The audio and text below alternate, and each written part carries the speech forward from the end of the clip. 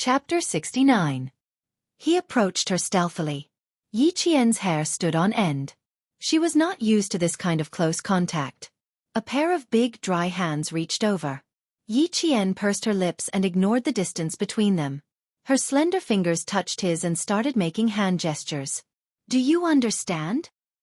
He retracted his hand and asked softly. His breath was so close to her ear. His breath was light, and she could smell the faint scent of mint. Yi Qian, who was not used to it, held her breath slightly. She tilted her head to avoid the man's breath that she thought was invasive. She pulled Dr. Zhou, who was squatting with her, up and said softly, "Auntie, I'll go knock on the door. I'll have to trouble you later." "Okay, be careful." Dr. Zhou could only vaguely feel that there were more people around him. He could not see clearly in the dark, but he felt much more at ease. Yi Qian raised his hand and knocked on the door of the rolling casket. "Who asked my mother to come here for treatment? Where is she?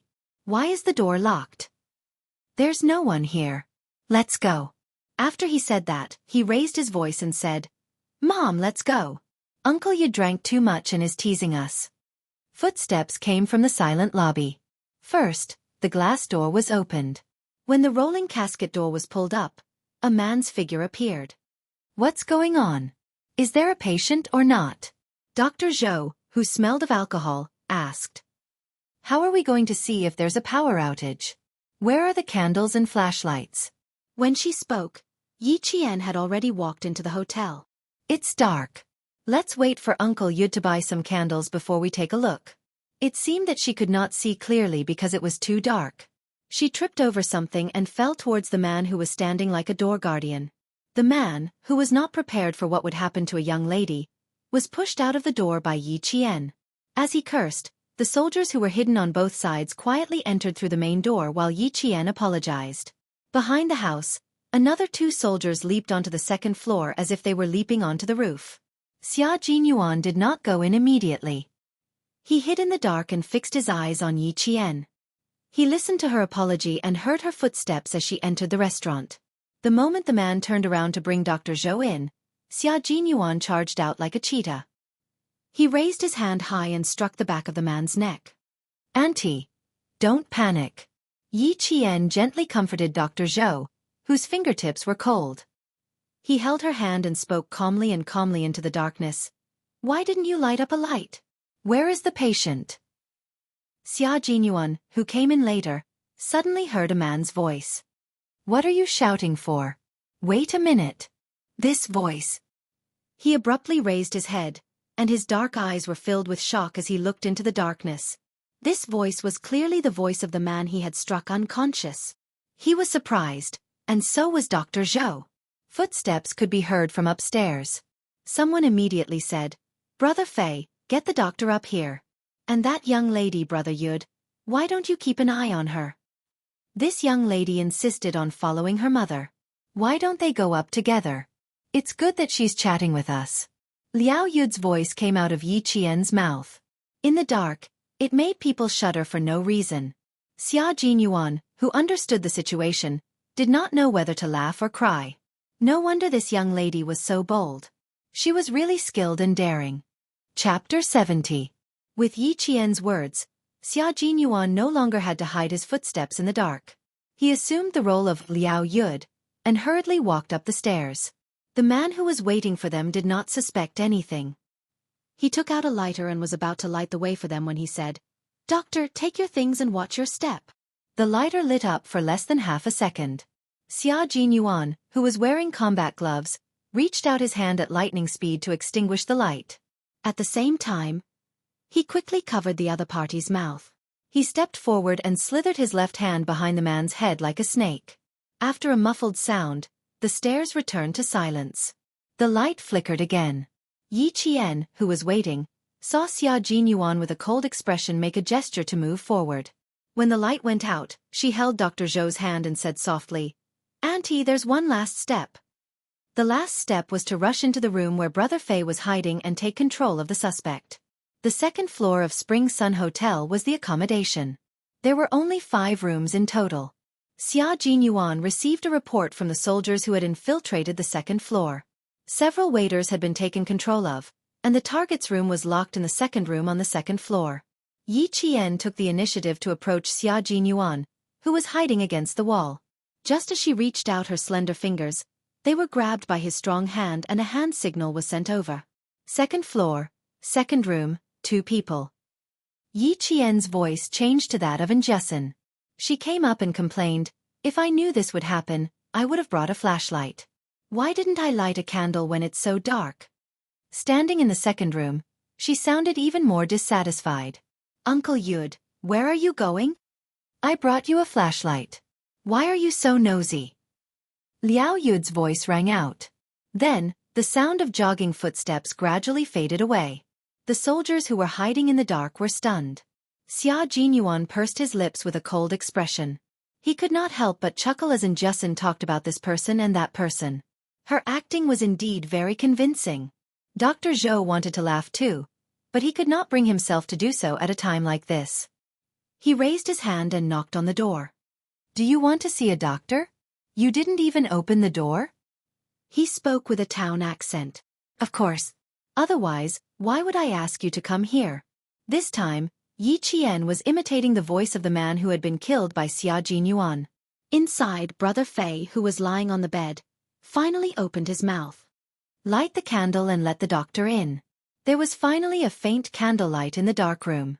The candlelight illuminated a corner of the room, revealing Brother Fei's pale and weak face. He said to the man who was protecting him 24 hours a day, "Go and keep an eye on the doctor's daughter. Let the bastard bring the doctor in." He gnashed his teeth as he spoke. His eyes filled with ferocity. The moment the door opened, Yi Qian reacted quickly and pulled Dr. Zhou to the side, giving the front of the room to the soldiers who were ready to attack. Xia Jinyuan, who was standing in front of the door with a gaze as sharp as a sword, raised his right leg and kicked fiercely at the open door. After a loud bang, the wooden door flew into the room. The speed of the kick was fast and fierce. Yi Qian, who was pressed against the wall, felt a strong gust of wind blow past his face.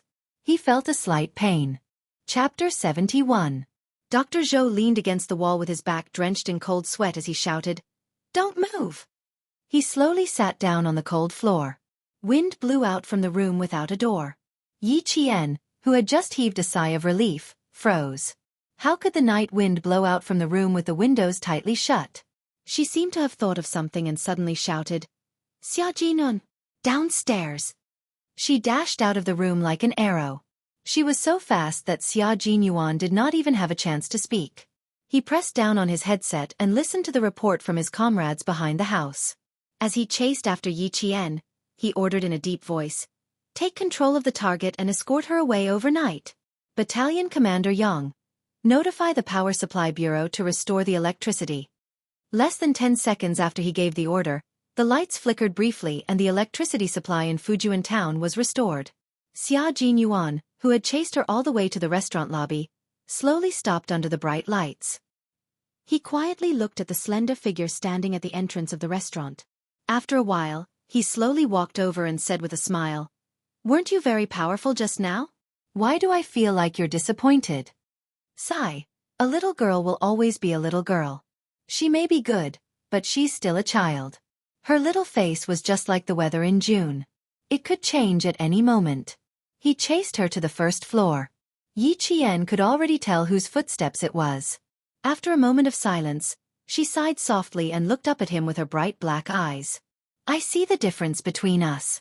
The difference between us. How old am I? How old are you?" Xia Jinyuan, who was choked by her words, suddenly burst into laughter. He looked at her serious face and could only stop laughing. He coughed dryly and comforted her. "You're already very good. Your ventriloquism stunned my comrades. How old am I? You'll be scared to death if I tell you." Yi Qian pursed his lips as he looked at Xia Jinyuan, who had suddenly become an understanding soldier. His eyes flickered before a smile slowly appeared on his beautiful face. "It's not a matter of age. It's related to the environment." No matter what she had learned, she was still one step behind since she had never received a systematic command education. That was why she panicked when she saw her target jump out of the window. Who was Xia Jinyuan? How could he not have made arrangements? It has something to do with the environment? Xia Jinyuan raised his eyebrows and thought for a while before nodding. He smiled and looked at the little girl in front of him who was very good at reflecting on her shortcomings. He answered her seriously, "It does have something to do with the environment, but in the end, it still depends on one's hard work. Now that you have a first-grade sergeant major and a world-class sniper to nurture you, your environment is already better than many people in this world. They created the environment, and you have to work harder." As he spoke, his voice suddenly became very serious. "They have put a lot of effort into you, so you have to cherish it. Also, I have to remind you that if you want to become a soldier, you have to first understand the meaning of obedience." He was going to settle scores with her. Yi Qian quietly took a step outside. He had only taken one step when Xia Jinyuan grabbed his arm. "Are you trying to slip away?" Chapter 72. Her attitude of admitting her mistake was good, but it was useless in front of him. "You ran down in such a hurry because you were worried that the target would escape. I can understand your intentions." Xia Jinyuan curled up the corners of his mouth and looked at the girl in front of him, who had a pair of starry eyes. His faint smile had a hint of banter. "Your attitude of admitting your mistake is also very good. Are you afraid that I will scold you?" "What am I afraid of? I'm not your soldier." Yi Qian, who had a cold gaze, smiled and said, "Besides, I did go to look for my classmate. I just happened to run into Auntie Zhou." So what if she ran down? He had already set up an inescapable trap. There was no way he would let Brother Fei escape by jumping out of the window. He was just overreacting. Her answer made Xia Jinyuan raise his eyebrows. Then, there was a hint of calmness in his dark and cold eyes. Looking at her, his smile faded a little and he said calmly, "If you were my soldier, Yi Qian, you would end up in a miserable state. There is a rule in military law that states that soldiers who disobey orders and act willfully will be punished with a warning, a serious warning, a demerit, or a major demerit depending on the severity of the situation." At the mention of military law, his expression inevitably became stern. After he finished speaking, Xia Jinyuan, who had been paying attention to Yi Qian's expression, slowly smiled again. "So, Yi Qian, if you want to become a qualified soldier, obeying orders is the first thing you need to learn." When he smiled, he looked even more handsome and elegant. His cold temperament also gained the elegance of a noble young master when he smiled. He was a man who could not hide his nobility, even though he was wearing a military uniform. How could he have grown up in an ordinary environment? Every place had its own people. That was why the environment was so important. "Thank you for your advice. I understand." Yi Qian nodded gently and took his advice to heart. A soldier's duty is to obey orders. Headmaster Chen and Grandpa Zhen had both personally said this before. However, she had placed her focus on improving her own abilities and had forgotten about this most basic awareness that she should have. The sound of footsteps could be heard. It was the soldiers upstairs. Reporting, "The second floor has been cleared. Inform the police to seal off the scene." His smile faded, and a cold expression appeared between his elegant brows. He turned around, and his straight back already carried the piercingly cold aura of a soldier. "Gather. Withdraw." Yi Qian looked over his shoulder and saw that the soldier standing in front of him had a cold expression on his face. From his serious and meticulous attitude, he could tell that he was absolutely obedient to Xia Jinyuan's orders. Yi Qian pursed his lips slightly. A soldier's duty was to obey orders. Perhaps she understood. Yi Qian's eyes narrowed as he looked at his towering figure. A man like him would not only be able to convince his soldiers with his abilities, but he would also be able to convince his soldiers in all aspects. After everything was arranged, Xia Jinyuan let Yi Qian and Dr. Zhou out of the restaurant. Chapter 73. Dr. Zhou was slightly older than the rest. She hurriedly said, "Don't worry, we will keep this matter to ourselves and will not spread it. You are a doctor and have the noble professional ethics of a doctor. We naturally believe in Dr. Zhou," Xia Jinyuan said gracefully. In front of the people, his attitude was not as cold as steel, but as gentle as a breeze. "I won't see you too often. Once again, I'm very sorry." Xia Jinyuan arranged for a soldier to send Dr. Zhou away first. After she walked further away, he suddenly raised his hand and flicked Yi Qian's forehead lightly. "I didn't have time to praise you just now. You did well, little girl. You really flicked me." Yi Qian was caught off guard and was flicked directly. She held her aching forehead and there was a slight ripple in her indifferent eyes. This is nothing. One moment you praise me, the next moment you punish me. Xia Jinyuan was already laughing. He was a man who was very good at restraining himself. Even if he was happy, his laughter was low and shallow, and it was refreshing in the night. You are only 14, not 40. Relax, don't show too much indifference in your eyes. 14 years old is the rainy season. I'm guessing that Captain Xia's 14 years old is not the rainy season either. There is no indifference in his eyes, but at least he looks unattainable.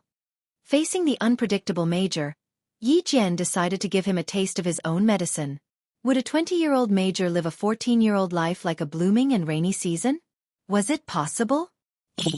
Thinking about his 14 years old, Xia Jinyuan tactfully kept his mouth shut. The girl in front of him was really smart. It was better for him to say less, in case she made him feel angina. He waved at the soldier who was waiting for his orders. Come, come, come. Send this student back to the recruit assembly camp. He was only 14 years old. No wonder Old Master Xia and Old Master Xia said he was difficult to deal with every day. The 20-year-old himself met the 14-year-old Yi Qian, who was also a difficult girl to deal with. Sigh, he suddenly wanted to call back to ask about Old Master Xia and apologize. Xia Jinyuan made a phone call to Beijing after they got into the car that escorted the suspects back to the city. In the heavily guarded military compound, in a quaint military compound covered with creepers outside, a guard picked up the phone. After greeting him, he trotted upstairs and gently knocked on the door. Commander-in-Chief, the Major called and said that he has something urgent to report to you. At 10:30 in the evening, Commander-in-Chief Xia, who had always been on time, jumped out of bed when he heard the call. This guy had never taken the initiative to call. Could it be that something had happened to him in the team? What happened? As soon as he opened his mouth, he suddenly heard the words, "Old man, I'm sorry. I suddenly feel that being 14 years old really makes people worry." Commander-in-Chief Xia had the urge to smash the phone. It turned out that he had been worried for nothing. Brat, just you wait. Old man, send my regards to Old Master Xia. Also, good night. Xia Jinyuan smiled and hung up the phone. Commander-in-Chief Xia was in good health and full of energy. Brat, can't sleep in the middle of the night? It seemed that he had to make a call and increase his workload. He was always so frivolous. Chapter 74. Xia Jinyuan had always been difficult to deal with. When he was young, he would ask all sorts of questions, and when he grew up, he would still ask all sorts of questions. It was fine if he asked, but he would always ask questions that were difficult to answer. In the eyes of everyone in the family Xia, Xia Jinyuan was the little demon king of family Xia. However, this little demon king was admitted to the military academy in one go, and had performed meritorious deeds several times. He became a major at the age of 20, becoming the youngest major in the family. With such a promising son, Commander-in-Chief Xia could be said to have swept away his previous dispiritedness. When Xia Jinyuan was 14 years old, he had always been proud and elated. This was why, even if he was startled by Xia Jinyuan's inexplicable phone call, he would not be angry. Contact Political Commissar Zhang of the Nanguang military region. Commander-in-Chief Xia turned around, went into his room, put on his military jacket, and then went to the study. The troops deep in the mountains of Fujian town belonged to the Nanguang military region. The night grew darker, and in the latter half of the night, fog began to appear. Standing in front of the window, Yi Jian, who didn't know how long it had been, suddenly felt that her body was wet. Only then did she wake up from her contemplation. When she looked up, she realized that there was a faint line of gray on the distant horizon. It was already 5 o'clock in the morning. Yi Qian, who had not slept the entire night, did not feel sleepy at all. She quickly washed her face and rinsed her mouth with the sound of the military horn at the recruit assembly camp. 2 minutes later, Yi Qian, who had packed up her textbooks, appeared in the canteen on time. Here, Yi Qian only needed to help the cooking squad wash the vegetables and clean up the place. A week's worth of breakfast and dinner would be ready. Yi Qian, who had been here for half a month, was nimble, diligent, and able to endure hardships. All the soldiers in the recruit assembly camp knew her. Morning. Morning. You're up so early? Come on, the pickled vegetable buns just came out of the pot. There are also eggs and steamed buns. Whatever you want to eat, go get it yourself. The leader of the cooking squad was from the northeast.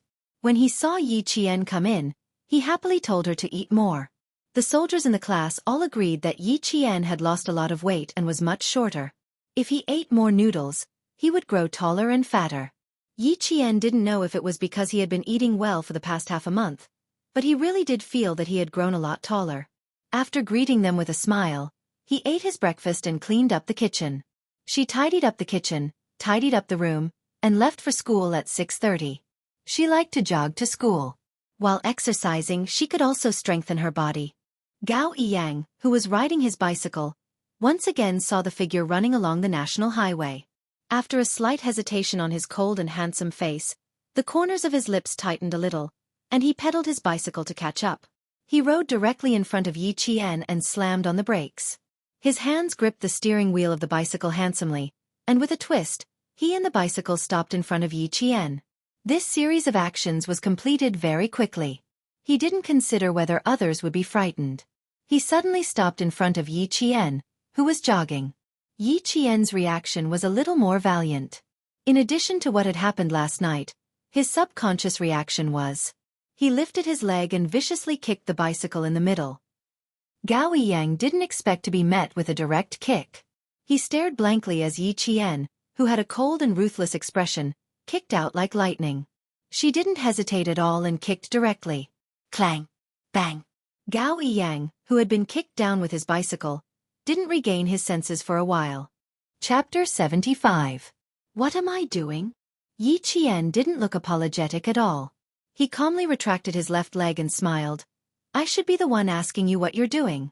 If I didn't react quickly, I would be the one lying on the ground right now. Yi Qian didn't like anyone who had anything to do with Yi Ying. Moreover, this Gao Yiyang he was a bit too full of himself. Gao Yiyang, who was in a sorry state, got up in a rage out of humiliation. As he patted the dust off his body, he faintly sucked in a breath of cold air. He rolled up his sleeves and saw that his elbow was scraped and bleeding. Seeing the wound, he angrily looked up and glared at Yi Qian. You're really… I'm really what? Yi Qian calmly interrupted him. You think I didn't kick you hard enough? The faint disgust in her tone caused Gao Yiyang's face to turn even more ashen and ugly. When his gaze met Yi Jian's ice-cold and emotionless black eyes, his heart turned slightly cold. However, he did not say anything else. His lips were pursed into a straight line. He lifted his bicycle and asked as if he was giving alms. Where did Yi Ying go during the May Day holiday? I went to your Shuku village, but I couldn't find her. What did Yi Qian hate the most? People like him the most. As if you should be grateful and honored that he was willing to talk to you. With a cold laugh, Yi Qian didn't look at him anymore and walked over. You're being unreasonable. Yi Qian, stop right there. Gao Yiyang wanted to ask her something, but when he saw her ignoring him, he suppressed his anger and pushed the bicycle with his left hand and reached out with his right hand to grab Yi Qian's arm. Yi Qian's cold expression had completely turned cold when he chased after him again.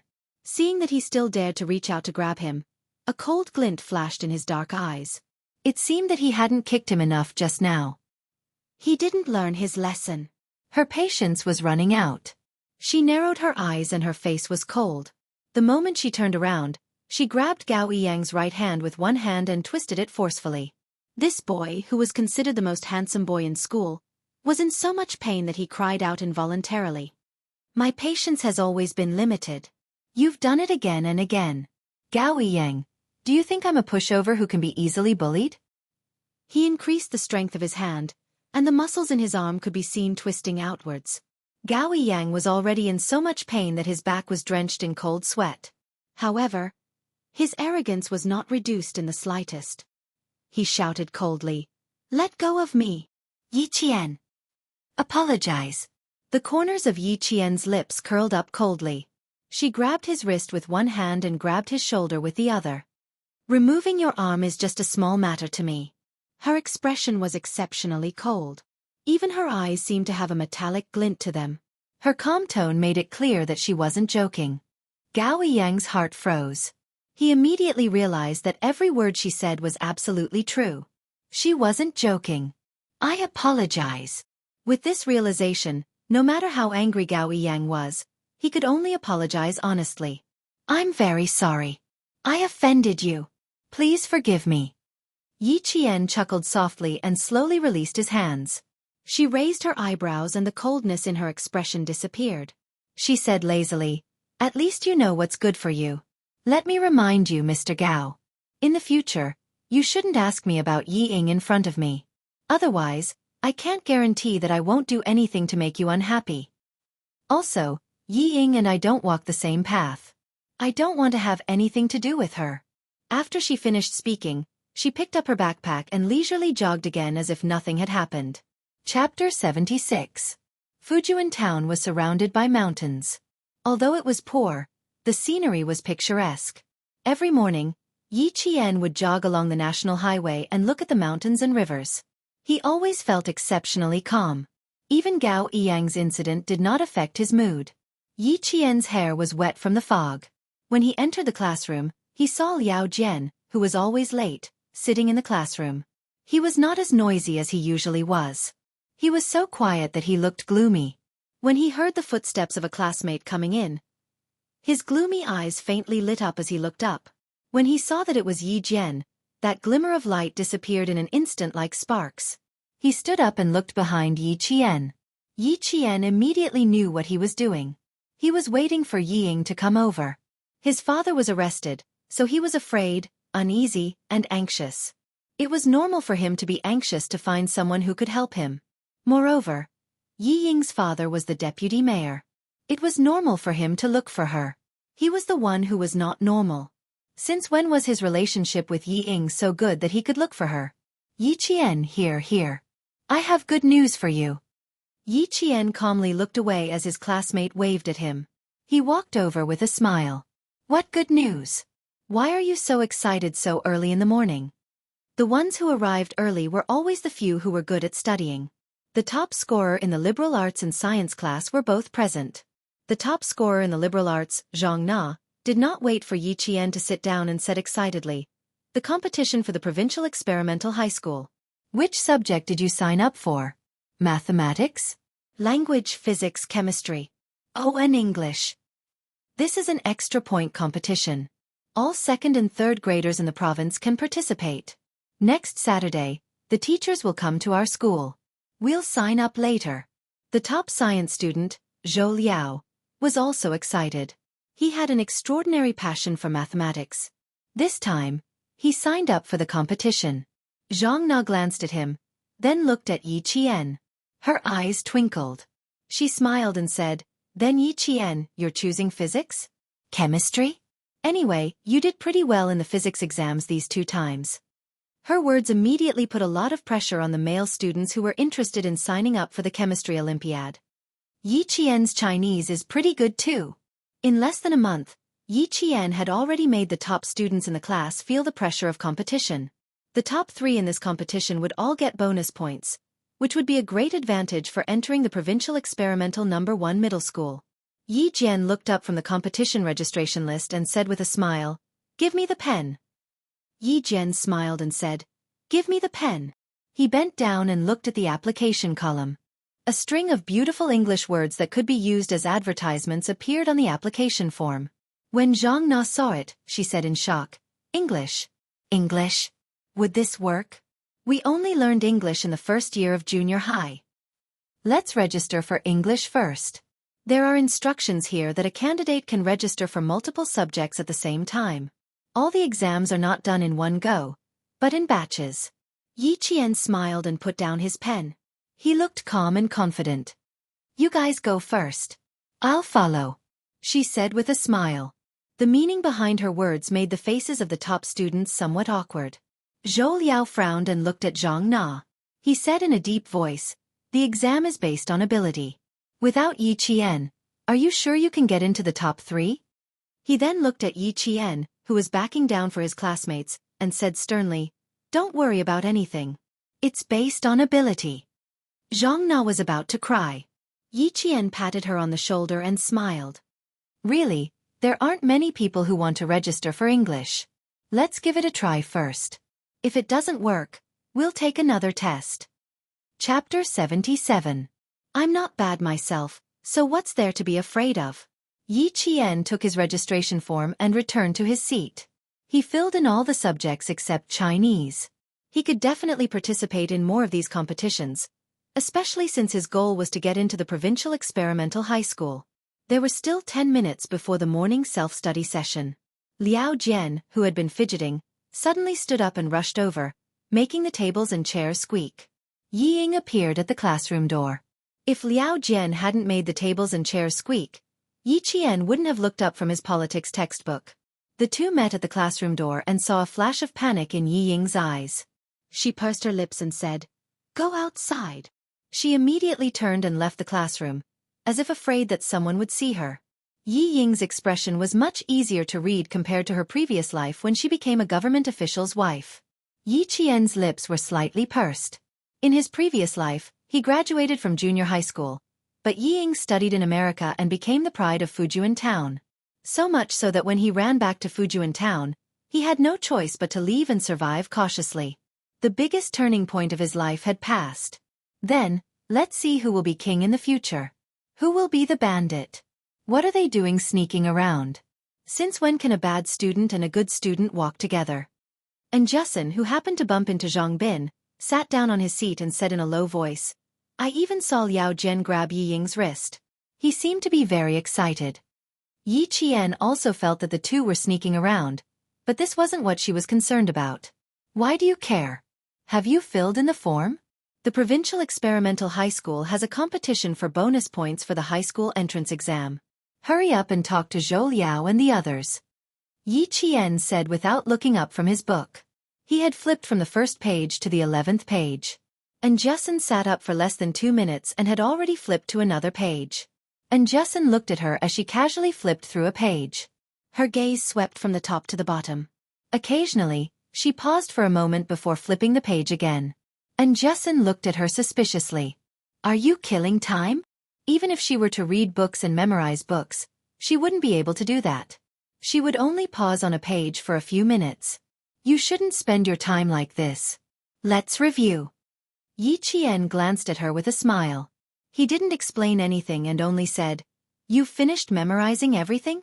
The last few chapters of the Constitution are a little difficult to memorize. If you haven't memorized them, I suggest you memorize them a few more times. Who knows, you might pass this time." And Justin was a top student in mathematics, so she was not interested in liberal arts. Hearing this, he yawned and stood up lazily. No. Also, it's not a good thing for Yi Ying to be close to Liao Jian. You should be careful. Yi Ying had always targeted Yi Qian, and a few weeks ago, Yi Qian had even embarrassed the narrow-minded Liao Jian. Now that the two of them had walked to the side, it was better to be careful. "I know, don't worry." Yi Qian smiled disapprovingly and ended the conversation when the self-study class bell rang. In the city detention center, Xia Jinyuan received the report from the police. His gaze fell on one of Liao Yud's statements. After a long pause, his handsome face darkened as he asked, "How true is it?" Chapter 78. Xia Jinyuan waved the statement in his hand and pursed his thin lips. His voice had already deepened. "I need to make a copy of this statement. Don't inform the local police station about the missing pistol for now. Wait for my news." Liao Yud mentioned that the pistol was still with him when he went to the town hospital to look for Dr. Zhou. However, the pistol was accidentally dropped when he was at the Spring Sun Hotel. There was another important point. And Justin bumped into him when she ran over.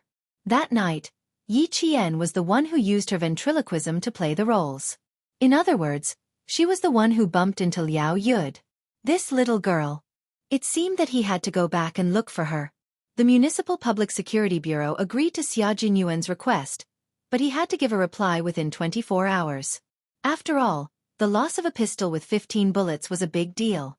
After leaving the Public Security Bureau, Xia Jinyuan drove the military jeep back to Fujian town. At an intersection waiting for a red light, he inadvertently looked at the opposite side. Jun Yen, who had always been cold, smiled slightly, then turned around and parked the car on the opposite side of the road. Less than 10 minutes after getting out of the car, he walked out of the building with a bag and returned to Fujian town. At this moment, Yi Qian was standing in the teacher's office. Her gaze was cold as she looked at her homeroom teacher. After she said a bunch of nonsense, she smiled and said, Teacher Ku, don't worry. Although I'm young, I know how to act according to my ability. Since I've applied, I'm confident that I'll pass. You're my teacher. Shouldn't you have more confidence in me? Teacher Ku snorted when she submitted the competition form from the Provincial Experimental High School. Faced with her calm reply, Teacher Ku, who was about to vomit blood, said coldly, "Physics, chemistry, mathematics, and English. Do you think you're a genius? Apply for everything. It's fine if you embarrass yourself in school, but don't embarrass yourself outside." To Teacher Ku, Yi Qian was like a fishbone stuck in her throat. She couldn't spit it out or swallow it down. She had to face it every day and felt terrible every day. "I'm the one losing face. What does it have to do with you?" Yi Qian spoke and smiled. Ming Yan's dimples were even calmer and gentlemanly than a teacher's. Her bright eyes were smiling as she gazed at her own teacher. Her attitude, which was neither servile nor overbearing, made the other teachers have a good impression of her. Yi Qian had originally thought that as long as he could get into the top 3 in one subject, the rest of the competition would just be for fun. Now that Teacher Ku was deliberately making things difficult for him, he smiled faintly and made up his mind. If he wanted to take the exam, he would do it to his heart's content. She really liked face-slapping now. Mr. Ku threw the registration form into the drawer and snorted with a straight face. "You've never listened to my advice. You're so arrogant that you're throwing your face outside. What else can I say?" Hearing what she said, they all laughed and said, "Teacher Ku, if there is such a student in my class who dares to rush forward, I will burn incense every day. You must be happy in your heart." That's right. It's a good thing that students are motivated. As teachers, we have to support them. If they really do well in the exam, won't they bring glory to you and the school? Her colleague's words made Teacher Ku feel even more bitter. If it were any other student, she would be happy. However, it couldn't be Yi Jian. Chapter 79. However, Yi Qian was not affected by her at all. He carried his backpack and walked out of the school gates leisurely. Just as he was about to jog back to the recruit camp like he always did, he heard the sound of a car horn. This was also the signal used by the soldiers when they were driving. Others did not know, but when she heard it again, she immediately looked over. "Get in!" Xia Jinyuan stuck his head out of the car window and waved at Yi Qian, who had stopped in his tracks. "Why are you still standing there? I'll send you back." "Little girl, you even know about the automobile soldiers. Don't tell me you've learned all the ways to contact each other in the army?" Yi Qian instinctively wanted to reject this elegant yet dangerous man, but when she saw his half-smile, as if he knew everything, she sighed softly and walked over with a natural expression. She opened the door to the front passenger seat and got into the car with a light step. When she smiled at him, her expression was open and honest. This made Xia Jinyuan laugh.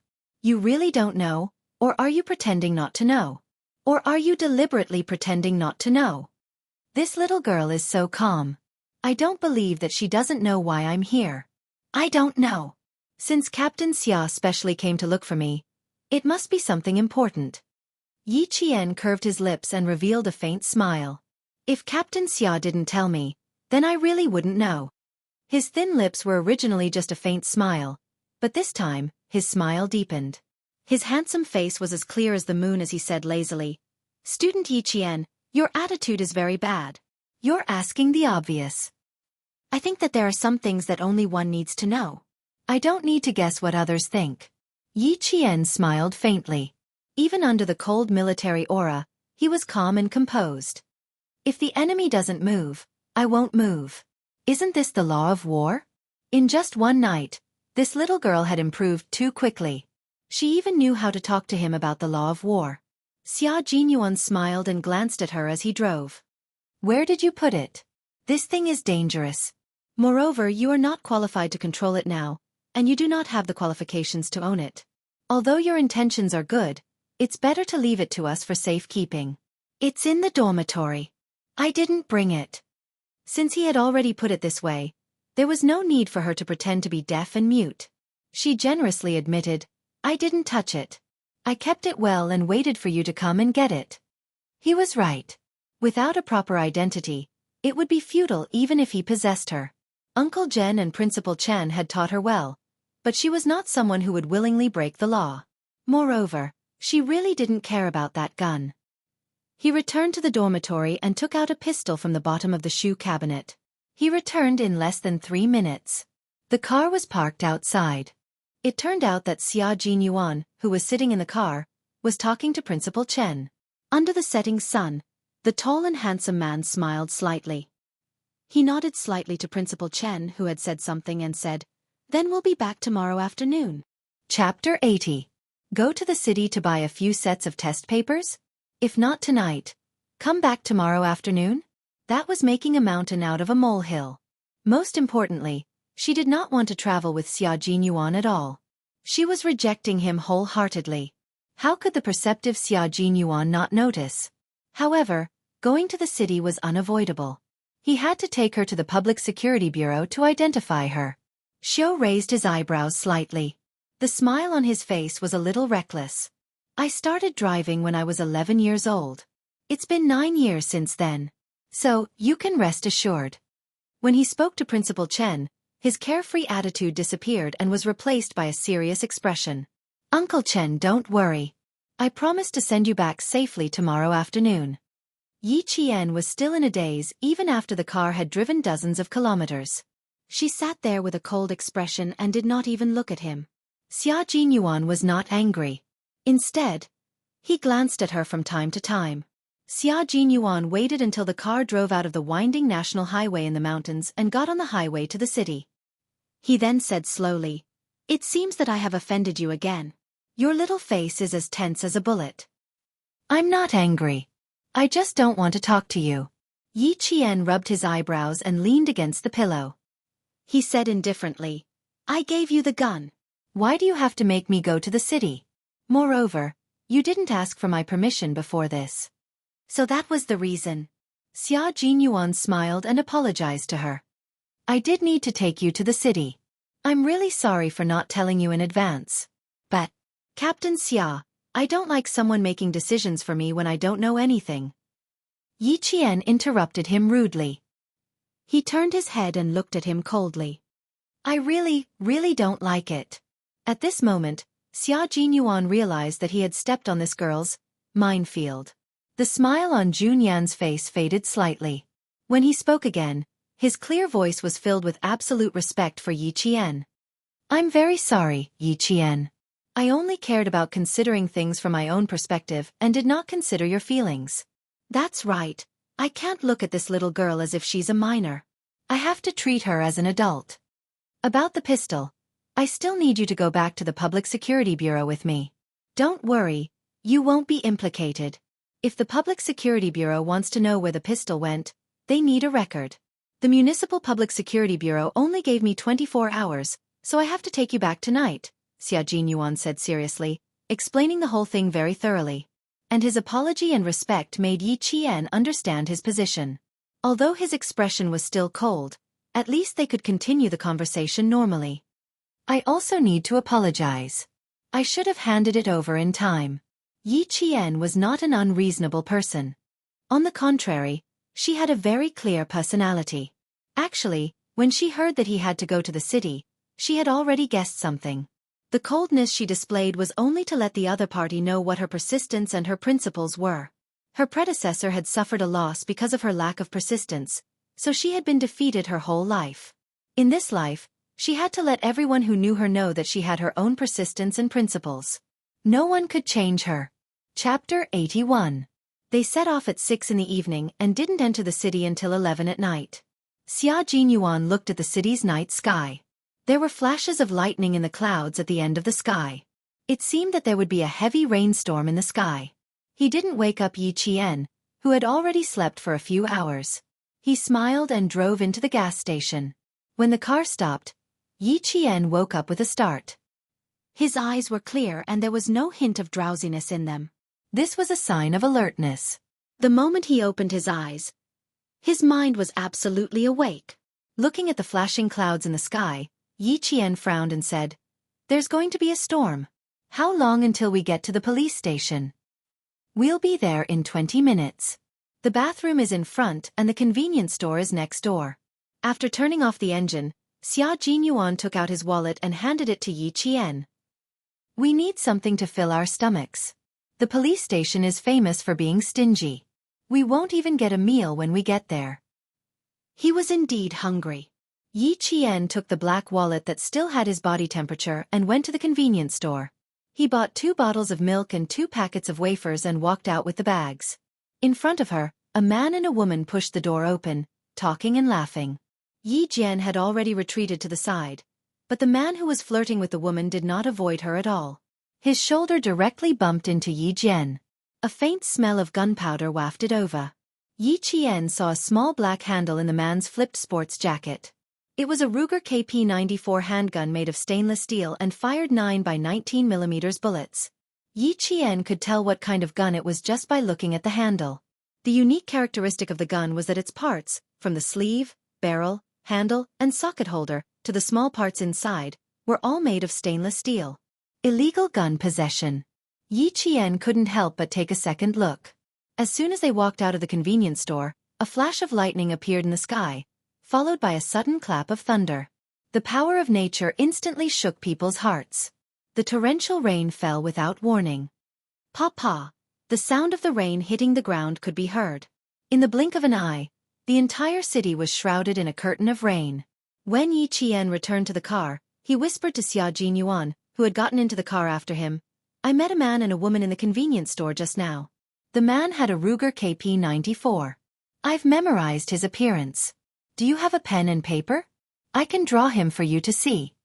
After a pause, he continued, "The man looks a little similar to Brother Fei. The only difference is that he's a little younger. The way he speaks doesn't sound like a Chinese. Instead, he sounds like he grew up overseas." Xia Jinyuan, who was about to start the car, took out a pen from his pocket. Then, he turned around and easily picked up the plastic bag on the back seat. He took out a book from the bag and flipped to the last page. He pointed at a blank page and said in a deep voice, "Draw it and show it to me." His slightly cold voice sounded even colder and fiercer in the sound of the rain. Brother Fei has always had contacts overseas, but they haven't been able to break through yet. Short hair, a scar on the left ear. Yi Qian took the pen and started drawing on the blank page. He first drew the characteristics, then the facial features. Next, he noted the height, approximate height, what kind of clothes they wore, what kind of shoes they wore, and even the color of their socks. In the convenience store, after the man with the strange accent asked some questions, he bought 2 packs of cigarettes and walked out with a sexy woman in his arms. He didn't immediately get into the car. Instead, he looked at the sudden torrential rain and a trace of malice flashed across his face. Chapter 82. The portrait of the man was finished. Xia Jinyuan glanced at it and his handsome face instantly turned as cold as a sword. He glanced at the empty gas station and pursed his lips as he said to Yi Qian, "We need to go on an adventure. Do you want to prepare yourself?" "Drive. Don't worry about me. I can still protect myself." Yi Qian closed the book and put it aside without even looking at what book it was. He picked up the second book. This time, he saw it clearly. It was a book about war and soldiers. Why would he read such an entry-level military book? As this thought flashed through his mind, he quickly started drawing the woman's facial features. The car had already driven into the heavy rain. In order to catch up with the imported car, the car sped up instantly. The momentum was so strong that Yi Jian's entire body fell in front of the windshield. However, the pen in her hand was steady. Not a single stroke was out of place. After the woman's portrait was finished, Xia Jinyuan removed a communication device from the roof of the car. He drove with one hand and pressed a special contact number. After the call is connected, get them to contact the city's transportation team. Have them monitor all electronic devices in the city. At a sharp turn, Xia Jinyuan handed the communication device with a flashing red light to Yi Qian. "Make it short. Just say what you want to say." A few seconds later, the flashing red light turned green and a capable voice answered. Yi Qian heard Xia Jinyuan say something like, "Q King." The voice of the person on the phone suddenly became very serious. "J7 Roger. Dongfeng North Road. BMW U67689. 2 suspects have been found. Transportation team assistance. Target locked." A cold female voice replaced Xia Jinyuan's voice. The person on the other end of the communication device immediately knew that there was someone else in Q King's car. And it was a girl. Xia Jinyuan didn't pay attention to her. The car made 2 turns and caught up with the imported BMW, which was also speeding through the rain. The heavy rain obstructed the view and also increased the risk factor. If the car was too fast, it was very likely that it would slip and roll over. At this time, Yi Qian could only trust the driver. Yi Qian took the pistol out of the compartment and said to Xia Jinyuan, who was focused on driving, "There are no cars on the road. If we follow closely, there is a high chance that we will be discovered. It would be best if we could destroy the wheels." "How confident are you?" Obviously, he had listened to her suggestion, but he wasn't sure if she was confident or not. Yi Qian loaded the gun and raised it. He narrowed his eyes and took aim. His lips curled into a smile as he said, "The gun is a little old, but the accuracy is not bad. As for the confidence, even if it's not 100%, it's at least 99%. No, I need to be 100% confident," Xia Jinyuan said coldly and stepped on the accelerator again. The sound of the motor increased, and even the thunder in front of them did not slow down the speed of the car. Fortunately, it was a military jeep. Although it looked no different from an ordinary car, its performance was excellent. When they reached the next intersection, the imported BMW suddenly turned left and rushed onto another road. J7's voice came from the communication device. "The target car has been locked. It is now entering Princess Road. Q King, please note that there are factories under construction north of Princess Road. There are no surveillance devices at the moment." They needed to force the imported BMW onto another road. They definitely couldn't go north of Princess Road. Yi Qian looked at the road sign that flashed by. His delicate lips pursed and his eyes darkened. "It's too late. We have already entered Princess Road. The target has been discovered." Chapter 83. Whether or not they were discovered was secondary. The most important thing was that they had to apprehend the suspect in the car. Regardless of whether he was Fei Ji's overseas contact or not, he still had to be arrested for illegally carrying a gun. North of Princess Road was an area that had been redeveloped in the city over the past 2 years. It was also an electronic industrial zone. Not only were many buildings still under construction, but some residential areas were also under construction. The only fortunate thing was that there were few people and it was raining in the middle of the night, so the possibility of endangering the safety of the people was much lower.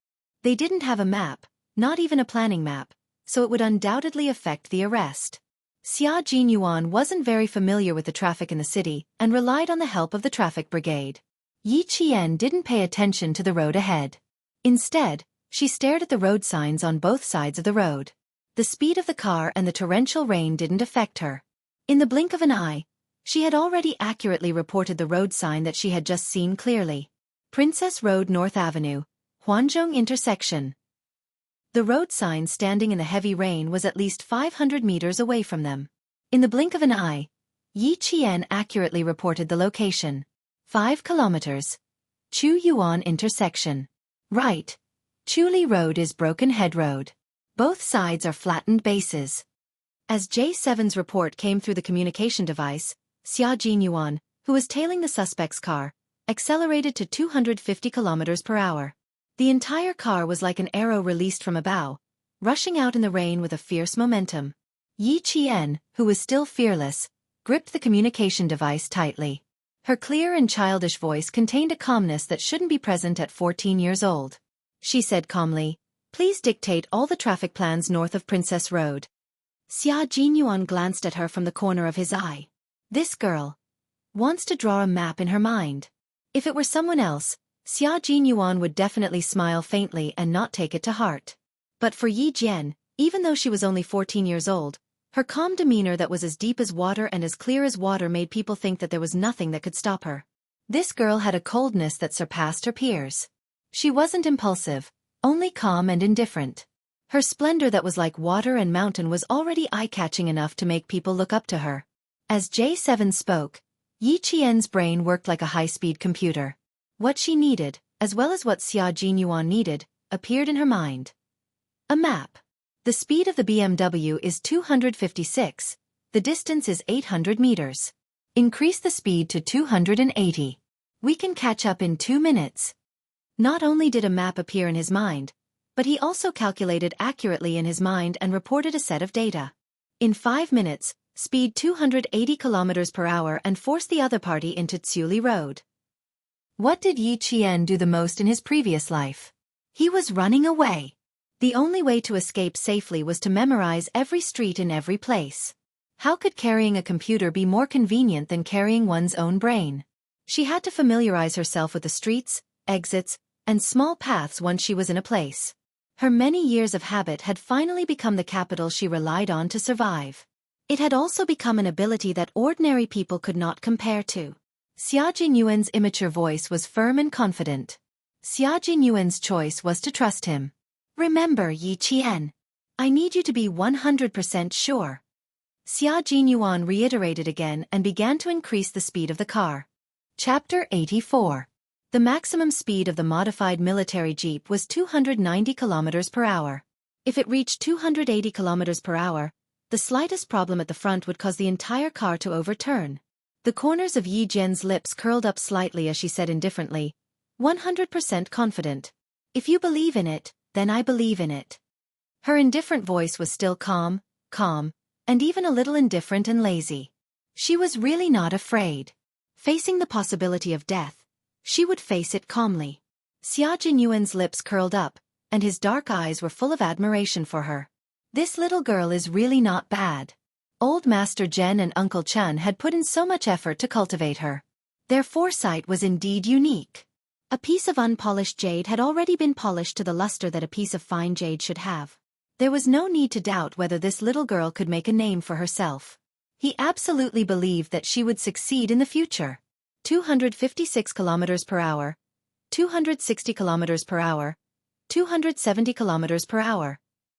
Yi Qian stared at the changing speed on the dashboard and tacitly agreed that it had reached 60 seconds. Under Xia Jinyuan's calm gaze, the distance between the car and the speeding BMW narrowed. In the BMW, the sexy girl turned her head to look at the jeep that was about to run parallel to them. There was no fear on her beautiful face. Instead, she giggled and said to the man driving, "Jason, they've caught up. It looks like they won't let go." I couldn't ask for more. The man laughed out loud, and his cold face was filled with madness. They actually lost so many people in such a small place. If I don't teach them a lesson, how can I quench my anger? The girl's laughter grew louder. Her hand with bright red nail polish gently stroked Jason's thin face. There was a trace of coldness in her beautiful eyes, like that of a venomous snake. Jason quickly glanced to his left, gritted his teeth and cursed, "Damn it!" Without slowing down, he made a sharp right turn and rushed into Chu Yuan Road. The tires screeched against the ground, and water splashed everywhere. Under the high pressure, the water was compressed into mist, instantly blurring the line of sight of the cars behind. The two cars sped up to the highest speed on the empty road. They were both ruthless and willing to risk their lives. Yi Jian loosened the safety buckle on the front passenger seat and bent over to the back seat. She looked like a soldier who had calmly walked onto the battlefield. She was counting softly with a cold expression on her face. 1, 2, 3. The car window was lowered, and the rain poured into the car. In a second, Yi Qian's face and hair were all wet. With a cold expression, she stuck a loaded pistol out of the car window. At the same time, Xia Jinyuan accelerated to 290 km per hour and rushed in from the right side of the BMW. This was the second time the two of them had worked together. With the prior communication and the trust they had built, the tacit understanding throughout the entire process was as natural as flowing clouds and flowing water. Yi Qian aimed at the BMW's rear wheel. Her dark eyes were filled with cold tears. The speed of the car, the impact of the wind, the impact of the drag. The string of numbers flashed through her mind like jumping cymbals. Then, she fired without hesitation. Compared to the sound of thunder and torrential rain, the sound of gunfire seemed insignificant. After a bang, sparks flew everywhere. The BMW, whose tires had been shot, lost control and flipped to one side. It made an ear-piercing sound of metal rubbing against each other as it spun toward the construction site on the right side of Chu Yuan Road. Chapter 85. Jason and the beautiful woman in the car had never imagined that they would be forced to stop in such a way. After the car flipped over, it spun like a top and rushed to the side of the road. At this time, the high-performance car reflected the value of the price. The airbags popped out and surrounded the two people. Even if the sky and earth were turned upside down, at least their brains were not damaged. Moreover, the car was going straight towards the foundation of the car. In the heavy rain, the foundation of the soil had become exceptionally soft, which obstructed the strong spinning force and protected the people in the car. The reason Yi Qian climbed to the back was because the two of them agreed that when the right side of the car was hit, the driver would quickly do something that would benefit him if there was no way to turn the steering wheel towards his left side. Reality proved that this was indeed the case. Behind the car was a scene of sparks flying everywhere, but inside the car, Yi Qian closed the car window again, put away his pistol, and wiped the rain off his face. Qing Yan's face lit up with a faint smile. Done, I'm 100% sure. She wouldn't gamble on anything that wasn't 100% certain. Gambling was something that needed to be judged according to the situation. Why should she gamble on something like this, which was completely dependent on her ability? Xia Jinyuan, who had already stepped on the brakes, turned the car around and returned to the scene after the car had traveled 200 meters due to inertia. Hearing this, she raised her clear voice and said happily, "Well done." It was so beautiful that it was impeccable. The car stopped in the heavy rain. Xia Jinyuan didn't immediately get out of the car to check. Instead, he said to Yi Qian, "With your ability to adapt, it shouldn't be too difficult for you to drive." If anything happened, she could still drive away immediately. As a soldier, Xia Jinyuan was used to arranging an escape route. As Yi Qian raised his eyebrows slightly, he had already started explaining how to start the car and how to drive. Refuel, brake, one to go, the other to stop. You can control the steering wheel yourself. Turn left, turn right. Listening to his explanation, Yi Jian sighed softly in her heart. She thought to herself, this is probably the most irresponsible driving instructor in the world. It's obvious that he's leaving the students to fend for themselves. You mean you get out of the car, and I'll watch from the parking lot? Yi Qian sat there patiently while looking out the window. However, he didn't intend to let him go.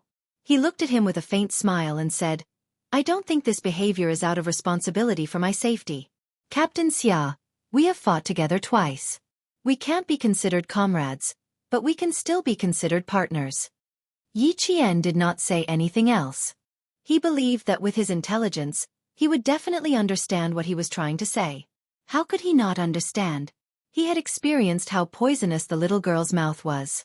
However, when it came to such matters, Xia Jinyuan kept the faint smile at the corner of his lips and spoke in a cold tone as if he was speaking to his own soldiers. "Yi Qian, I order you to stay put and wait for further orders. Apart from being a business partner, you are also a student. Even though I have seen your ability and strength, I am a soldier. You are a soldier, and you are a student. Soldiers protect the country, and the meaning of home is you. Your family, your friends.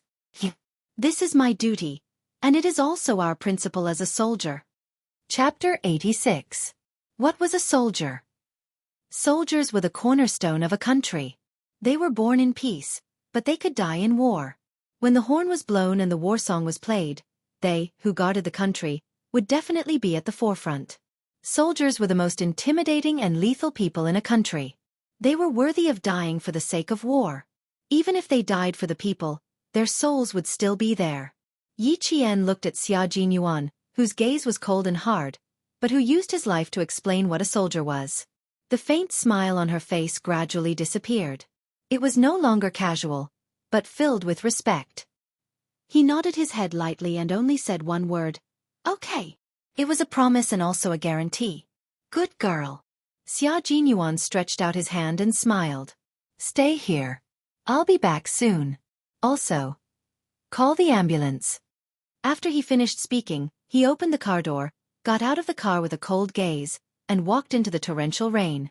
His tall and slender figure was as imposing as a mountain. With the indomitable spirit of a soldier, he walked toward the overturned BMW. Yi Jian quietly looked at the back view that was as majestic as a mountain. She hummed softly, "You won't know me in the age of white pigeons flying. My name isn't as prominent as the stars. In the days when the smoke of war is gone, you won't pay attention to me. My story will be drowned out by the song." In the most dangerous times, there was always a group of people who rushed to the front and shielded you from the wind and rain. Major Xia Jinyuan, who had rushed into the rain, was one of the members of that group. After dialing 120 for the ambulance, Yi Qian, who stayed in the car, felt that time was passing very slowly. He was suffering. He quietly looked outside and watched Xia Jinyuan, who was bending over to check the situation inside the car with a flashlight.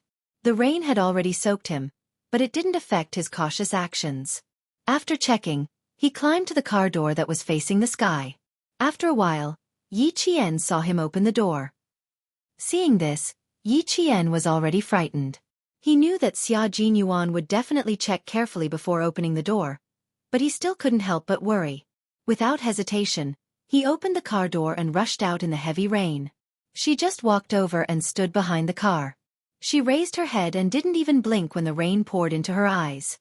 Her dark eyes looked at the man standing on top of the platform, who was as imposing as a god. She said softly, "The relationship between the people and the people is as thick as water. Comrade soldier, occasionally, as civilians, we can also be your backing. Isn't that right?" At the very least, she would stand here and watch for him. Once there was danger, he would rush forward without hesitation. Protecting us is your unshirkable responsibility. Then, please allow me to contribute my meager strength to you. The girl's voice was not loud. It was clearly as light as dripping water, but it carried a power that could penetrate stone, allowing him to clearly hear every word she said. Those clear and calm eyes quietly looked at him. In her eyes, he had already seen the most beautiful scenery in the world. His thin lips slightly raised, Xia Jinyuan smiled and said, "You're a very stubborn partner. I really have no reason to reject you."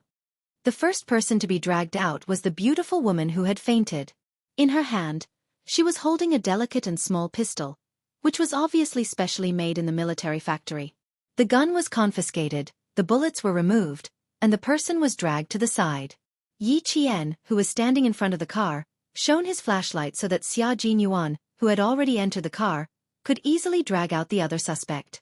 Seeing that the unconscious man was about to be dragged out, Yi Qian suddenly felt a chill run down his spine. Chapter 87.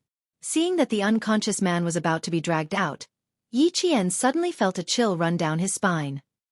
Inside the car, Xia Jinyuan shouted in a deep voice, "Get out of the way!" Yi Jian, who had sensed the impending danger, arched her body and leaped forward like a nimble cat when she heard his shout. The glamorous woman, who had thought that it would be easy to sneak up on a little girl, was visibly surprised. She let out a soft "eh." Without pausing, she raised her leg and kicked Yi Qian again. In the thick yellow mud, Yi Jian nimbly flipped over twice in a row and was already squatting on the ground. Like a cheetah, she looked coldly at the beautiful woman who had ambushed her twice in a row. He shone the flashlight directly at the woman's face and turned on the strong light mode. In the blink of an eye, Yi Jianting jumped up with a cold look in his eyes. He attacked the beautiful woman who was holding an extremely thin silver wire in her hand. Inside the car, Xia Jinyuan, who had just heaved a sigh of relief, saw that Yi Qian had actually taken the initiative to attack. His heartstrings tightened again. He didn't know if she could handle the suspect. He was still dragging the other suspect, so he let go without hesitation. He bent his body and retreated outside, intending to help Yi Qian. It turned out that the unconscious Jason had opened his eyes groggily after being dragged, pulled, and let go. They weren't injured, but they had fainted due to the lack of oxygen in the high-speed rotation. Now that he had woken up, his first instinct was to pull out his gun and shoot at the side of the car door. Xia Jinyuan saw Yi Qian fighting outside. Seeing that she was fierce, he relaxed slightly and punched the man who was still trying to pull out his gun. His fist landed on the man's nose, easily causing him to bleed. The car flipped sideways. The fight between the two adult men in the car caused the whole car to shake. With a bang, the car fell and flipped back. The tremor made Yi Jian feel as if the entire ground was trembling. She didn't look back, but focused on dealing with the glamorous woman who was holding an extremely tough silver wire. In the army, she had fought with soldiers before, but this was the first time she had fought with criminals. She wasn't afraid, only slightly excited. The restless fighting spirit in her body became restless, and it struggled even more with Yi Qian's punches. Standing in the rainy night, Yi Qian, who hadn't even had her period, was no different from a child in the eyes of the other party. There was no need to be afraid of her. The glamorous woman flipped the wet hair on her forehead and smiled coquettishly. "Little girl, why aren't you properly in school? Why are you joining the fight with a soldier? I'm not your teacher. Little girl, you're really unlucky to have met me." As she spoke, she narrowed her eyes slightly, and a trace of coldness flowed out from the corners of her eyes. The silver wire in her hand, which was made of a special material and was usually used as a hairband, was gently pulled between her two hands. Yi Qian seemed to hear the zhang-zhang sound of the silver wire. The corners of Yi Qian's mouth curled up slightly. Although he was small, his aura was not small. He smiled coldly and said, "Sister, you're old, and I happen to be the kind of person who doesn't want to respect old people. So, you're really unlucky to have met me." Chapter 88. It was raining heavily, and under the dim yellow light of the street lamps, the woman in front of him still had to tidy up her messy hair from time to time. It was obvious that she paid a lot of attention to her image. Usually, people like her had a common problem. They were only allowed to call her young, but not old. Calling her old was like stepping on a landmine. It would explode with one step. As expected, the woman's expression immediately twisted when she heard that. Her delicate makeup was washed away by the rain, and her expression was so twisted. Ah, she really wasn't a young woman. "Little girl, you're asking for it." The woman took a step forward with her long legs, pulled the silver wire in her hand, and wrapped it around Yi Qian's neck. She wanted to use the shortest time possible to get rid of this silly little girl who mocked her for being old. This was a woman who was used to killing people and had no sense of guilt. Her indifference to human life could be seen from her twisted expression. Little did she know that this silly little girl was a thorn that couldn't be touched. Yi Qian calmed down slightly. His gaze swept past the silver wire in the woman's hand that could be wrapped around his neck at any time. The moment she rushed over, he kicked the woman's thigh fiercely. Then, using her big foot as a support point, she stepped on the other party's leg and soared into the air. Using her right knee, she fiercely hit the girl's chin with a majestic force. His agile body spun like a swallow, then landed nimbly on the ground. The moment he appeared, he dealt a heavy blow to his opponent. If Xia Jinyuan didn't want to capture Jason alive, he would have clapped his hands and cheered. The beautiful woman was hit by Yi Qian on the spot. Her chin hurt as if her bones were fractured, and she saw stars in front of her eyes. "Damn it! I'm going to kill you today." Knowing that she had underestimated her opponent, the woman covered her chin and spat out a mouthful of bloody phlegm. She looked at Yi Qian warily and took off her tight denim jacket. Yi Qian was someone who wasn't afraid of threats. He wasn't afraid in his previous life, and he definitely wouldn't be afraid in this life. Hearing this, her delicate lips curved slightly. "I don't think there's a chance that you can kill me. If you don't believe me, you can try." He purposely added a hint of provocation in his words. His gaze was locked on the silver wire in the other party's hand that occasionally flashed with a cold light under the street lamp. Her gaze was heavy and cold, and the rain-stained face of Ming Yen contained a ruthlessness that did not match her age. When the girl, who was originally extremely confident, met her gaze, it made her heart tremble for no reason. If we can win, then we don't have to give them a chance to rebuild their confidence. While Uncle Jen's words echoed in his mind, Yi Qian, who had seen clearly and remembered how his opponent nimbly pulled the silver thread in his hand, was like a cheetah in its first battle. It flashed its sharp claws and attacked again. Although it was his first battle, he had trained with the elite soldiers in the army. Perhaps it was because she had been tainted with the ruthlessness of a soldier in battle, but her clear eyes were also filled with ruthlessness. The best defense was an offense. If she was confident that she could win, then she had to win beautifully. Next to them, Xia Jinyuan, who had just finished the fight, knocked out the suspect and tied him up with clothes. Then, he looked at the ruthless girl with interest. She was like a little cheetah, beating her enemy until he was in a sorry state. The beautiful woman had gone from her initial arrogance to fighting back in a sorry state. The thin silver wire in her hand had always been her life-saving and killing weapon, but this time, it was useless. There were a few times when she almost injured her hands. Chapter 89. The girl's punching routine was Sanda, which was integrated into the Japanese Taekwondo routine. Therefore, she used more kicks than punches. Even Yi Qian couldn't bear to end such a rare battle. Grandpa Jen once said that theory and actual combat were indispensable. Sometimes, a powerful battle was better than understanding countless theory books. Xia Jinyuan could tell that she had intentionally prolonged the battle at the end so that she could use all the techniques she had learned on her opponent. A smart girl always had a smart way of doing things. That student over there, don't treat people like cats. Don't forget, we still have serious business to attend to. He laughed and raised his voice. He also wanted her to have more actual combat experience, but time was a little tight. He still had to send her back to school tomorrow. The girl was still growing. If she got wet, she might get sick. One was fighting with ease, while the other was watching from the sidelines. The girl, who was already at a disadvantage, became even more flustered. Faced with this little girl who was clearly still a child, but had such a ruthless gaze, she couldn't help but feel a trace of uncertainty when she kicked. Her long leg swept over again. It looked like she had already dodged Yi Qian. Ming Yan's face lifted slightly, but there was a sinister smile. She said to the girl, "Sorry, your leg is quite powerful. I'm sure you can escape quickly." She smiled slightly, but her words were filled with bloodthirst. "So, I have to destroy it." Her smile faintly contained a hint of bloodthirst. The girl, whose heart couldn't help but tremble, sensed the approaching danger. In her panic, she actually tried to retract her long leg. How could she possibly give her the chance to escape? Yi Qian's dark eyes were cold. He moved as fast as lightning, his right hand grabbing the girl's ankle. Amidst the girl's scream, Yi Qian's left hand formed into a palm. Holding rainwater, he viciously and fiercely struck her knee. As a person who had experienced life and death, Yi Qian, who had seen through life and death, couldn't possibly have the heart of a saint, no matter how young his body was. Or rather, it was laughably compassionate. In front of her was a criminal who was indifferent to human life and said that he wanted to kill. How could she show mercy to a criminal? Amidst the girl's shrill screams, Yi Jian, with a cold expression, grabbed both of her hands and clasped them behind her back. She then picked up the denim shirt that the girl had thrown aside and tied it up beautifully. "Little girl, you've learned quite a lot. Come, tell me, is there anything you don't know?"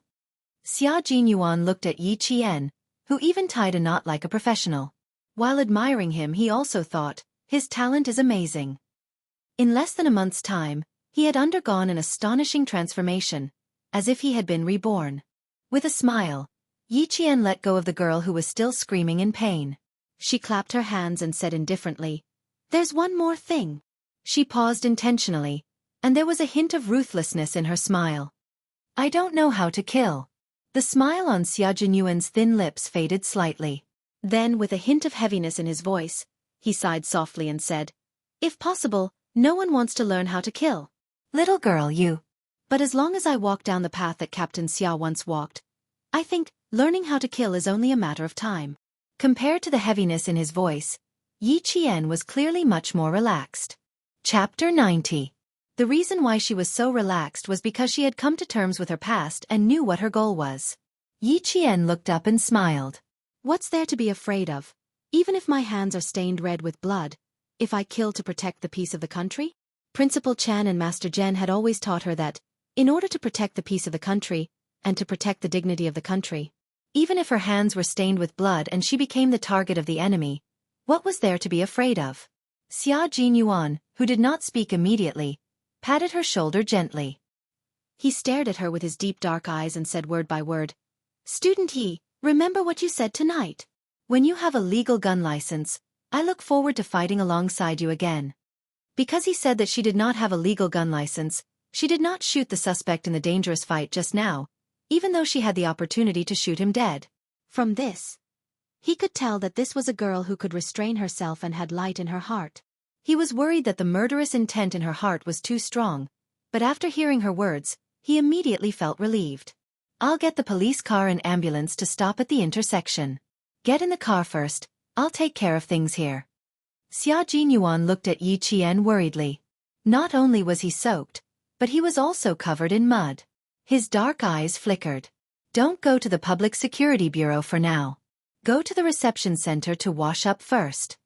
Yi Qian raised his arm and looked down at himself. He smiled and said, "The first time I met Principal Chen, I stood in the rain for almost an hour during the first class." In other words, this was not a big deal. She was not as delicate as the girls in the capital, nor as arrogant as the girls in the city. Instead, she had the pride to endure hardships, a beautiful heart, and a pair of bright eyes that could see through the vanity of the world. It was a pleasure to talk to such a girl. Sitting in the car, Yi Qian looked at Xia Jinyuan, who was still standing in the rain and talking to the soldiers. His majestic back subconsciously fell into her heart. Although she did not want to interact with such a dangerous and charismatic man, she had to admit that he was a very outstanding soldier. When they arrived at the reception center, Xia Jinyuan directly took a set of short sleeves and shorts for female soldiers from the front desk and handed them to Yi Qian along with the room card. Room 306. I'm 307.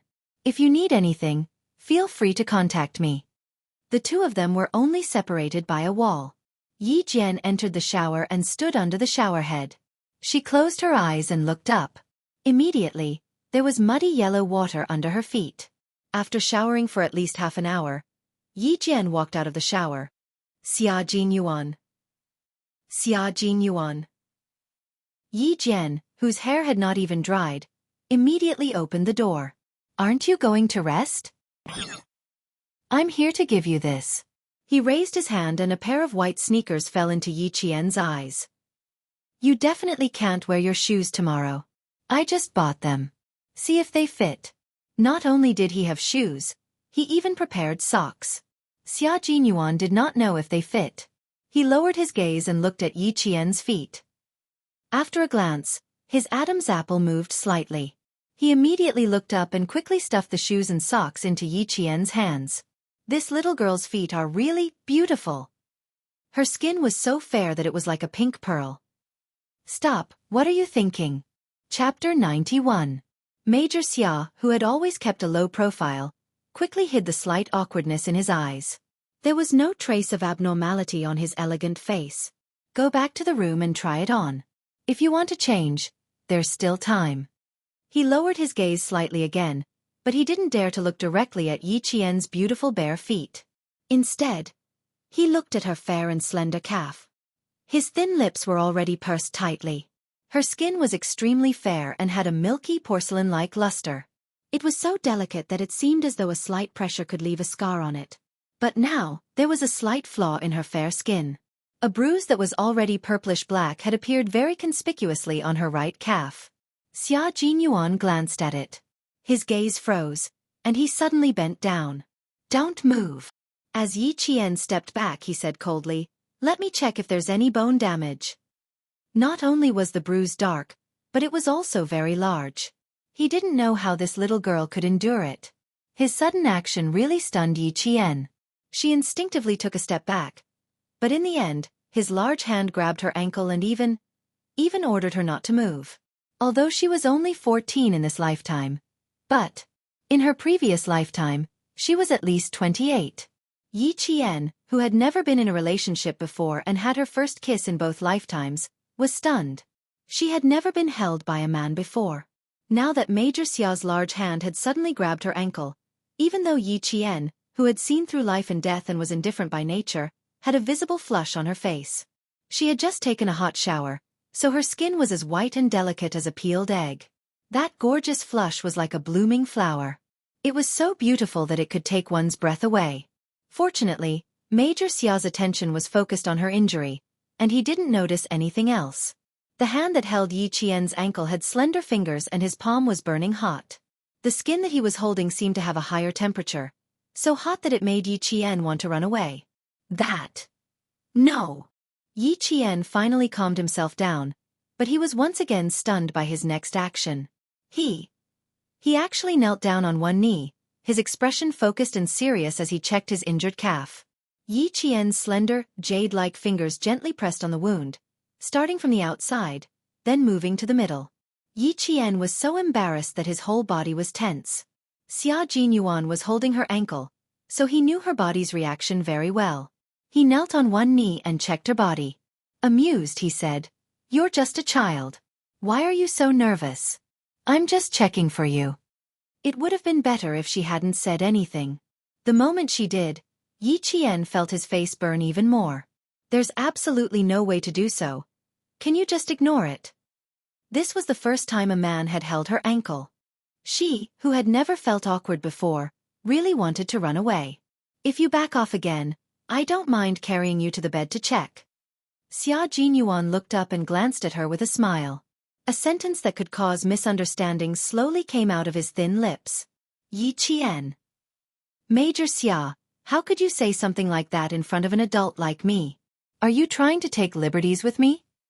Do you understand? Major Xia didn't understand.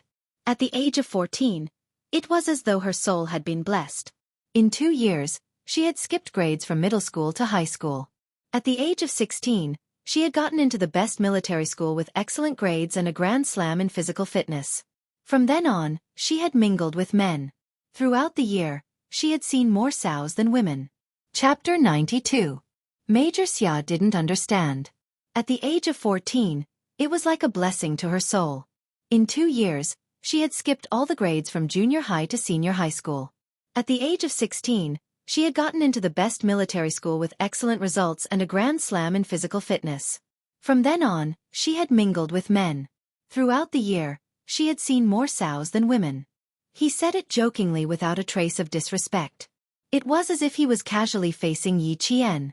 Yi Qian sighed softly in his heart. Dangerous men really should be kept away from.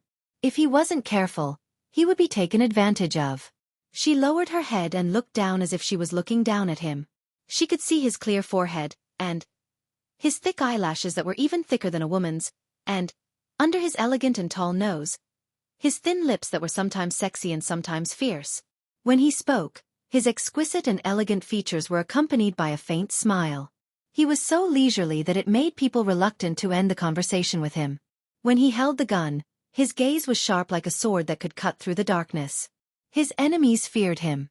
But as his comrades, they felt safe and trusted him wholeheartedly. After sizing him up for a while, Yi Qian quietly looked away. Dangerous men must not be looked at for too long. The longer he looked at him, the more he felt that he was a rare commodity. He would admire him more and more. Girl, even if you can tolerate it, you shouldn't tolerate it like this. Xia Jinyuan was pressing his fingers around the bruise.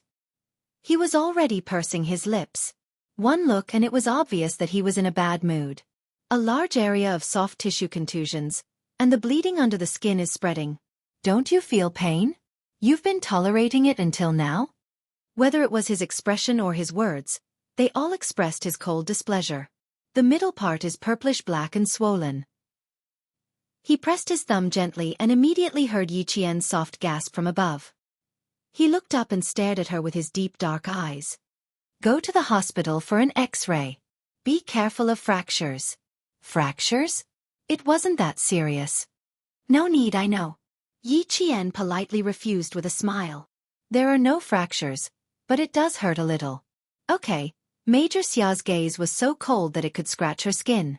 She completely refused. Don't think about sleeping tonight. She, who had always known how to survive, immediately softened. She didn't want to be forceful and used a different method to reject him. Indeed, if Yi Qian insisted that he was fine, Xia Jinyuan would have carried him to the hospital without another word. Getting up, Jun Yan was still serious as he looked at the little girl who was so strong that it made people's heart ache. After a long time he smiled and said, Go back to the room and wait for me. I'll get the medicinal oil for you to rub. She didn't have parents who could shelter her from the wind and rain. She had to deal with everything by herself. That was probably why she was so strong. Perhaps it was because of the intense fight in the rainy night, but Yi Qian's cerebral cortex was still excited even after he finished applying the medicinal oil. Lying on the bed, Yi Qian closed his eyes and the scene of him fighting with the girl appeared in his mind. That silver thread was indeed a very good weapon for self-defense, but he didn't know where to get one. As he thought about it, he gradually fell asleep. At 7:30 in the morning, they finished their morning run and had breakfast together before driving to the Municipal Public Security Bureau. The car that was dirty last night had been cleaned and there was still a faint mint smell in it. It was Xia Jinyuan's mint smell. When we get there, you just have to say that you found it. You don't have to say anything else. I'll wait for you outside. Xia Jinyuan didn't forget to remind her again, but he wasn't worried that she would be afraid of anything. This little girl was very brave. Chapter 93. Xia Jinyuan looked at the carefree Yi Jian with a faint smile. She did not have any psychological burden at all. She did not have any psychological burden at all. Indeed, she did not have any psychological burden at all. She did not do anything bad, so why should she be afraid? Before entering the interrogation room, Yi Qian smiled at him and entered the interrogation room with a policewoman and a policewoman. Xia Jinyuan stood outside for about 3 minutes before heading to the bureau chief's office. The bureau chief warmly welcomed Xia Jinyuan and said, "Young Master Xia, please take a seat." His tone was familiar, and it was obvious that they had known each other for many years. After personally making him a cup of tea, Chief Lu sat down and said, "Leader Xia personally called last night. I happened to mention that I saw young Master Xia at the bureau yesterday." Leader Xia smiled and asked young Master Xia to call him when you have time. The Bureau of Public Security was under the jurisdiction of the Provincial Public Security Bureau, and the Provincial Public Security Bureau was under the jurisdiction of the Ministry of Public Security. "Sorry to trouble you, Chief Lu." Xia Jinyuan took the tea that the director personally handed to him. He was born with dignity. Facing the director of the Municipal Public Security Bureau, he was still calm. He took a sip of tea and looked up at Chief Lu's smile. He smiled and said, "There is one thing that I need you to do." He did not say, "please" or "trouble." His need was enough to express his attitude. He had to do it. When Chief Lu heard this, the smile on his face deepened. "Young Master Xia, you are too polite." "Ha ha ha, young Master Xia has been here for half a year, but this is the first time you need me to do something." Everyone knew that young Master Xia, who was in the military, was the most difficult person in the capital to do favors with. Ever since young Master Xia came to them, many people had been hoping that one day, young Master Xia would open his mouth and ask for something. Who would have thought that after half a year of silence, such a great opportunity would fall into his lap? After Xia Jinyuan finished speaking, Chief Lu laughed heartily. "So that's what you want. No problem at all. I will go get it later. Young Master Xia, please prepare it for me." "Okay, thank you, Chief Lu." Xia Jinyuan, who didn't like to be courteous, stood up when he saw that the matter was settled. "I have to go and see that girl. She's still a middle school student and is timid. I'm going to give her some courage." He stood up, and Chief Lu naturally had to send him off. However, Xia Jinyuan waved his hand, indicating that he would not allow others to refuse. But Jun Yen still smiled elegantly and said, "I still know the way in the bureau. Director Lu, please continue with your work." He had never been a person who liked to be courteous. Director Lu had only come to find him after investigating. Otherwise, he would never have come if there was even the slightest problem. Calm. Calm. In less than 5 minutes, Director Lu had settled the matter. He did not let him send the girl off just now because he wanted him to deal with it as soon as possible, so that he could make it in time to give the girl a surprise. "Thank you for your hard work. I am very sorry. I did not think that something I did would cause trouble for you." Yi Qian was a sincere person. Whether it was her words or her expression, they could feel her sincerity. In this aspect, she was very similar to Xia Jinyuan. After saying goodbye to the police, Yi Qian saw Xia Jinyuan, who was standing at the end of the corridor with a cold and arrogant aura. He quickened his pace and walked over. Chapter 94. Xia Jinyuan smiled as he looked at the girl walking towards him. His deep and dark eyes were filled with gentleness. "Let's make a trip to the library. We should be back in town before 10. Seeing how she was still chatting and laughing as she said goodbye to the 2 police officers, he knew that this bold girl was not afraid at all. She did not panic like a commoner, nor did she break out in a cold sweat. Yi Qian had never been to the city library before. In her previous life, she had only been to the city bus station. She smiled and said, "It shouldn't be too far. I want to buy more materials." She wanted to bring back all the textbooks and test papers for the 3rd year of junior high school. 10 minutes. Xia Jinyuan took a file from Chief Lu and walked slowly and elegantly ahead of her. "My personal chauffeur is here. Student Yi, you can give me your orders at any time." Personal chauffeur. Yi Qian thought to herself. She was afraid of causing public outrage if she let a major be her personal chauffeur. When they arrived at the library, Yi Qian went straight to the middle school revision area on the 3rd floor. She picked out 5 sets of relatively difficult 2nd-year comprehensive test papers. Next, she picked out the key knowledge for the 3rd year of junior high school and various test papers. Xia Jinyuan, who was standing next to her, wanted to give her some advice. However, when he saw her long and slender fingers swiping across the stack of test papers and comparing them, he knew that his advice was unnecessary. When Yi Qian picked up the 3rd-year revision questions, Xia Jinyuan was not surprised either. He raised his eyebrows slightly and the interest in his dark eyes intensified. Do you plan to finish all the revision this year? Xia Jinyuan asked with a smile as he came out of the library with all the materials and test papers. Do you plan to study a bunch of revision materials during the summer break? Yi Qian got into the car and turned to look at the huge stack of materials on the back seat. The corners of her mouth curled up slightly as she said casually, Yes, I'll give it a try. If I can devote all my time to training in the 3rd year of junior high school. Xia Jinyuan, who was starting the car, paused for a few breaths. When he looked at her again, there was a hint of surprise in his dark eyes. The 3rd year of junior high school. You mean you plan to finish all the 2nd and 3rd year textbooks by yourself in the first half of the year? Although he started working hard when he was 14 and was admitted to military school at 16, he did not completely study on his own. I do have such a plan. At present, it isn't a very difficult thing to do. I want to enter the provincial first high school. It's far from town. How could she waste her time? Yi Zhen's arrangement for herself was almost harsh. What was hard work to her? How could she let down Grandpa Zhen and Principal Chen's painstaking efforts? Xia Jinyuan looked at her deeply. A pearl would always shine, and an unpolished jade would eventually become something useful. Her perseverance and patience were the foundation of her success. It would allow her to walk steadily to the peak of her life step by step. Work hard. Don't disappoint the efforts of the 2 seniors. If you can take each step steadily, it will be the greatest reward for them. Xia Jinyuan, who had already steadily driven the car to the city, spoke to Yi Jian in a gentle voice. Yi Jian was trying her best not to let him down and not to let her seniors down. Yi Qian nodded gently and picked up a set of test papers to read slowly. Chapter 95. Her jet-black hair cascaded down her shoulders, and her delicate profile was so serious that Xia Jinyuan couldn't bear to speak anymore.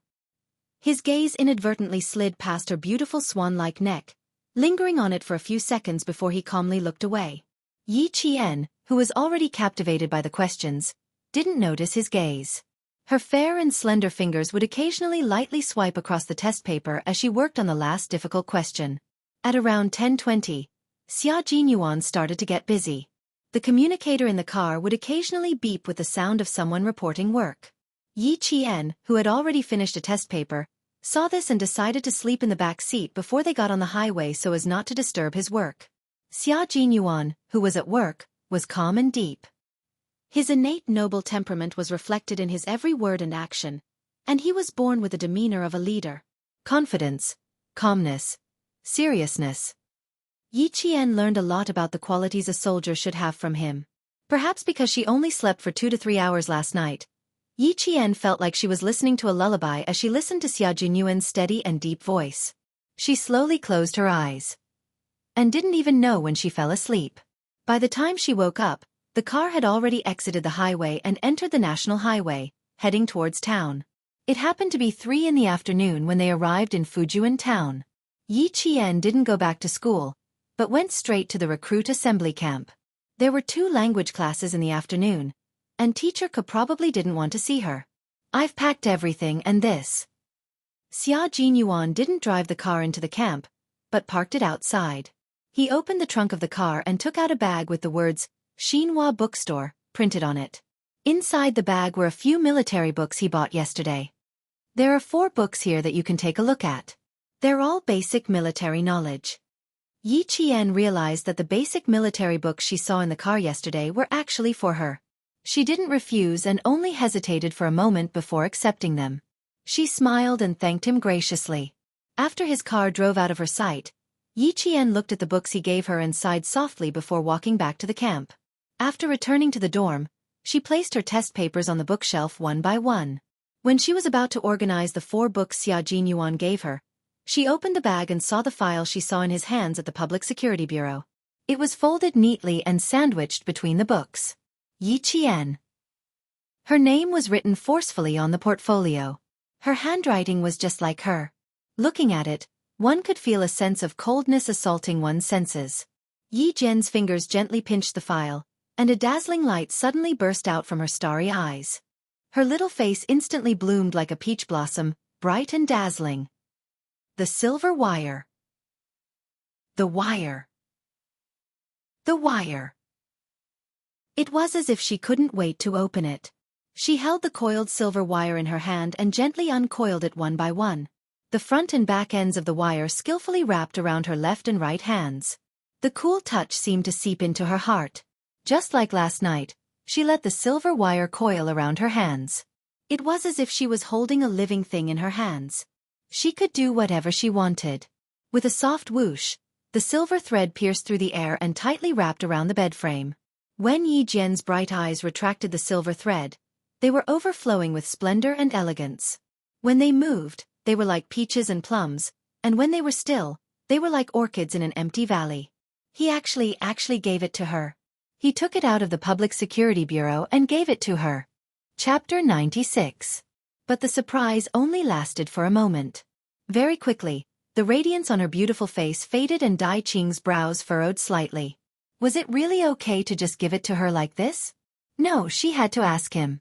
Otherwise, she would feel uneasy even if she accepted it.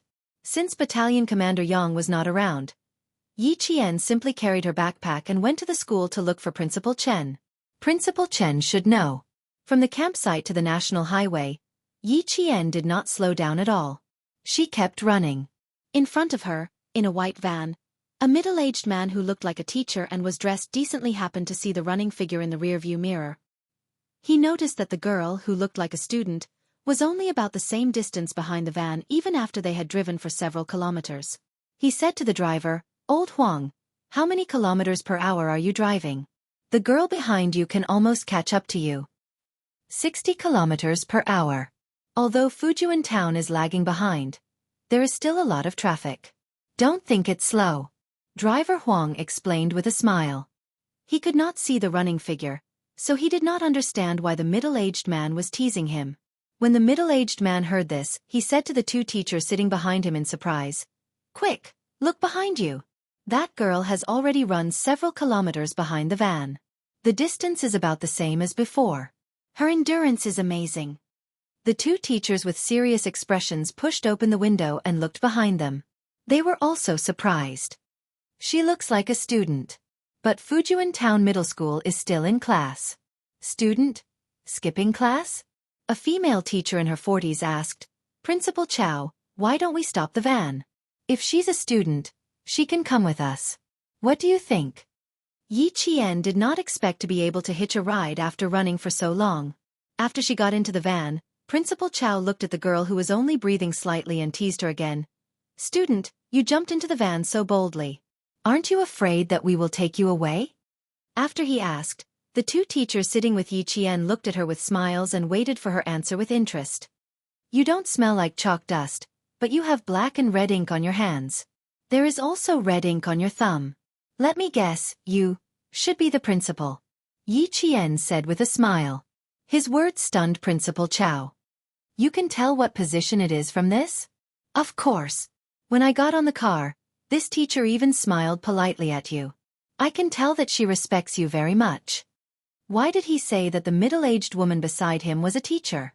The answer was obvious. She had the smell of chalk dust on her. Principal Chow was already laughing out loud. "Then I might also be the dean." Before he finished speaking, Principal Chow thought of something and laughed even louder. There aren't many humorous deans in the dean's office. "I say, student, your observation skills are pretty good." Since they had already guessed that he was the principal, there was no need to guess who Song Laosher and Zhu Laosher were. Actually, Yi Qian had not only guessed that he was the principal, he could also vaguely guess which school he was from. The person who came to Fujian Town Middle School at this time should be the principal of the Provincial First High School. Principal Chen was already waiting at the school gate. When Yi Qian got out of the van, he was shocked. Why did the little girl come with old Chow? The two principals were already exchanging greetings. Yi Qian bowed slightly to the two teachers. It seemed that he would disturb Principal Chen after he was done with his work. He did not go to the classroom. Instead, he went to Injusin's dormitory and waited for the last class to end. Chapter 97. I just bumped into a student from your school. She's not bad. As soon as he entered the office, Principal Chow mentioned Yi Qian, who he had bumped into in the car. He looked very interested. Her endurance is not bad. Is she a sports special student? He admired Yi Qian. Principal Chen also felt proud. He smiled and said, Yi Qian. Her name is Yi Qian. Old Chow, your taste is still as sharp as ever. He turned around and handed a cup of tea to Principal Chow. Try this. It's a new tea from the mountains. The two principals had known each other for many years, so there was no need for formalities. They were more familiar with each other like old colleagues. It's good tea. It's not any worse than the tea outside. Principal Chow took a sip and smiled at his old colleague who wanted to change the topic. Come, let's continue talking about Yi Qian. Our country has achieved good results in sports competitions in the past 2 years. However, we still have some regrets in track and field, long-distance running, and sprinting. I think Yi Qian is a good seedling in this area. She can definitely develop in this direction. Principal Chow, who was an athlete, had always liked to explore the potential of students in sports in various secondary schools. If he nurtured them well, they would not only bring glory to the school, but also to the country. As the top high school in the province, the sports special students from First High School had all achieved good results in various competitions. A few students had even made it to the university games and achieved amazing results. However, Principal Chen was not very interested in this. He took a sip of tea and smiled. This child is indeed not bad. She is excellent in all aspects. However, I don't plan to let her achieve good results in sports. Why is that? Principal Chow said in surprise. This is not your style, old Chen. Downstairs, in the office.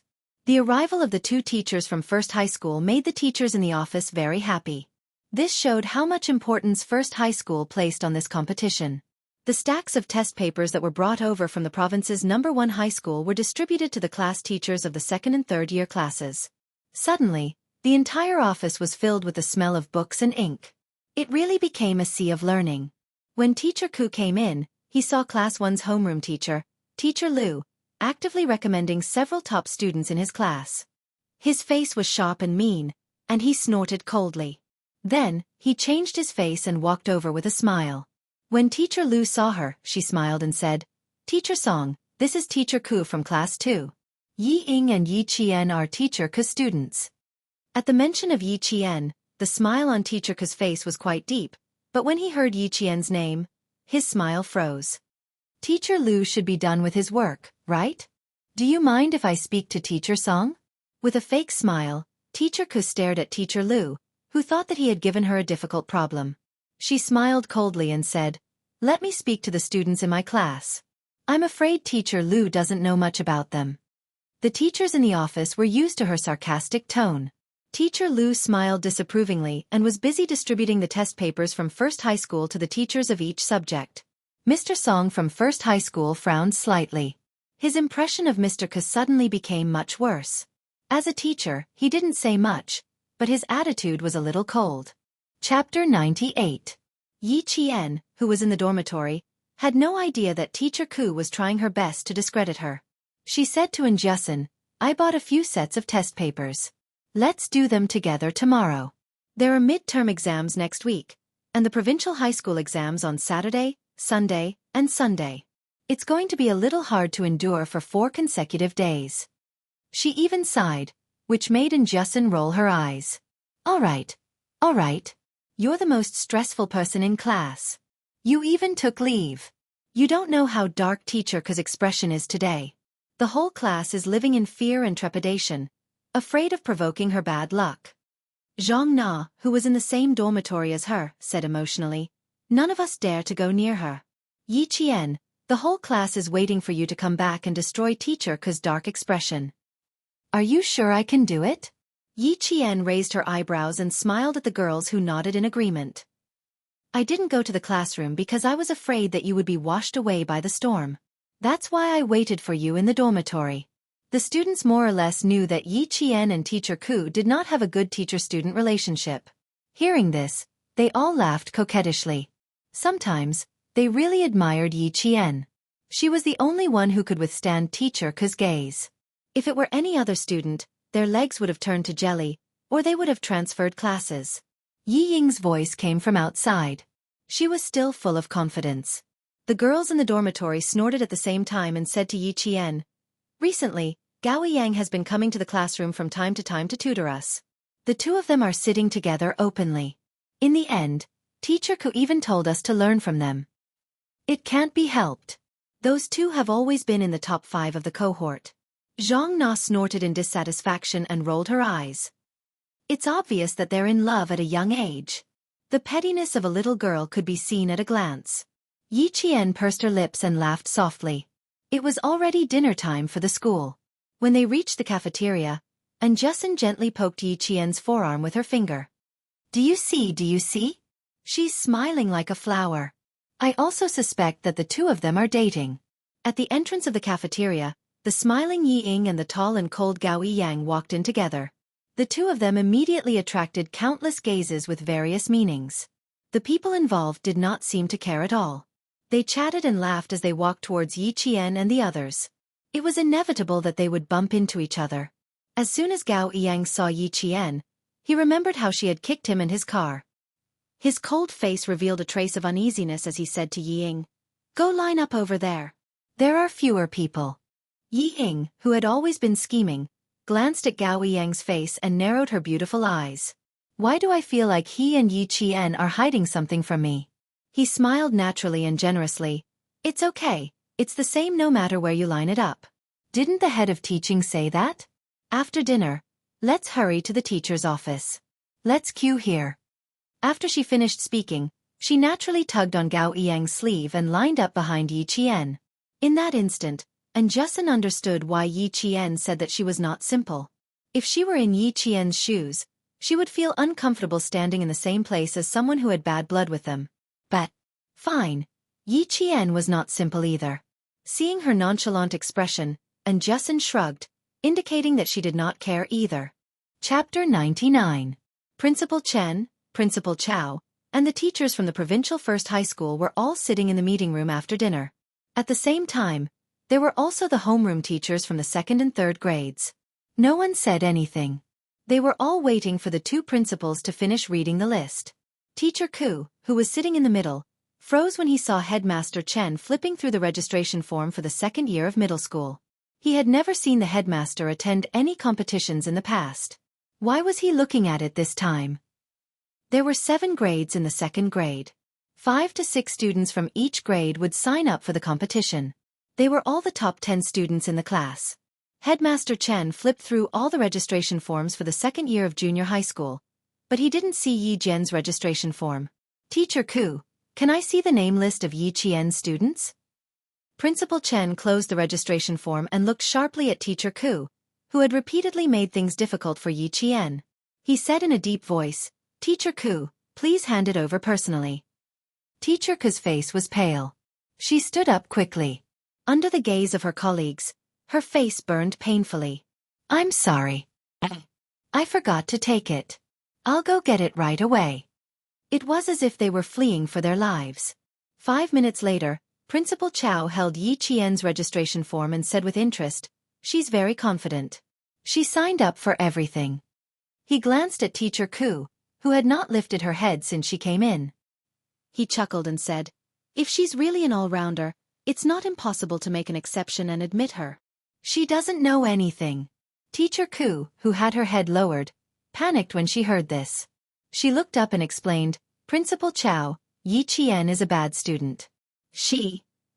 There's no such thing as a top student, and there's no such thing as a bad student. Teacher Ku, please be careful with your words." Principal Chao interrupted her with a smile and said kindly, "Whether she's a bad student or not, we'll know in the exam today. The self-study session is at 7 o'clock. Teachers, please get ready. The first mock exam will be at 7 o'clock sharp." No one listened to her explanation.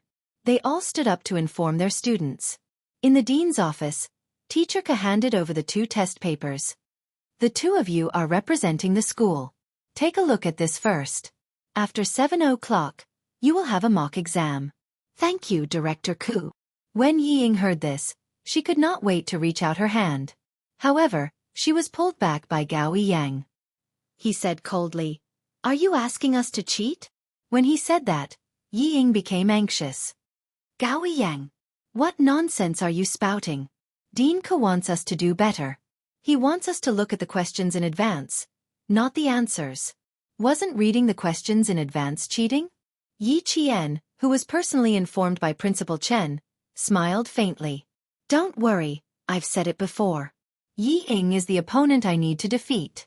So, how could I let her have the chance to defeat me? So what if she has seen the test papers? I can still win beautifully. Her face was full of confidence, and there was even a hint of disdain in her jet-black eyes. Principal Chen, who was originally a little worried, raised his eyebrows and laughed heartily. If you want to suppress your opponent, little girl, then you have to give him a hard time. Even if he does, he has to be below you. This was only natural. How could he let Yi Ying have her way? In the temporary classroom of grade 12 class 1, Yi Qian took out one of the test papers and handed the rest to the students behind him. He picked up a pen and started writing. Chapter 100. At night, the school was less noisy and quieter than during the day. On the 5th floor of the teaching block, the classroom of grade 12 class 1 was a little more solemn. The only sound that could be heard in the classroom was the pen tip gliding across the paper. All of the students' gazes were focused as they concentrated on their own test papers. Yi Qian's pen seemed to move faster than the other students. He wrote down the answer almost without thinking. There was no hesitation or pause.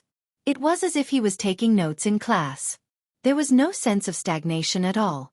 The two provincial first middle school teachers scanned the top students in Fujian Town Middle School. A total of 62 students from grade 2 and grade 3 had signed up for the competition. After this round of preliminaries, it was estimated that half of them would be eliminated. There was only one reason why Principal Chao chose the second day of the midterm exam for the second round of selections: to strengthen the competition. They needed to know which students performed consistently in the 4 days of exams. They also needed to know which students had stage fright or were unable to persevere in the middle of the exam. If they stood out in this competition, then Ms. Song, who had walked to Yi Qian's side, smiled. No wonder Principal Chen didn't give face to Ms. Ku. It was unbelievable that such an outstanding student was suppressed by his own form teacher. She had been teaching for more than 20 years, and this was the first time she had encountered such a situation. After standing there for less than 3 minutes, Ms. Song's eyes narrowed slightly. Then she quietly walked to Mr. Zhu, who taught mathematics in the top class of the province's first middle school, and whispered, "Mr. Zhu, go take a look at her." To be able to attract the attention of a teacher on the spot, one had to either be cheating or a top student. Mr. Zhu was the only teacher in the province who had participated in the National Mathematical Olympiad questions. He had also taken students overseas to participate in mathematical Olympiad competitions. When he walked to Yi Qian's desk, his legs seemed to have grown roots and he couldn't move. The two teachers took turns standing in front of a student's desk. They had inadvertently attracted the attention of some students. Yi Ying was one of them. Seeing this, the light in her beautiful eyes was like dirty well water, full of gloominess and coldness. The ballpoint pen in her hand seemed to be about to be broken in half. She was so strong that the veins on the back of her hand could be clearly seen. No matter how attentive Yi Jian was, she couldn't ignore that cold gaze that seemed to be stained with dirty water. He raised his eyes indifferently, and his gaze seemed to inadvertently sweep across the front. His gaze paused for a few seconds on Yi Ying's face, who was a row away, and he returned her a cold smile. Her smile was so dazzling, and it even contained disdain towards him. Yi Ying had already gritted her teeth, and the gloominess in her beautiful eyes deepened. She glared fiercely at Yi Qian. Just as she was about to lose control of her emotions, she seemed to have thought of something. She took a deep breath, bit her tongue to control her emotions, and looked away. No, I can't let Yi Qian affect me. Her father was right. When she didn't have the ability to deal with Yi Qian, the first thing she had to learn was to endure. Yi Jian, who had seen her reaction, lowered her eyes, and a hint of coldness appeared in her dark, watery eyes. Yi Ying was able to succeed in her previous life not only because of her own ability, but also because of Yi Zhifan, who gave her advice. You don't know the last question? She hesitated for a long time, and this made Mr. Zhu, who was standing next to her, anxious. This question is a little difficult, but it's all learned in the second year of middle school. Think carefully. Chapter 101. The last question, geometry, was from the Provincial Math Olympiad 2 years ago. It was difficult but not difficult. Yi Qian did not expect her teacher to be so anxious when she exchanged glances with Yi Ying. She put her pen down again and wrote down the steps she had in her mind. Finally, she wrote down the correct answer. She had just written down the answer when the paper in front of her was taken away. The teacher's voice came from above. "Sit here and don't move. You can leave after I correct it." Being the first to hand in the paper always gave the other students a lot of pressure. Gao Yang, who was sitting at the back, already pursed his lips. Did she finish it so quickly? Or did she get caught cheating? No, that couldn't be right. If she was caught cheating, the teacher wouldn't be so agitated and she wouldn't be sitting quietly in the classroom. Then she must have finished it.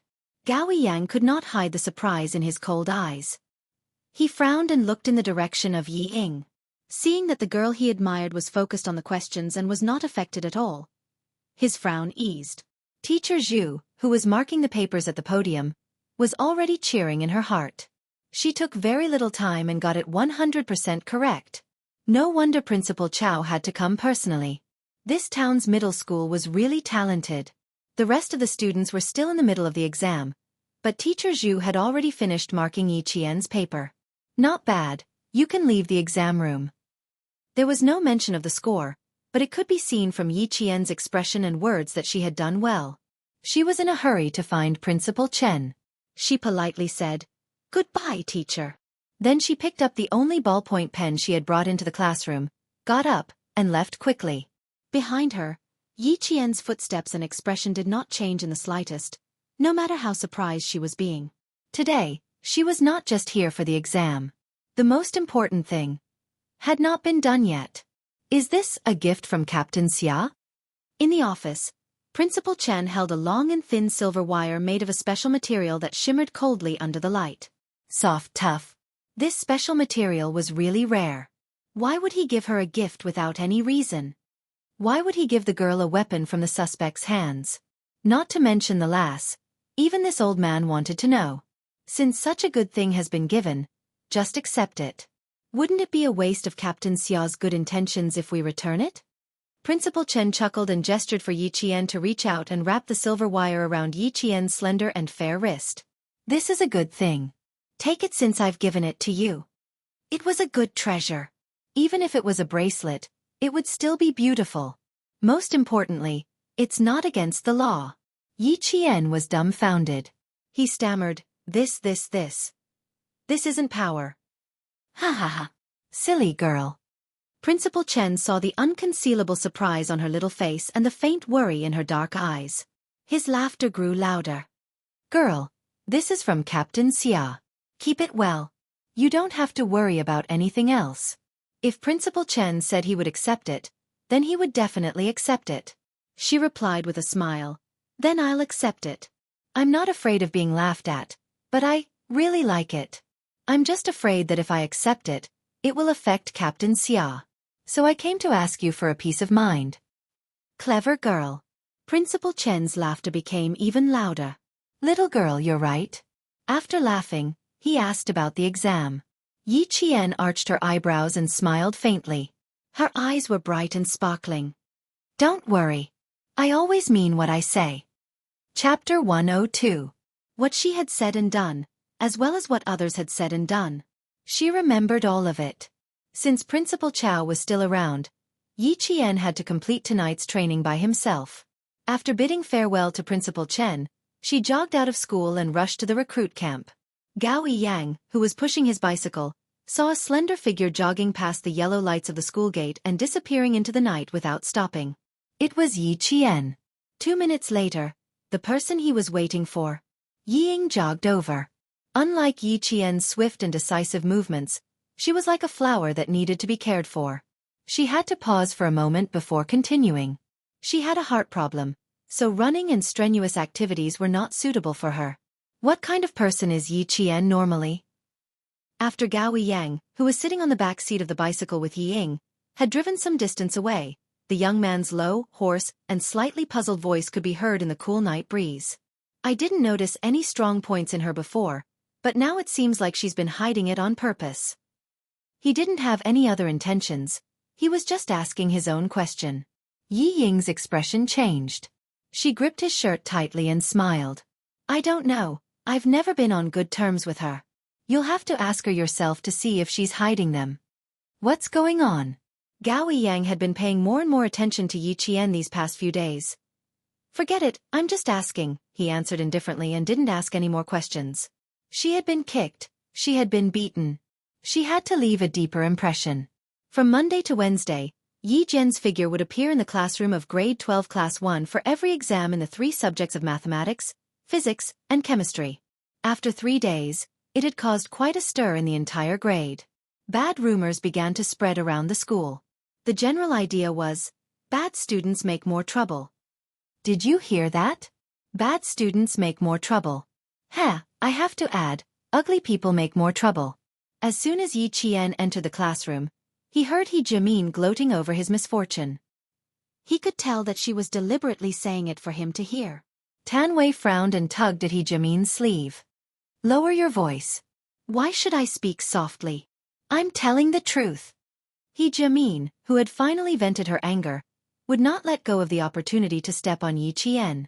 She stood up, raised her chin and said provocatively, if you want to make a fool of yourself, then don't blame the bystanders for talking too much. When Njusen heard this, she was furious. She rolled up her sleeves and was about to rush over. He Jimin, you're really capable. If you have the ability, go ahead and do it yourself. If she could go anywhere, Xianxia said airily. Only incompetent people would go around making trouble. Yi Qian, who was standing in the middle, smiled and patted their shoulders. His gaze was straight and cold. He said with a faint smile, do you know why I don't want to talk to a certain someone? It's just a feeling. If I look at her for too long, I'll have nightmares for days. It's true that ugly people make more trouble. Others had already bullied him. If he didn't return the favor, how could he? In the land of etiquette, he naturally had to return the favor. When He Jimin heard Yi Qian call her ugly, her face instantly twisted. She pounced over as if she was going to bite him. Yi Qian, I'll let you be smug. I'll let you be smug. Are you sure you want to fight? Yi Qian walked over. His cold gaze had a hint of ruthlessness. He smiled and said, I realize that you have a bad memory. That's good too. Let's fight and you'll remember. Chapter 103. Yi Ying, who had been listening for a long time, looked gloomy. She grabbed He Jimin who had rushed out and whispered, class is about to start. Do you want to be scolded by the teacher?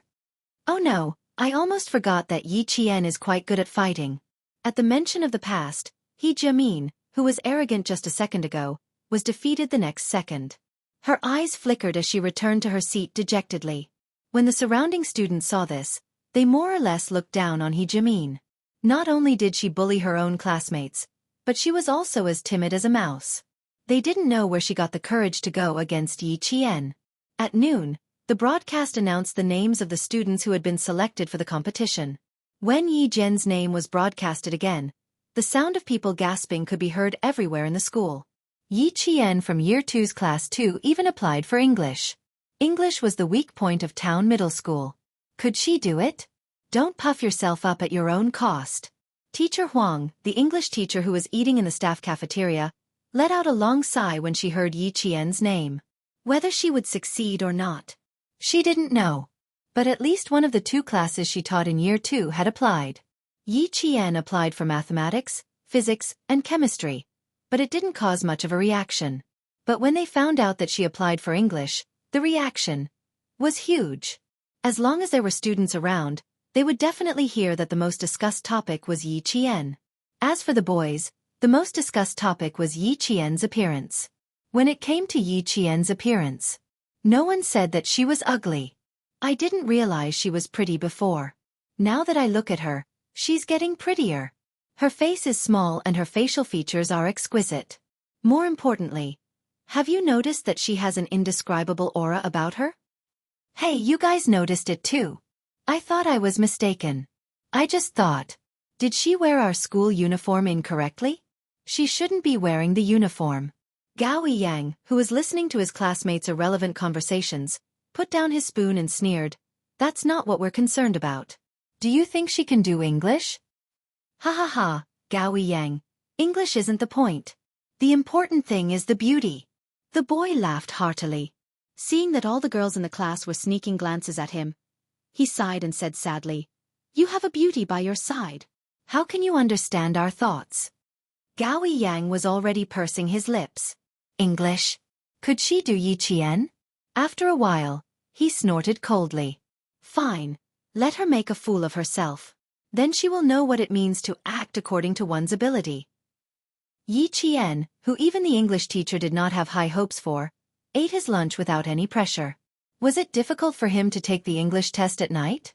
Would he be sad about those unfamiliar, tongue-twisting medical books with especially long words? As for speaking, she had been a top tour guide for international tours, so speaking wasn't difficult for her.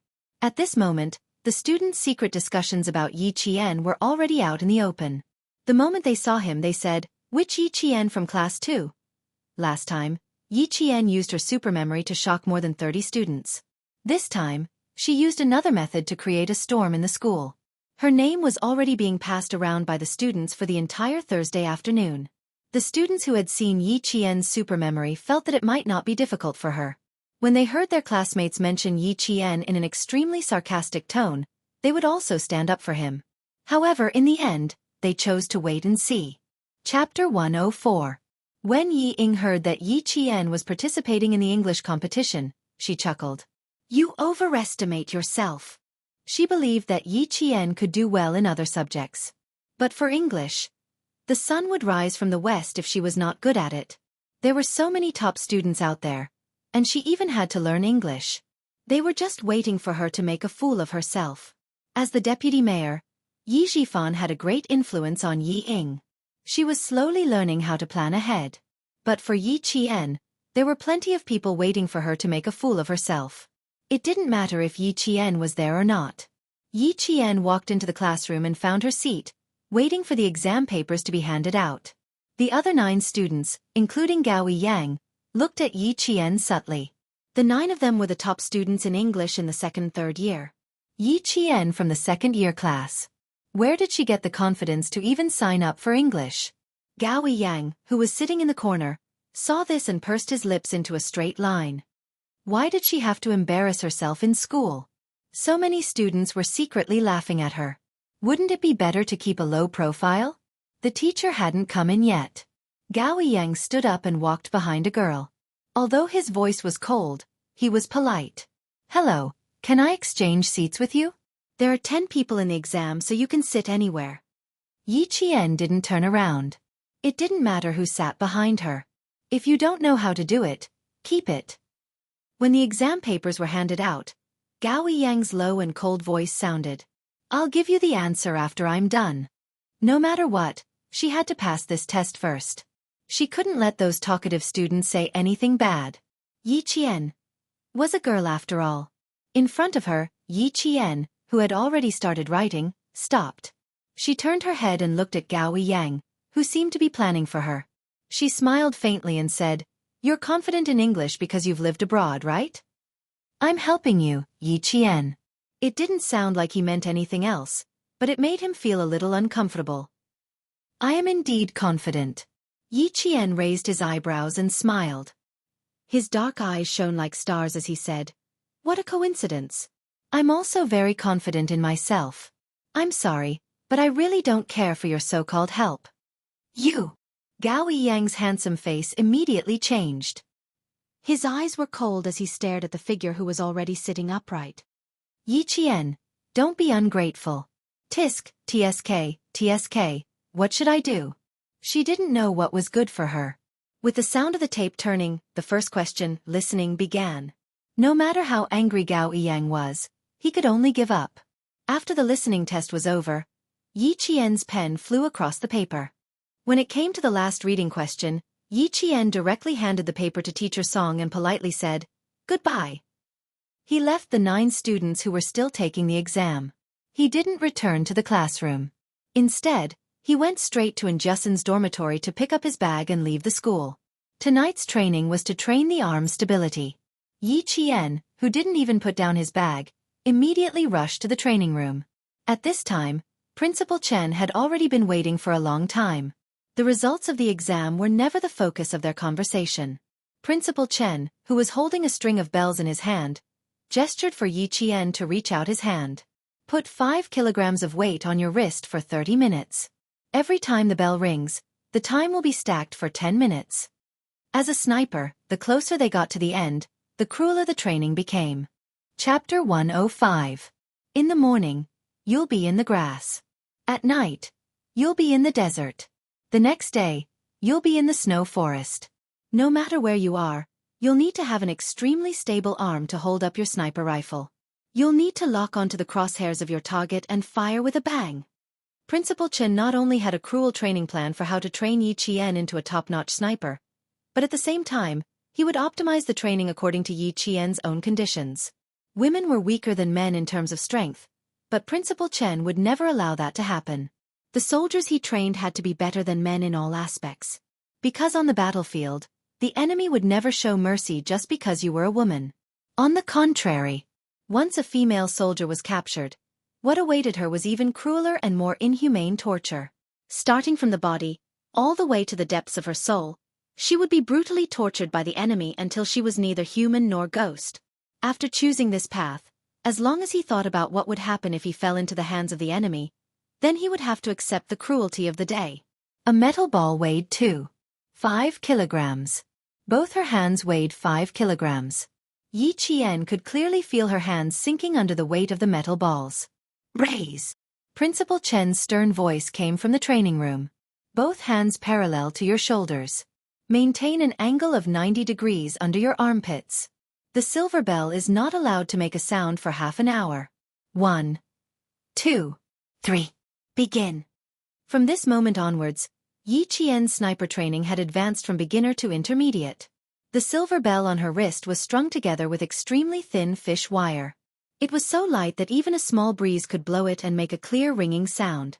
10 minutes later, Yi Qian was already gritting her teeth. Fine sweat seeped out of her forehead. The metal balls in her hands seemed to be getting heavier. They were so heavy that her hands were about to sink down uncontrollably. Sniper training required silence. Every time this happened, the training room would become a restricted area. Even Battalion Commander Yang could not enter and leave as he pleased. Girl, right now, your left and right arms only weigh a total of 5 kilograms. If there comes a day when you're holding a 12-kilogram sniper rifle in your hands and still charging into enemy lines like a commando, are you sure you can do it? Divert your attention so that the burden in your heart doesn't exist. In Principal Chen's teachings, Yi Qian was like a small sapling, rooted in fertile soil, sprouting branches and leaves, growing strong day by day. His attention was no longer on the weights on his wrists. Instead, he cast his gaze at a certain spot in the training room. In his mind, he memorized the English test questions for tonight, starting from the listening test to the reading test. Principal Chen was always amazed by his amazing perseverance and talent. Even if they knew, they would still be amazed when they saw it again. She had to carry 5 kilograms of weights for half an hour on both her hands. She was not allowed to swing the silver bell even once. For a sniper who had just advanced from a beginner to an intermediate level, this was something that even a male soldier would find difficult to accomplish on the first try. But Yi Qian had done it. Sweat flowed down her elegant chin and seeped into her clothes like a waterline. Large patches of wet clothes were proof of how hard this slender girl worked. Principal Chen watched the time pass by with a gratified gaze. Once half an hour was up, he prepared to stop training. Going too far was as bad as not going far enough. Chapter 106. With little Ye's intelligence, there was nothing to worry about. She just needed to follow the original plan and train as usual. She removed the metal ball from her wrist. The sudden ease made her feel a little uncomfortable. Yi Qian shook her wrist and smiled without even wiping her sweat. If you didn't remind me, I really wouldn't have noticed that half an hour has passed. It was as if she had just gotten into a good mood and suddenly pulled away. She still felt a little empty. You're doing very well now. There's no need to rush. Principal Chen took out a bottle of medicinal oil and poured it into his palm. Stretch out your hand. It's not bad to be able to last for half an hour on your first try. The sudden weight on her wrist might seem fine now, but there would be repercussions later. Using the medicinal oil to promote blood circulation would reduce the repercussions. After the exam on Saturday, I'll go back to the village with you. You must learn from the old man. He's a first-rank sergeant major. You won't be able to learn all his skills in your lifetime. After the training, Principal Chen taught Yi Qian like a father. If you can apply what you learn, you'll benefit from it for a lifetime. Endure 5 kilograms of weight for 3 months. After 3 months, I'll increase the weight. You'll only stop when your hands can carry 20 kilograms. When he was able to walk as if he was flying while holding a 20-kilogram gun in his hand, and was able to lay down immediately to snipe the target, Yi Qian already had the reflexes of a top sniper. Yi Qian had always gritted his teeth and persevered. Hearing this, he smiled and said, 20 kilograms is the end. It's just the end of a phase. If you can continue, right? The medicinal oil was specially supplied by the army. When applied, it burned brightly and the effect was excellent. As long as you can persevere, you can. Principal Chen poured almost half the bottle and rubbed Yi Qian's wrist until it turned red. These 2 hands. I'm afraid you'll suffer a little in the exam tomorrow. The next day, when Yi Qian got out of bed, his hands were so sore that it was difficult to even hold a cup of water. Only then did he understand why Principal Chen said he would suffer a little in the exam. He applied a hot towel and sprayed a spray to relieve muscle soreness. Only then did he feel a little better. You didn't sleep well last night? The moment Jianghu entered the classroom, she didn't even return to her seat. Instead, she walked straight to Yi Qian, who didn't look too well. Why do you look so listless? It wasn't that he didn't sleep well, but his entire arm was aching unbearably. Yi Qian placed his arm on the table and said to her, "Come, give me a massage. The pain has gone all the way to my bones." There were no obvious external injuries, only soreness in his ligaments and muscles. If he hadn't applied the ointment last night, he probably wouldn't have been able to lift his head. You scared me to death. I thought you messed up on your English test last night. And Jianghu immediately started massaging. As she massaged, she asked softly, "How was it? How was your English test yesterday?" Yi Qian, who was making comfortable noises with his mouth, curled his lips into a smile. He closed his eyes slightly and replied, "When have I ever disappointed you? Just wait, there will be a surprise for you." Damn. And Jianghu almost jumped out of her seat. You're really something. Are you planning on doing a grand slam? Yi Qian raised his eyebrows and replied handsomely, "Why not? Although I don't take gossip to heart, I'm still annoyed by those mosquitoes buzzing around all day long. Shut their mouths, and speak with your abilities." Chapter 107. If she spoke with her abilities, no matter how many mouths there were, she would be able to shut them up and prevent others from gossiping in the future. But then again, I have to say something. Don't you think the school is taking this competition very seriously? Hearing this, Jianghu, who was relieved, leaned closer and whispered, "Even the midterm exam was postponed. I'm afraid this competition is not going to be simple." Yi Qian smiled but did not say anything. However, the way she looked at her was clear. Of course it was not going to be simple. Principal Chen, who already knew about Yi Qian's results, narrowed his eyes slightly. After a while he said, "This child's goal is a little different, but she will definitely be willing to fight for the glory of the country. There's no choice. The competition is going on all over the country. Your school is not the only one who postponed the midterm exam. Other schools are doing the same." Principal Chao, who was always smiling, had a serious expression on his face. He said in a deep voice, "We failed 3 years ago. This time, we will not allow ourselves to fail again. There are only 12 student representatives in the country. Yi Qian has a high chance of making it big." As of yesterday, there were a total of 6 students who scored a grand slam in the preliminary exam. Not only did Yi Qian score a grand slam, but she also took the most time in the entire country. "Old Chen, you have to persuade Yi Qian." From Principal Chao's expression and words, it was obvious that this competition was just as Jianghu had said. It was not going to be simple. Yi Qian and Jianghu were not the only ones who felt it. Most of the students had their guesses. This was the first time they had encountered a competition where the midterm exam had to be postponed. During the exam, Yi Qian handed in her papers a little slower than usual. Her hands were sore and she was indeed at a disadvantage. Seeing this, Yi Ying's lips curled into a contemptuous smile. How could she still perform normally after taking so many exams? As if. The invigilator stood beside Yi Qian, who was concentrating on the exam.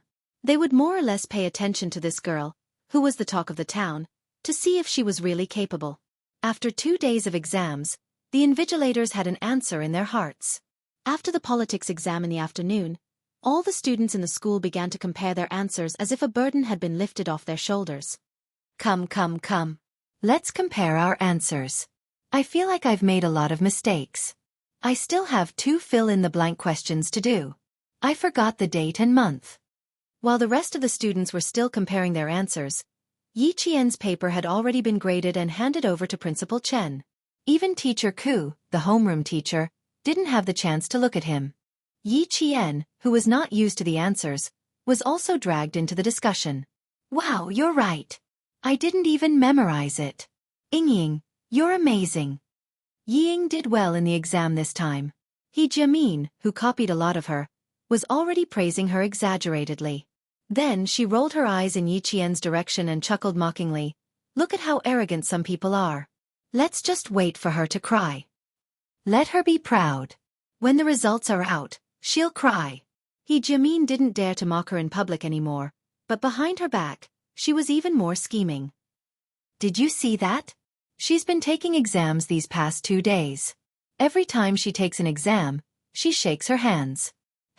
One look and you can tell that she doesn't know how to do it. Ying, who saw this, didn't stop her. Instead, she calmly watched the situation develop. She didn't want to suppress Yi Qian, but there would naturally be people who would stand up for her. Let's just wait and see. When the time comes, we'll talk about her until she's too ashamed to go to school. She'd better get out of school obediently. Chapter 108. Xie Xifeng chimed in, her voice thick with jealousy. Let her know that she can't go around showing off just because her grades are a little better.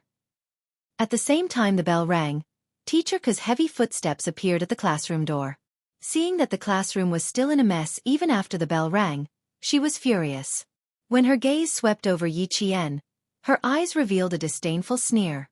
Teacher Ku stomped to the podium, slammed the blackboard brush down, and pointed directly at He Jiamin, who was still talking loudly. He Jiamin, stand up. You made a mess of the exam, and you still have the cheek to shout? He Jiamin, who had been arrogant just a moment ago, instantly looked as if she had been hit by frost. Her face turned green, then white, and she stood rooted to the ground, not moving a single step. Get up here. She had hit the muzzle of the gun well. Her public resistance made Teacher Ku's face turn ashen. Stand there until school ends. Rebellion, rebellion. Both of them were rebelling. Where was the dignity of a teacher? Yi Qian glanced coldly at Teacher Ku, who was obviously trying to find fault with him. A trace of mockery flashed across his eyes. He sat there leisurely, enjoying the confrontation between the teacher and the student like a spectator. In the end, it was naturally He Jiamin who stood at the podium with a red face. Tomorrow, these students will come to school as usual for the final exam. When the names were read out, Yi Ying's name was the first to be called out. Teacher Ku also looked proud. There were a total of 7 students in the class, but Teacher Ku only called out the names of 5 students. Yi Qian and the boy who was taking the chemistry exam were not among them. Xie Xifeng laughed softly and said to her deskmate, "How embarrassing. If it were me, I would be too embarrassed to come to school." The meaning behind her words and laughter was clear. Mockery, indifference, and sarcasm could be heard in Xie Xifeng's laughter. He Jiamin, who had been standing with her head lowered, had already raised her head. Her eyes were full of schadenfreude. Embarrassing, how embarrassing. Now that the whole school knows, let's see how she can enter the school gates. Yi Ying also lowered her eyebrows and smiled faintly. Ha ha ha, this is really interesting. This person doesn't know the immensity of heaven and earth. He even wants to learn from others and soar into the sky. Ha! I won't let you fall to your death. Yi Qian, who was sitting in his seat, was not affected by the mockery at all. He was calm and collected, and had the demeanor of a gentleman who stood aloof from the world. The night before, Principal Chen had said that he would go back to the village with her on Saturday. He had already told her that she didn't have to take the exam on Sunday. She left the school easily, but Jiasun, Zhang Na, and Zhang Bin were worried. When Yi Qian came to school on Monday, he was greeted by people pointing at him as he walked. Very good. The whole school knew that she didn't take the exam on Sunday. That meant She had made a fool of herself and failed a single subject. When she entered the classroom, the ones who were worried about her were still her classmates who were on good terms with her. In the classroom, He Jimin and Xie Xifeng's voices were even louder, especially when they saw Yi Qian walk in. Their laughter was as sharp and piercing as the birth of a fairy. Unfortunately, their laughter didn't last long. When Yi Qian's name didn't appear on Saturday, Teacher Ke's expression was a little smug. This time, when she entered the classroom, her face was as black as the bottom of a pot. She started scolding the moment she arrived, and she didn't stop for at least 10 minutes. Yi Qian, who had noticed the classroom door, stood up and said with a faint smile, "Teacher Ku, if you continue scolding like this, Principal Chen will probably get angry." Chapter 109. She was about to lash out at Yi Qian, but when she heard this, she turned her head and saw Principal Chen standing at the door with a cold expression. Teacher Ku was so flustered that her knees went weak. She forced a smile and said, "You're here. You're here for—" "I didn't come at the right time. Sorry to disturb Teacher Ku's lecture." Principal Chen replied faintly as he walked into the classroom. His intimidating gaze swept across the faces of all the students in class 2. Finally, his gaze paused on Yi Ying, Xie Xifeng, and He Jimin for a few seconds. Unity, love, harmony, and friendliness. You can see these words when you look up. But to my disappointment, I don't see these qualities shining like gold in some of the students in class 2. As the principal, he naturally wouldn't mention who it was. However, whoever his gaze lingered on would know in their hearts. Yi Ying's face turned red. She was sensitive enough to know that when Principal Chen mentioned some of the students, she was one of them. "Teacher Ku, you've been scolding them for so long. Some of the students might feel better, but to some of them, you're hurting them." After scolding the students, Principal Chen didn't give Teacher Ku any face at all. "Since Teacher Ku doesn't want to announce the results of Class 2, then I'll do it on your behalf. We'll start from the 10th place. After scolding for so long, I'll let you take a breather." The last sentence made the nervous students laugh out loud. No one wanted to be scolded, but no one dared to stand up like Yi Qian and interrupt Teacher Ku's scolding. Starting from the 10th place, the students who heard the name heaved a long sigh of relief. At least they maintained their ranking. When it came to the top 3, when Yi Qian's name didn't appear, He Jimin, who was in 9th place, couldn't help but laugh. When Yi Ying was in 3rd place, her applause was louder than anyone else's. Her hands were red from clapping. But she didn't know that Yi Ying, who had always been in 1st and 2nd place, had already glared daggers at her countless times. Zhou Liao was in 2nd place. And the applause was even louder. Principal Chen didn't continue. Instead, he said to Teacher Ku, "Let Teacher Ku take the 1st place." Didn't she want to say it? Then, he would let her do it. Under his cold gaze, Teacher Ku, whose knees were weak, finally said the name she didn't want to say the most. 1st place, Yi Qian. Except for the essay, 5 marks were deducted. Full marks for every subject. The noisy classroom quieted down. The mocking laughter turned into gasps, and the mocking gazes turned into disbelief. Shock was written all over their youthful faces. The name of Yi Qian, who had scored full marks in all her classes, exploded in their minds like thunder. Full marks! Full marks! And Justin was so happy that she screamed. She even lost her composure and rushed out of her seat. She hugged Yi Qian and shouted, "Damn! Hold your head high! Hold your head high!" A tidal wave of applause rang out in front of Yi Ying's pale face. It rang out in front of He Jimin, who was so shocked that her eyeballs were about to pop out of their sockets. It rang out in front of Xie Xifeng, who couldn't accept it and was stunned for a long time. When the homeroom teachers of the 2nd year announced the name of the 1st place in the midterm exam, all the strangeness disappeared and was replaced by shock. Yi Qian's results were like a slap to their faces. It made those who had mocked Yi Qian and were waiting for him to make a fool of himself lower their heads in shame. Chapter 110. 1st place in the entire cohort, 76 points higher than 2nd place, 78 points higher than 3rd place, 4th place. 80 points, 5th place. 82 points. Not only did she rank 1st, but she also showed the entire school the gap between the top 5 and the top 1. A gap that was as wide as a chasm, a gap that was difficult to cross. The students who had mocked her this week were so embarrassed that their faces were as red as if they were not wearing pants. They lowered their heads and did not say anything else. Amidst the thunderous applause, Principal Chen raised his hand to signal for the students to quiet down. When the classroom was so quiet that only the sound of shallow breathing could be heard, he continued with a smile. As for why Yi Qian did not participate in the provincial competition, it was not because she did not do well. It was because she did not need to take the exam again. After the exam, Yi Qian will go to the provincial high school for half a month of intensive closed-door training. Once she stands out, she will represent our country in the middle of July to participate in the World Mathematical Olympiad. If the results of first place in the cohort shocked the students, then representing the country in the World Mathematical Olympiad was like a sudden clap of thunder, exploding the students until they were collectively stunned. I'll go. And Jessin, who was so shocked that her eyeballs froze, murmured to herself. Then she abruptly dug her ears, stood up stupidly, and asked Headmaster Chen, "Headmaster, the mathematical Olympiad you're talking about, is it the mathematical Olympiad that the top universities in the world are eyeing as long as you participate in it and don't get a ranking?" As a math enthusiast, and Jessin had some understanding of this, Principal Chen, whose gaze fell on her, nodded approvingly. This student seems to have understood it. That's right, it's the Olympiad that you know. The World Mathematical Olympiad is held once every 3 years, and all the participants are the top students in each country. As for Yi Qian, as long as she passes the national selection, she will be able to represent the country in battle.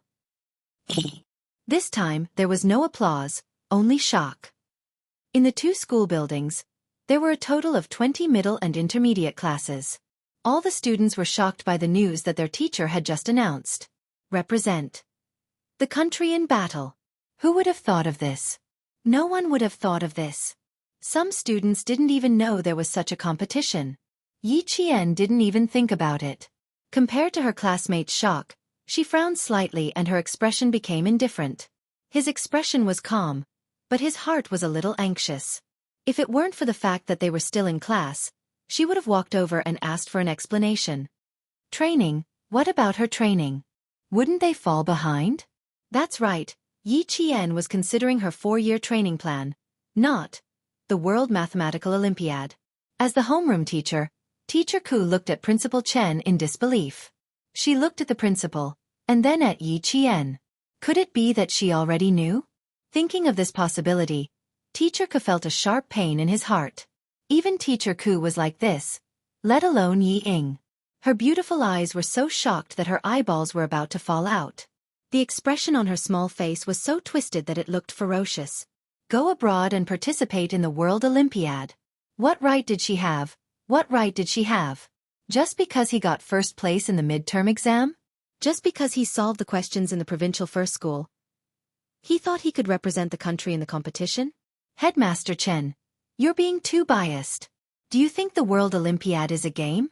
Chapter 111. Jealousy grew like wild grass. Even though Yi Ying's head was lowered and no one could see the expression on her face, the gloominess she exuded was like a swamp full of animal carcasses, dark and cold. It made one's hair stand on end. Tan Wei, who was sitting to her right, subconsciously turned to look at her. Before he could speak, he was frightened by the expression on her face and his eyelids twitched. Tan Wei's heart sank. Unlike Xie Sifeng and He Jimin, who always followed Yi Ying's lead, Tan Wei quietly looked away. This Yi Ying was so unfamiliar that she felt terrified. Principal Chen. Teacher Ku suppressed the panic in her heart. She didn't care that they were in front of the students and asked, "Is this decision yours, or?" "The decision is in the province's #1 middle school. It's up to the students' grades, not up to me." Principal Chen glanced at Teacher Ku indifferently, blocking all her questions. "Of course, don't be happy too early. Whether or not you can go abroad for the competition, you still have to go through 2 rounds of screening before you can truly enter the closed-door intensive training." The noisy classroom fell into a brief silence. It turned out that they still had to go through 2 rounds of screening before they had a chance. It was so difficult. They didn't know if Yi Qian would succeed. But whether or not he succeeded, Yi Qian skipped the first round of screening, which meant that he was strong enough. Thinking of this, they secretly looked at Yi Qian with a hint of awe. "Before I leave, I have one more thing to say to the students of Class 2. Headmaster Chen's eyes, which were as vast as the sea, looked at the young faces and said meaningfully, I still stand by my words. Results don't mean anything. Character is what separates nobility and lowliness. Character is the difference between nobility and lowliness. Yi Ying, who hadn't raised her head, felt her vision darken and she almost fainted. Was he referring to her? Was he referring to her? Yi Qian, Yi Qian. Yi Ying gritted her teeth and cursed viciously in her heart. It seemed that this was the only way to get rid of the hatred in her heart, but she didn't know that the more she did this, the more detestable she looked. To Yi Qian, this was just an insignificant thing in her life. It wasn't worth being happy about. Of course, using grades to shut the mouths of the students for a long time saved a lot of trouble. After the language class, Teacher Ku, who had lost her dignity as a teacher, almost ran away. She couldn't do anything to Yi Qian now. She couldn't scold or hit. She didn't even Yi Qian's. Looking at her fleeing figure, Yi Jian, whose eyes were slightly cold, sneered coldly. She would never forget how Teacher Ku's in collusion with Sun Dongqing's in the past. She would never forget how she had slapped her hard in front of the entire class and scolded her. "You're a disgrace and a loser. You don't deserve to be her student." In this life, she would make sure that Yi Qian never stood in front of the lecture table again, because she didn't deserve to be a teacher. For the whole morning, Yi Qian was bathed in the subtle gazes of her classmates. Those rumors disappeared instantly, as if they never happened. On the way to the cafeteria at noon, Jianghu was proud of herself. She lowered her voice and gloated. When Principal Chen appeared, Teacher Ku was so scared that her legs turned to jelly. "Oh my, you don't know how I felt at that time. It was like drinking honey water. My whole body felt comfortable." Chapter 112. Yi Qian glanced at her with a smile and said calmly, "You still have more than a year to live under her.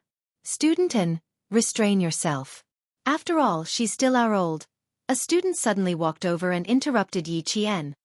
"Student Yi, I'm sorry." The boy suddenly apologized. After that he bowed deeply. "I hope you can get better results in the upcoming exams so that you can represent our country in the competition." This unforeseen event made Yi Qian's lips curl up slightly. Starting over, everything was so beautiful. He smiled and said, "Thank you, I will work hard." After experiencing the storm, the rainbow had appeared. From the school building to the cafeteria, Yi Qian had already received countless apologies from his classmates. At the same time, he had also received kindness from his classmates. The corners of Jianghu's eyes were slightly moist. "Yi Qian, from now on, no one will say anything. No one will dare to doubt you." "I'm not afraid of being doubted, nor am I afraid of being talked about." Yi Qian's eyes were cold as he looked at the horizon. The sun pierced through the clouds like a sharp sword, splitting the darkness and welcoming the endless light.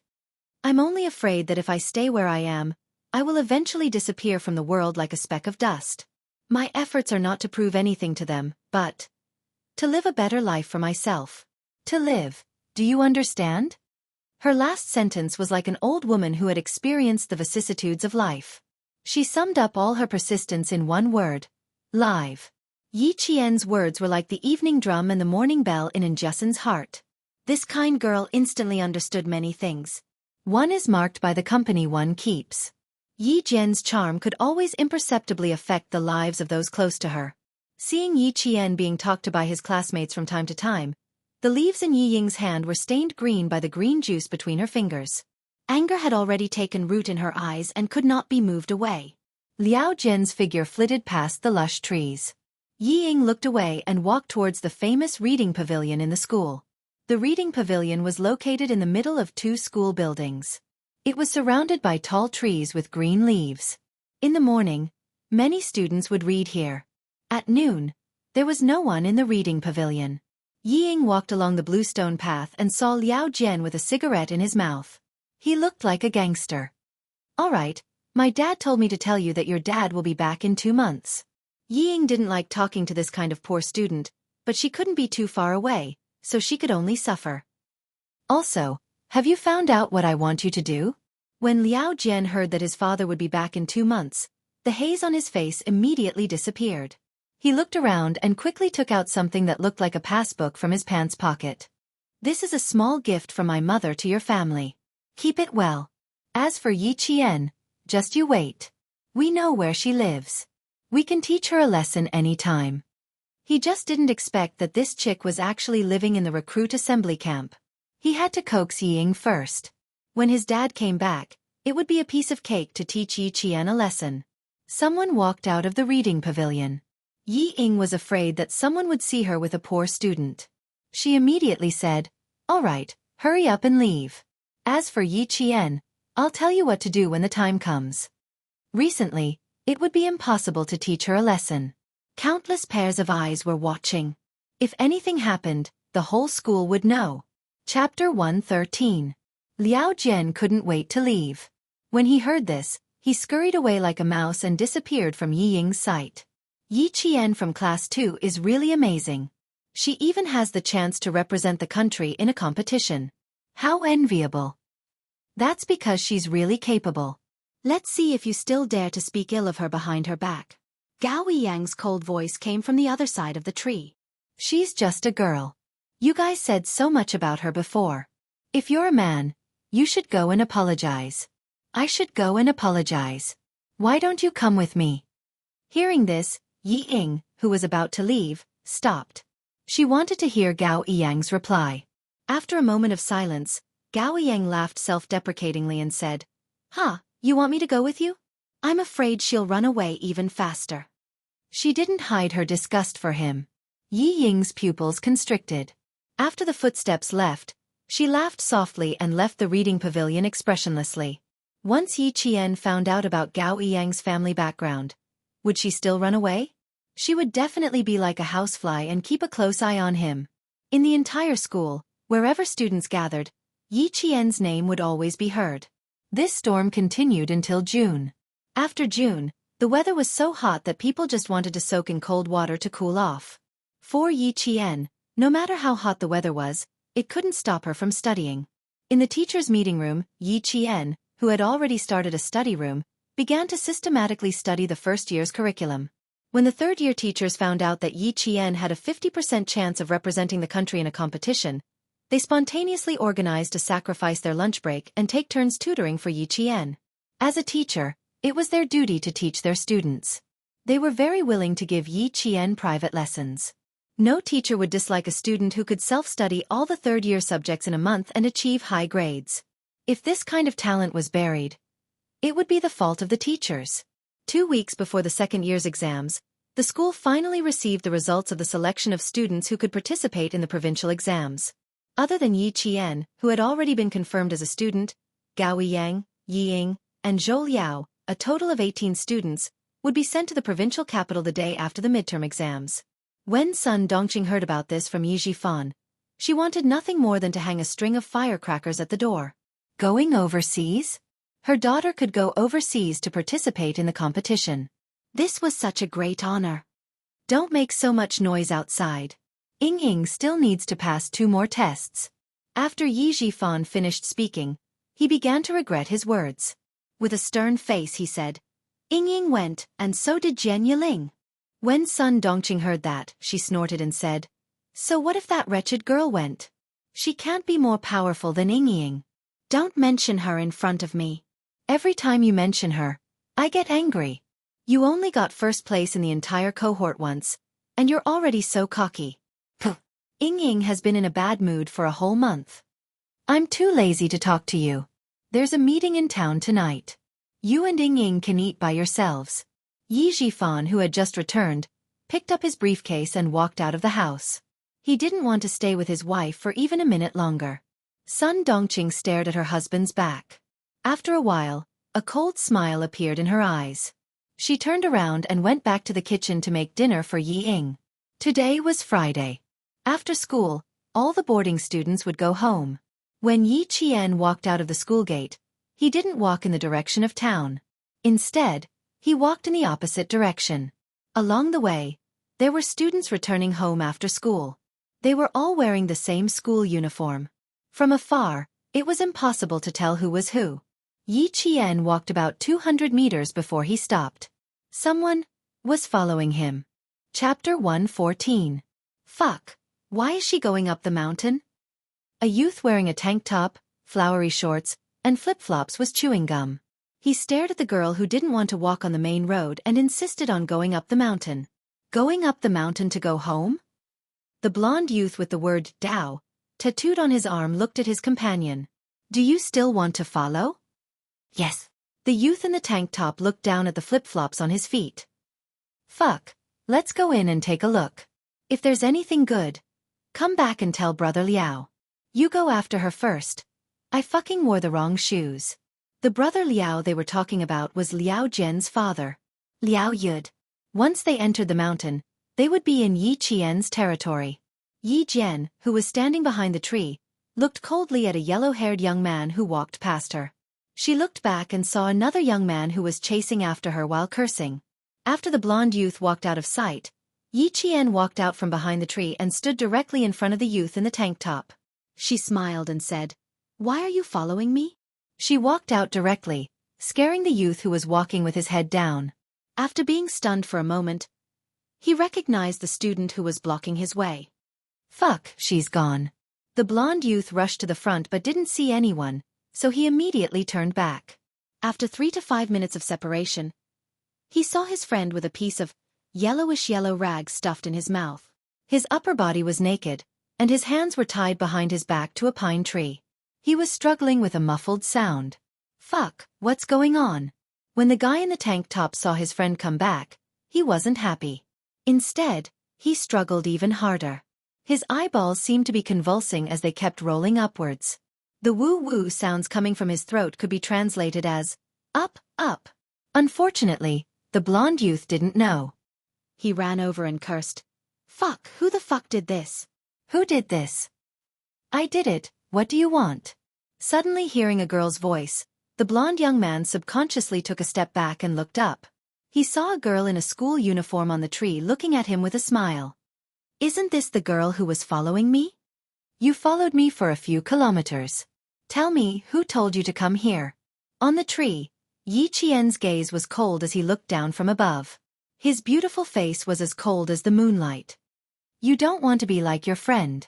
Speak clearly before I get angry. What young people hated the most was being looked down upon by others, not to mention that he was just a hooligan from a small town who was used to being unreasonable. Hearing this, the yellow-haired young man was furious. He lifted his foot and kicked the tree. Fuck, get down here. Cursing and kicking was quite impressive, but he didn't see that his friend was almost scared to the point of wetting his pants. I'm afraid that if I come down, you'll have to run.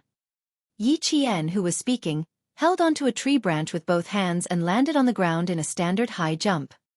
He smiled at the yellow-haired young man who was trying to show off. Looks like you guys are going to be in the same boat tonight.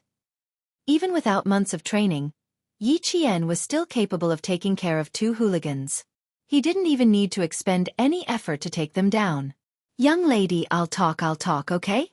The yellow-haired young man, who was knocked to the ground by Yi Qian, begged for mercy. It's Brother Liao. He asked us to keep an eye on you for a few days. Chapter 115. Yi Qian grabbed his wrists and said with a smile, It's too late to say anything now. Be a good boy and go with your brother. Brother Liao. Liao Yud? Why would he let someone follow him? Did he know something? Yi Qian's heart skipped a beat, but he didn't show it on his face. He waited for the other party to stand up in pain, then he tied him up against a tree. I'm a student. I'm afraid of people like you. Tie him up tight so you don't follow me. The 2 youths were about to cry. Damn it. They were the ones who were afraid of her. On the road, Liao Jian led Yi Ying and said, I don't know when your sister got involved with the army. She usually stays at the camp where the new recruits gather. She even takes their car back to the village on Fridays. Liao Jian, who was in the group of students, said with a fierce look, How do you want to deal with her? I'm afraid it'll be a little difficult. She was indeed capable. She even got involved with the army. Yi Ying pursed her lips and smiled coldly. I really underestimated her in the past. She walked a few steps and looked at the road that wound into the mountains. She frowned. Why don't I see you? She's probably up ahead. Keep walking. Liao Jian didn't finish his sentence and disappeared into the group of students. Yi Qian, up the mountain. Yi Ying also saw the figure walking from the side of the mountain to the road. Her gaze was like a poisonous gelatin, glued to Yi Qian's back. After a while, her lips curled into a cold smile that made Liao Jian's heart skip a beat. She said slowly, "I underestimated her. I have to let her know that she can't step on my shoulders just because she's in the limelight." His gaze, which seemed to be laced with poison, was too real. After dealing with the two young gangsters, Yi Jian stopped and looked back slightly. His black eyes were as cold as metal. Since Liao Yu'd sent people to follow her, how could Yi Ying and Liao Jian be involved? Could it be that she was wrong? It wasn't that Liao Yu'd was still following him because of what happened that night. But was it related to Yi Ying? That's right. Xia Jinyuan had said that it wouldn't be a problem to lock up someone like Liao Yu'd for 3 to 5 years. Now, he was back early. Thinking about the secret interactions between Yi Ying and Liao Jian, Yi Qian's eyes flashed with a cold light. Could it be that Yi Zhifan played a role in this? Was that why Liao Yu'd came home? The army's jeep is parked at the big corner, Yi Jian thought to herself as she jogged towards the jeep from a brisk pace. She had to ask Xia Jinyuan first to see if he had any leads. However, in the past 2 months, she had been to the army quite a few times. Usually, she would fight with the soldiers on Saturdays and Sundays, but she had never once met that elegant and dangerous man. He didn't know if he would be able to meet them this time. Perhaps he could ask the soldiers. On Sunday, the sun was even hotter than Saturday. There was no wind, and even the cicadas were scorched by the sun and stopped chirping. Yi Qian, who was carrying a sniper rifle on her back, hugged a pine tree with both hands. She took a deep breath and climbed up the tree like a cheetah. She was undergoing close-range combat training within 30 meters, and her opponent was none other than a real sniper in the army. She had been waiting since noon. As the sun gradually tilted, she waited until the sun set in the west. Finally, the owls in the deep forest made the sound of foraging. After 10 hours of waiting in ambush, Yi Jian remained motionless. Her expression was still indifferent. Some ants fell from the leaves and landed on her sweaty neck, causing her skin to itch. Chapter 116. Yi Qian did not move and allowed the ants to crawl up his neck and into his hair. The target would appear in this area. Now, it was a standoff between snipers.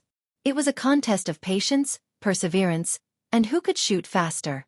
The starry sky was beautiful tonight. The bright stars hung in the sky and the boundless beauty made the soldiers resting in the small open space reluctant to look away. "Captain Xia, how much longer do you plan to sleep?" A soldier with an assault rifle on his back asked Xia Jinyuan, who was sleeping on a rope. "It's been 10 hours. Don't let the little girl wait for too long." "Little girl?"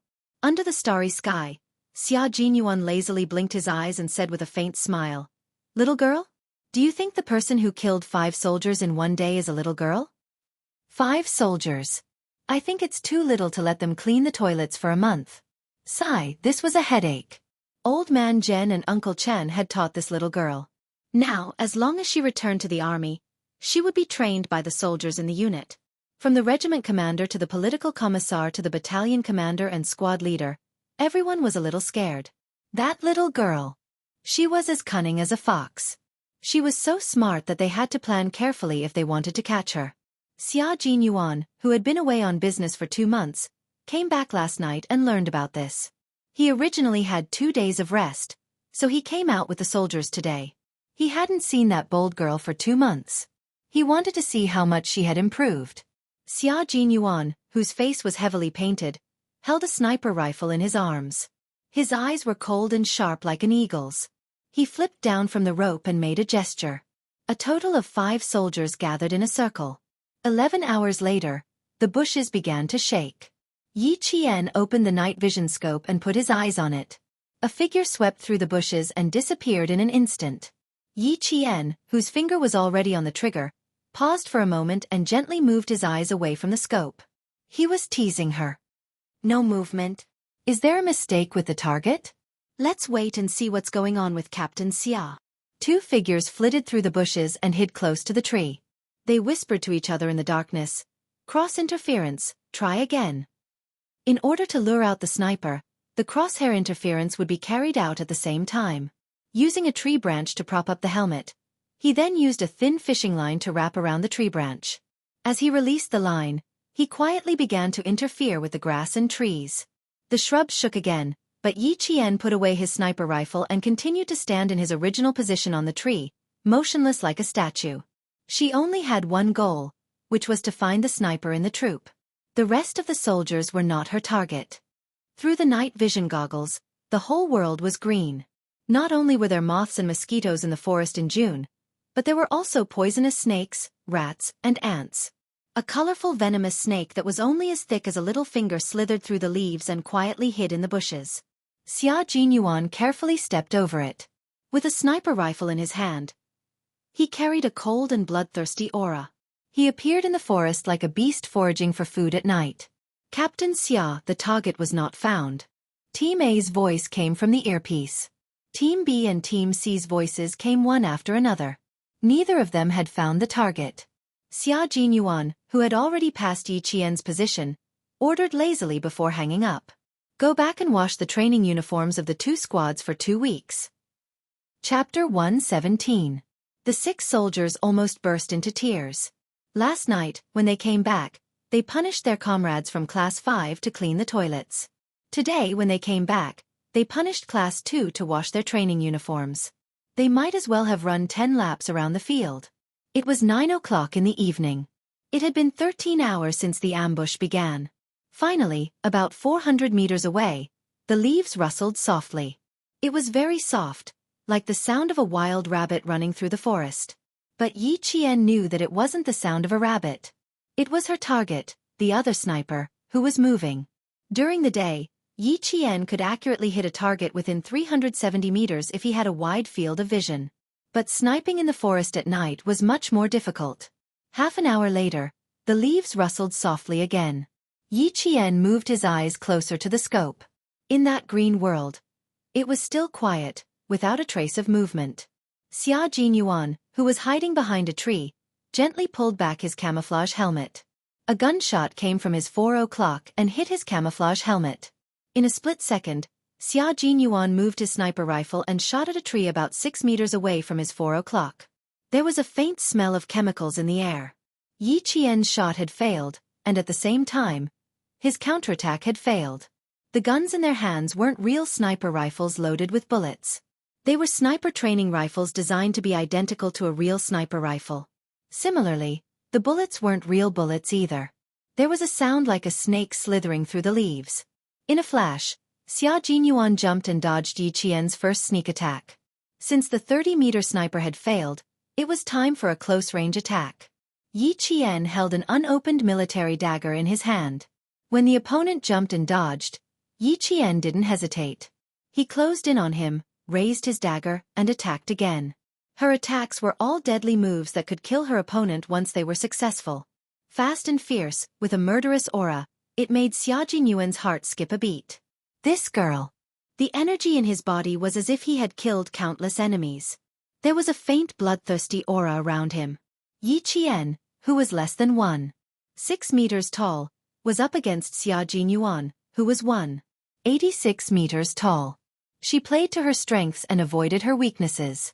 She was as nimble as a sly fox, and when Xia Jinyuan attacked her with his bare hands, she was forced into a situation where she couldn't retreat. As she counterattacked, her slender and nimble body. In the blink of an eye, she slipped between Xia Jinyuan's legs, turned around, and appeared behind him. What an agile girl! Even this was avoided by her. However, Xia Jinyuan smirked and turned around. His tall and straight body transformed into a beast pouncing on its prey as he reached for Yi Qian's throat with one hand. This was an extremely satisfying fight. Yi Qian's fighting spirit was completely aroused. She stepped on a tree trunk with one foot and let out a soft cry. Her body instantly soared into the air and she grabbed onto the thick branches hanging from the tree trunk. Her slender body seemed to have transformed into a bird in the forest, but her legs were sharp and fierce as she kicked straight at Xia Jinyuan's chest. Bang! Bang! Xia Jinyuan, who had kicked his chest twice, raised his eyebrows and dodged for the 3rd time. His lightning-fast hands were like iron pliers as he grabbed onto Yi Qian's slender ankles. Then with a forceful pull, Yi Qian was pulled down along with the vines.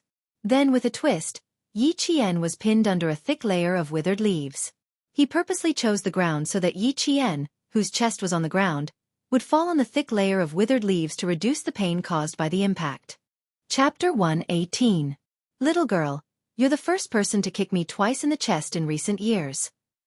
Xia Jinyuan chuckled softly. His clear voice broke the atmosphere of the fight. You're very strong too. I'm afraid there will be 2 bruised footprints tomorrow. During the fight, Yi Qian felt like Xia Jinyuan. However, he thought that it was unlikely that Xia Jinyuan would practice with him, so even if he had doubts, he didn't say anything. When he heard Xia Jinyuan's voice, he let out a long sigh. Captain Xia, are you trying to bully me? It's a waste for an all-round soldier to fight me. She was still struggling, trying to escape from under his body. Xia Jinyuan looked at her youthful face through the night vision goggles. The smile in his eyes deepened. For now, no one can escape from me. Save your energy. You're a bold girl who defeated 5 of our soldiers in one go. Hey, could it be that he had specially come here to seek revenge? Shouldn't you be more grateful to me? The feeling of being pinned down in the dead leaves was not an ordinary kind of uncomfortable, especially when his iron arms were holding her hands. He was so strong that if she moved a little, he would tighten his grip. Look at this little fox. She really knows how to talk. She hit the nail on the head. They were indeed thanking her. That was why the 5 soldiers had to clean the toilets every day to reflect on themselves. Xia Jinyuan raised his eyebrows and smiled. Indeed, we have to thank you. That's why I came here personally. Do you admit defeat? Even though he felt that he had an unfair advantage, he found it interesting when he saw the bright and beautiful expression on the little girl's face. Admit defeat? Why not admit defeat? Yi Qian didn't struggle and sighed. I admit defeat. Of course I admit defeat. It doesn't matter if you're an all-round soldier or not. I didn't win against you. This is the difference between our abilities. Every time she met him, she would see the difference between them. The little girl had always been able to accept her shortcomings and didn't avoid them. He admired this very much. The difference between our abilities is a few years of training. It's the difference between an underage girl and an adult man. But little girl, you can kick me twice in less than half a year. That's enough to make the soldiers in the army blush with shame. There are a lot of ants in the dead leaves. Get up first. Xia Jinyuan loosened his grip and pulled her up from the dead leaves.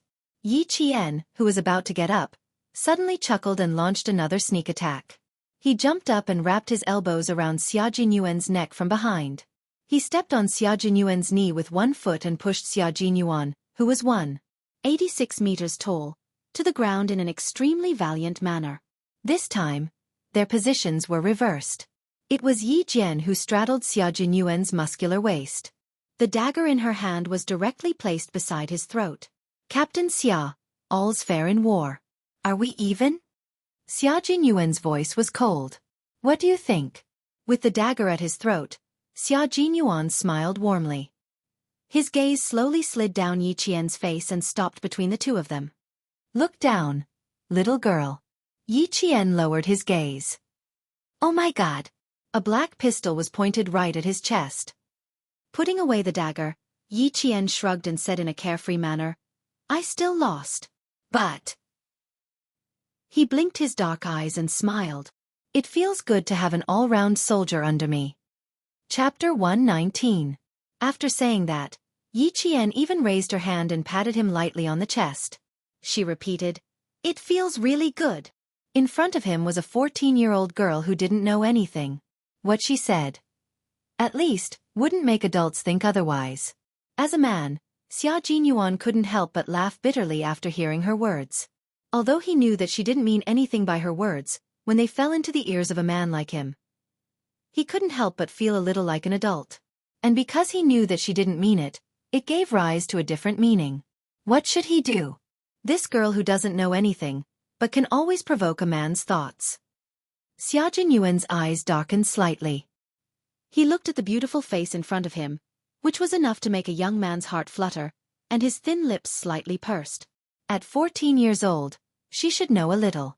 Otherwise, she would definitely be at a disadvantage in the future. When she stood up from his body, he wrapped one of his hands around her slender waist. With the purest strength of a man, he pinned the beautiful girl tightly onto his body. Not only did the unforeseen event happen suddenly, but it also happened inexplicably. The world spun, and Yi Qian was once again pinned to the ground. This time, she was pinned on her back. Suddenly, she felt as if she was carrying the weight of a man who was more than 186 meters tall, and she almost died. As she took deep breaths, the refreshing minty scent on his body enveloped her. The man's scorching body temperature even seeped through their clothes and rushed toward her body. This was no longer a simple fight. This sudden change made Yi Qian, who had never been so close to a man, instantly feel uneasy. Not only could she smell the masculine scent on his body, but as a woman's intuition. She also felt that the development of the situation was a little unusual. Xia Jinyuan, get up!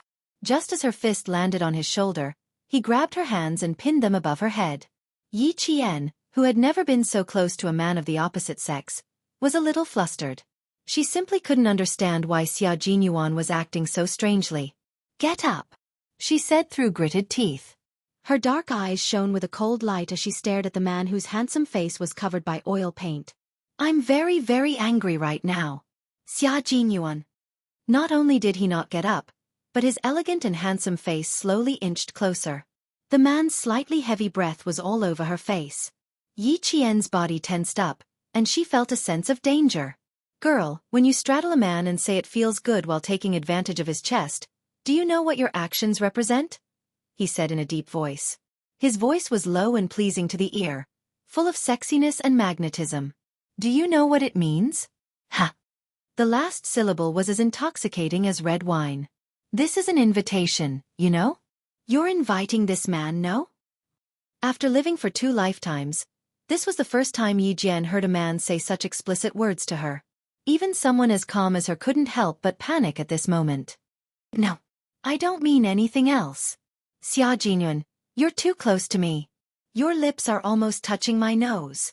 Get up, get up. But how can I tell that you're inviting me? It seems a little too close. Xia Jinyuan, who realized this, raised his head slightly and looked at the girl who was so frightened by him that her face had changed. He thought to himself, as expected, I still need to scare her. She'll understand after a little scare. Chapter 120. But her eyes were really bright as the stars tonight. Yi Qian saw that he still misunderstood and became furious. You're an old man, what's there to invite? Not only was he 6 years older than her, he was also very dangerous. Even if she ate a bear's heart and leopard's guts, she would never touch him. Old man. She said he was an old man. Xia Jinyuan suddenly felt what it felt like to bring disaster upon oneself. He took a deep breath of the air filled with dried leaves and said with a faint smile, The 20-year-old me is an old man? Fine, even if I'm an old man, don't you think that I'm much more attractive than those little boys in your school? Undeniably that was true. But even if that was the case, what did it have to do with her? Can't we stand up and talk about this properly? She wanted him to get lost, but he refused. Yi Qian suppressed his anger and tried to negotiate. I'm really out of breath from being squashed by you. She was unintentionally teasing him again. But she had been suppressing him for a long time. Xia Jinyuan's face darkened and he did not let go immediately. Instead, he gritted his teeth and said, You ungrateful girl, you're lucky to have met me. If it were another man, he would have knocked on your door in the middle of the night.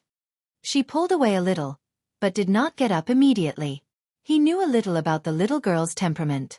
If she really got up, her fists would come at him like raindrops. Jun Yen restrained his mischievous smile, and his clear voice was incomparably serious as he said, Remember, girl. Number 1. You are not allowed to sit on a man's body, especially on his waist. Number 2. You are not allowed to touch a man's body. Number 3. You are not allowed to use words like feel, press, straddle, or ride on a man. Number 4. I'm letting go now, so you are not allowed to do anything else.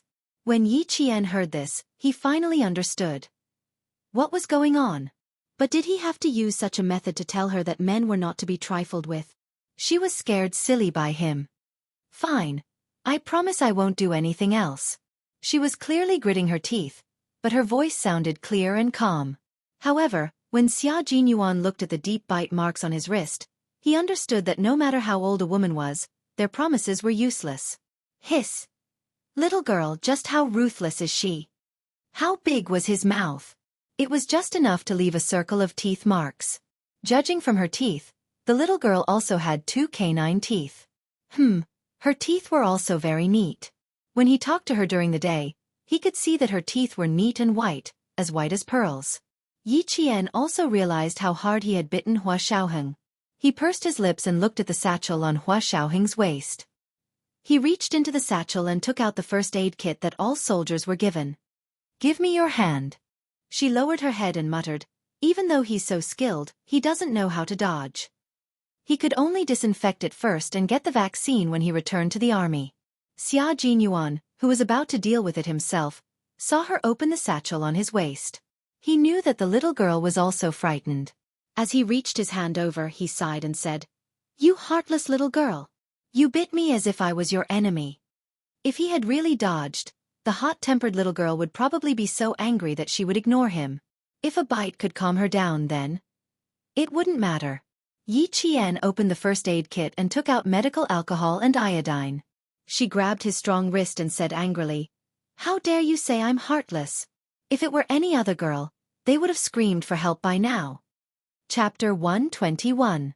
She lowered her head and carefully and gently disinfected the wound.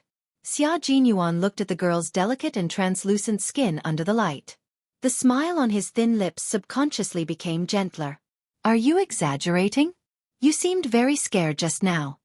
Yi Qian looked up and glanced at him. If it were a timid girl, she would have fainted long ago. "Yeah, so it's good that it's you, right?" She was indeed still angry. Sigh, the little girl already had a problem with him, and now she was angry. How long would he have to coax her again? His deep eyes held a faint smile as he said, "Fortunately, you didn't scream. Otherwise, I would be in trouble." After disinfecting the wound with alcohol and applying a layer of iodine, Yi Qian put away the medical supplies with a cold expression. "I'm angry now. Don't talk to me." When Xia Jinyuan heard this, he was instantly amused. Of course, he had to coax her properly. The little girl was here, so of course he had to coax her. However, he still had to make things clear. He reached out and rubbed her head. "That's why I said you have no conscience. Did you forget what I said before? 14 years old isn't that young, classmate Yi." His warning echoed in Yi Qian's mind. He suddenly felt his face turn red. "You're not allowed to sit on a man's waist. You're fighting, how can you be so careful? You're not allowed to take the initiative to touch a man's body. Didn't she just pat him in a moment of happiness? You're not allowed to talk about your feelings to a man." Bullshit. It was all his own imagination. The more he thought about it, the angrier Yi Qian got. He glared at him fiercely and said angrily, "It's not what you're thinking at all." "What feelings?" "I'm referring to the feeling of winning." "What nonsense are you thinking?" Come. Drink some water first. Don't be angry. Don't be angry." Xia Jinyuan looked at the little face in front of him. It was as if his heart had been soaked in spring water on a hot day. It felt very comfortable. He took out the military bottle and handed it to her. "It's clean. You didn't drink a single mouthful." When the little girl lost her temper, her eyes, which were originally as bright as stars, were now so lively that he wanted to touch them. If he really touched it, he was afraid that he would have another bite on his left hand tonight. Yi Jian took a look at the water bottle that he handed over and rubbed her temples as if she had a headache. Sometimes he was cold, sometimes he was deep, sometimes he was elegant, and sometimes he felt very close to you. Such an unpredictable man made her feel danger and wanted to stay away from him. However, his charm was that you wanted to get close to him and learn from him. Yi Qian didn't take the water bottle he handed over and glared at him unwillingly. He didn't want to continue this topic that wasn't suitable for him to discuss with her. After calming himself down, he said calmly, "I'm not angry. I know what you said. Don't mention it again. I'll be careful." Xia Jinyuan had taught her this lesson today, and it left a deep impression on her that she still wanted to hit him. She gradually walked out of her embarrassment and anger, but in Xia Jinyuan's eyes, it seemed like she was still shy. After looking at the little girl who was in a dilemma for a while, his thin lips curved into a sexy smile. At this moment, her usually cold eyes seemed to have a color that they didn't usually have. Although they were beautiful, they weren't seductive. They were like a blooming lotus, but also like peach blossoms. She no longer had that faintly discernible aloofness. Her cold eyes were bright, making her even more attractive. As if he had been staring for too long, Xia Jinyuan calmly looked away and casually changed the topic. What are your plans for the summer vacation? Will you be in the military? Chapter 122. It was not a bad idea to spend time in the army. After returning from work, he could tease the bold little girl. With the change of topic, Yi Qian quickly got over the awkwardness. She calmed down for a moment before replying, "No, I took an exam. After that, I'll be going to Australia. I'll be back by August 6th or 7th. Taking an exam and then possibly going to Australia? The World Mathematical Olympiad?" She did not say it out loud, but he could guess it accurately. At the same time, a smile slowly appeared in his unfathomable eyes. The World Mathematical Olympiad. Coincidentally, he had also taken part in it. Yi Qian saw that he had guessed it so quickly and looked at him with some confusion. Soldiers even care about this? Did he need to tell her that the path she was taking now was the path he had taken in the past? She was 14 years old and he was 14 years old. Such a coincidence. It really surprised him. However, why did he feel that she did not have much interest in this kind of meaningful competition? Take the exam well. It will be of great help to your knowledge. You'll meet a group of real geniuses. Their conversation style and talents are all worth learning from. The little girl had always had her own ideas. If she really did not have much interest, he was afraid that she would not put in much effort in the exam. There was a faint sound of static in the earpiece. Xia Jinyuan raised his hand to press down on the earpiece. The lazy and relaxed expression on his face disappeared in an instant. His elegant eyebrows revealed a stern expression as he said in a deep voice, "Q King received. Please reply." There is the latest news from the international side of the stone-crushing operation. The commander's voice came from the earpiece. After he said a few words, Xia Jinyuan suddenly glanced at Yi Qian. A faint smile flashed across his cold eyes. The communication was cut off. Xia Jinyuan stood up first and looked meaningfully at Yi Qian. "Let's go. I'll send you down the mountain. Dad and Uncle Chen are waiting for you downstairs." It was already midnight. Yi Qian saw that it was so late and hurriedly stood up. "Why is it so late? Let's go, let's go. I still have to go to school tomorrow." She didn't feel that it was very late at all. Why was it already midnight? After contacting the other 5 soldiers, a group of people came down from the mountain. Xia Jinyuan sent Yi Qian to the outermost sentry post of the army. Seeing that she didn't look tired, he smiled and said, "Let me remind you again. Remember everything I said before. And me? I told you not to mention it again." Yi Qian, who didn't want to talk about it at all, glared at the man who had wiped off the paint on his face, revealing his handsome face. Without waiting for him to finish speaking, she jumped into the car and slammed the door. The motorcade sent her back to the village to meet up with Uncle Jen and Principal Chen. Xia Jinyuan, who had a faint smile on his handsome face, watched the car leave. He stood there for a while and said softly, "What should I do? It seems that I like to see her angry face when she is annoyed by me." The regiment commander's voice came through the earpiece again. Xia Jinyuan turned around and jumped into the car with elegant steps that couldn't be ignored. He rushed to the regiment commander's office. By the time he returned to the dormitory, the sky was already bright. He took off his combat uniform and walked into the shower, revealing his muscular upper body. The cool water washed over his perfectly sculpted and extremely sexy body. When he raised his hand, his gaze fell on the bite marks on his wrist. Only then did he remember that he hadn't gone for the vaccine yet. Within 24 hours, he had to go to the infirmary at 9. When he lay on the bed, he thought of her fleeing figure again. In the brightly lit dormitory, the elegant yet dangerous man curved his lips slightly and closed his eyes to sleep. Yi Qian, who had been taught a special lesson by a pure man, spent the next few days waving her fists in the middle of the night. Even in her dreams, she was beating up Xia Jinyuan. Chapter 123. However, this education class that had left a deep impression on her had indeed taught her that when interacting with boys, be it in terms of words or actions, she had to maintain a certain distance from them. 2 weeks later, Fujian Town welcomed the end of the semester exam. Yi Qian and the other 18 students who needed to go to the provincial first school to take the exam had 2 days off after the exam. They left at 7 a.m. on June 29th and took a total of 18 hours to arrive at the provincial capital. This time, including the students from Fujian Town Middle School, there were more than 200 students participating in the provincial selection. Out of these 200 students, only 12 would be able to enter the national selection exam in the capital. After the national selection exam, only 12 people could represent the country in the World Olympic Games. These were the true elites of the elites. The provincial first school was the largest, best, and strictest school in the province. It was divided into junior high school and senior high school. Yi Qian, who had rested well last night, walked into the school that she had no chance to go to in her previous life. The hot sun did not affect her mood. Headmaster Chen, who had accompanied Headmaster Chao, stood on the 5th floor of the male dormitory. When he saw Yi Jian strolling in the garden, he smiled and said to Headmaster Chao, "This girl's mental fortitude is stronger than the average student. Others are still studying on this day, but she's walking around. The exam is also a psychological battle. It's good that she's like this." Principal Chao smiled. His expression and words showed that he had high hopes for Yi Qian. Only 12 students will be selected. The capital has always taken up more than half of the students.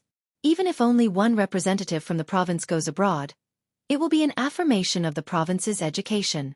Therefore, once Yi Qian was selected, she would represent the country and the province. Principal Chen understood the hidden meaning in Principal Chao's words. However, he did not care about fame and fortune. He said calmly, "We just hope that it won't affect her life. She doesn't need interviews or news.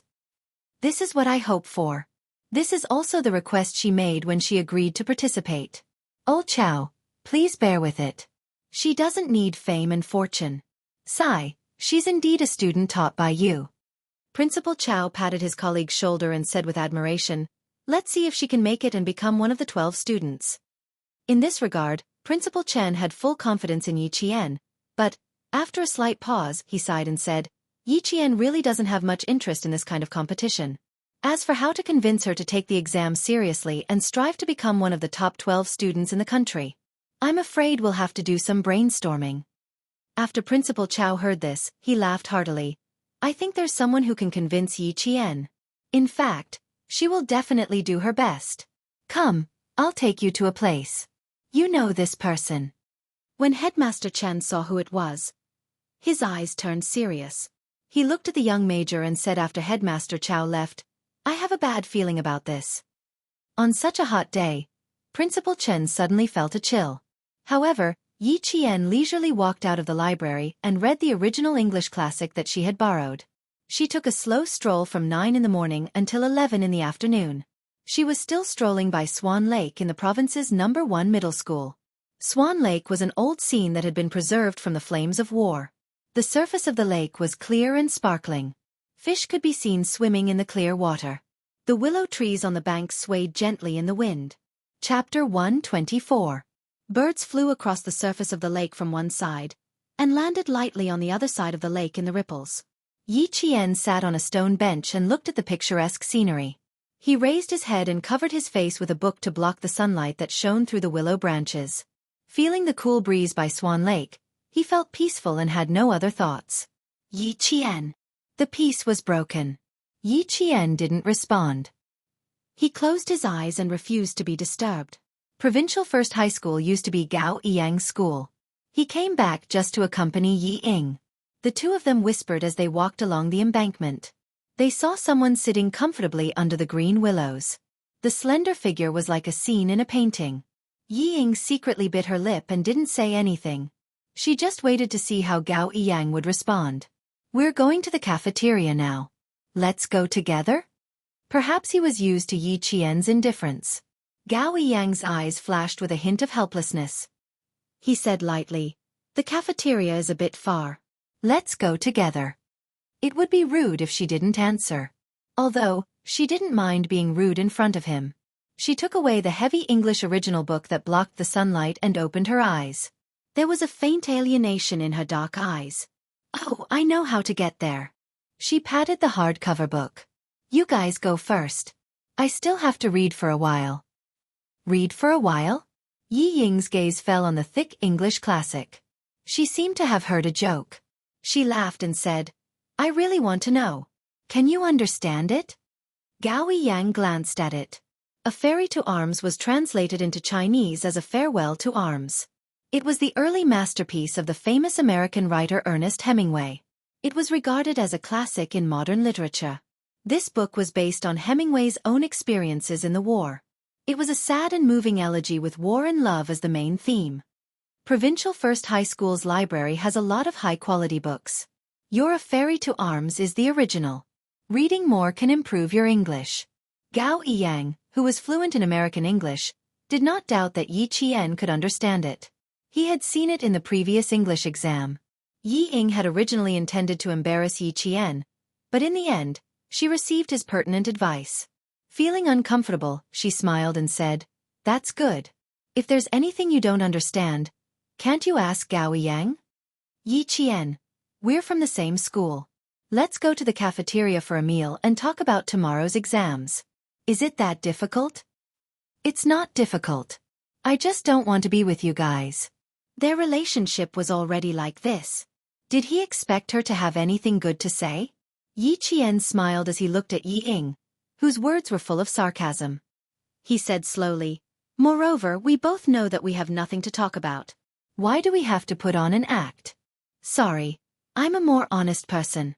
If there's something I don't like or hate, I'll say it directly. I'm not like Yi Ying, who likes to destroy peace." The only thing missing was the word hypocrite, pasted on Yi Ying's forehead. Moreover, the two people she hated were together, and they were even going to the cafeteria to eat together. Sigh, she would vomit while eating. Yi Qian. Hearing that she was mocking her hypocrisy, Yi Ying was embarrassed and angry. She looked at the boy beside her in panic. When she saw that Gao Yang's expression was just as ugly, she suppressed her panic and smiled. "Then we can't be friends anymore. Yi Qian, remember, you're the one who rejected our friendship.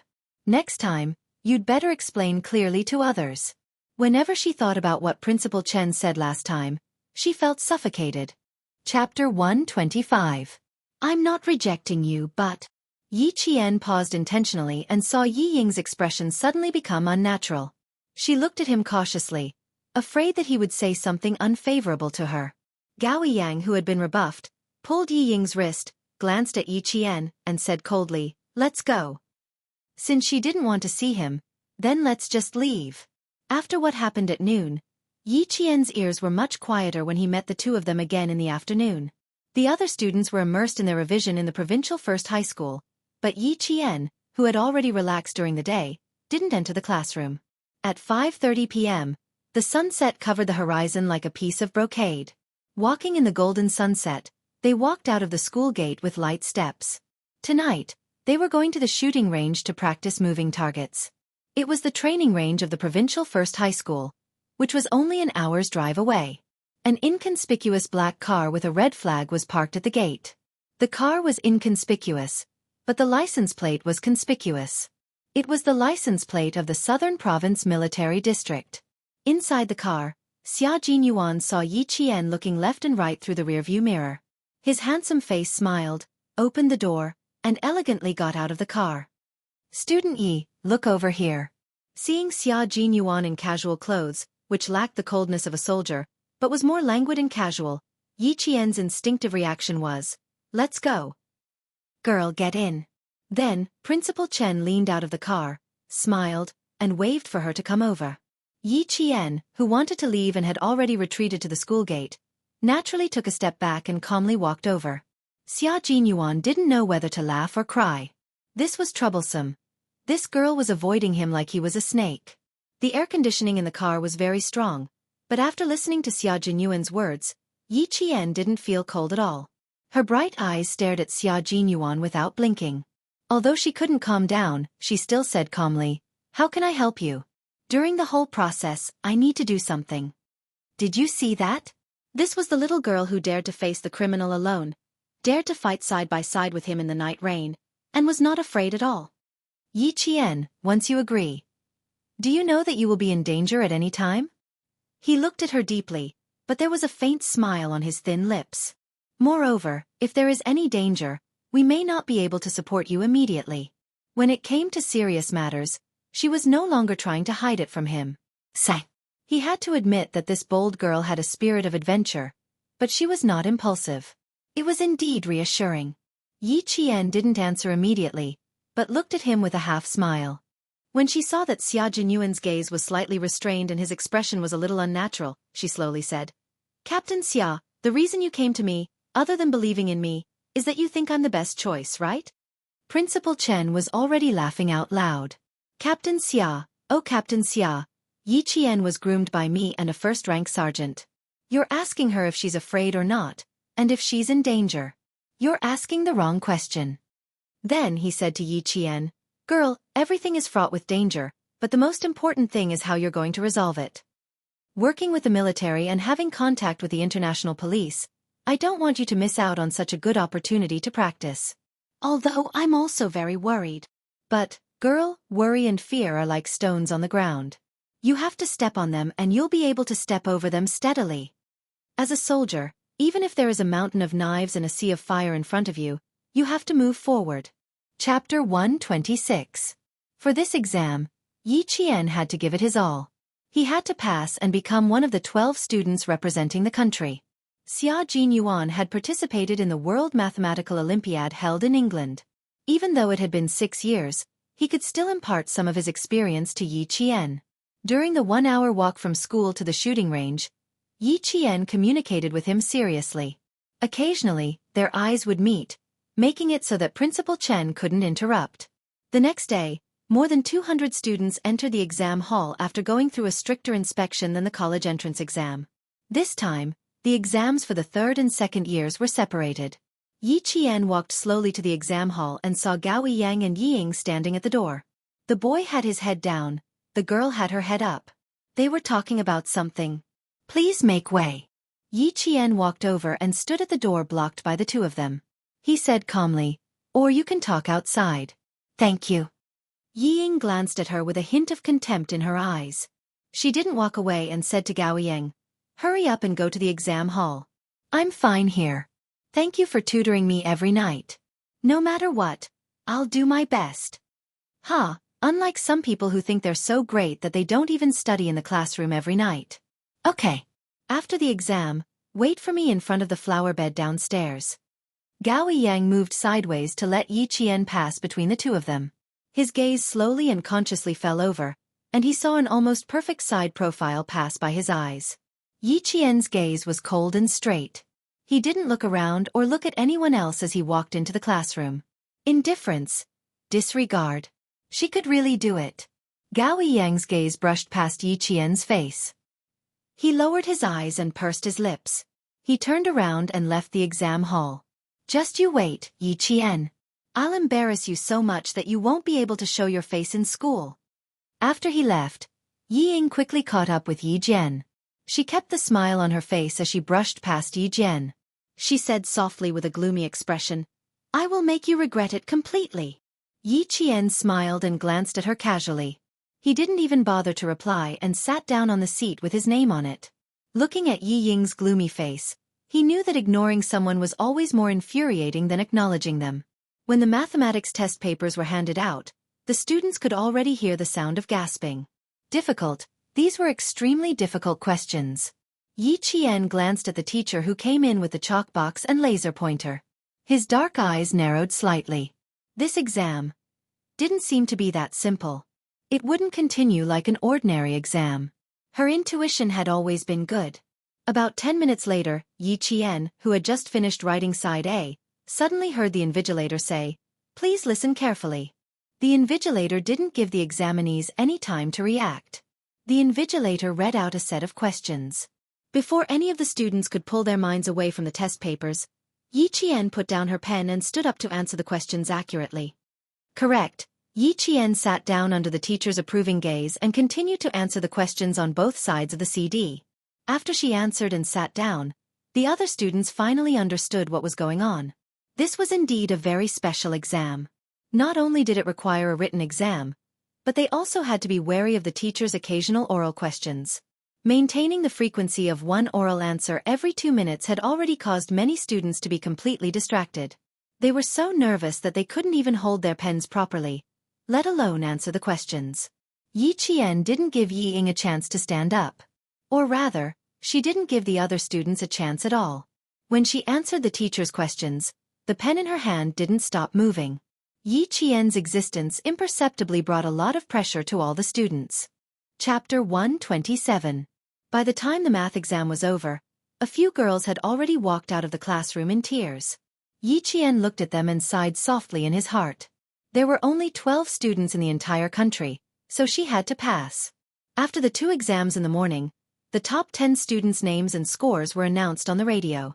It could be said that the top 10 students all got full marks. But according to the time taken to answer the questions, Yi Qian was far ahead. Crack! Yi Ying broke a ballpoint pen in half. Her face was gloomy as she pressed her lips together. Her originally beautiful eyes were filled with malice. I heard that Yi Qian is a student from a town's middle school. Oh my God, even the students from the province's first high school can't compare to him. He handed in his paper too quickly. I was sitting on his left, but he had already handed in his paper before I could even finish my paper.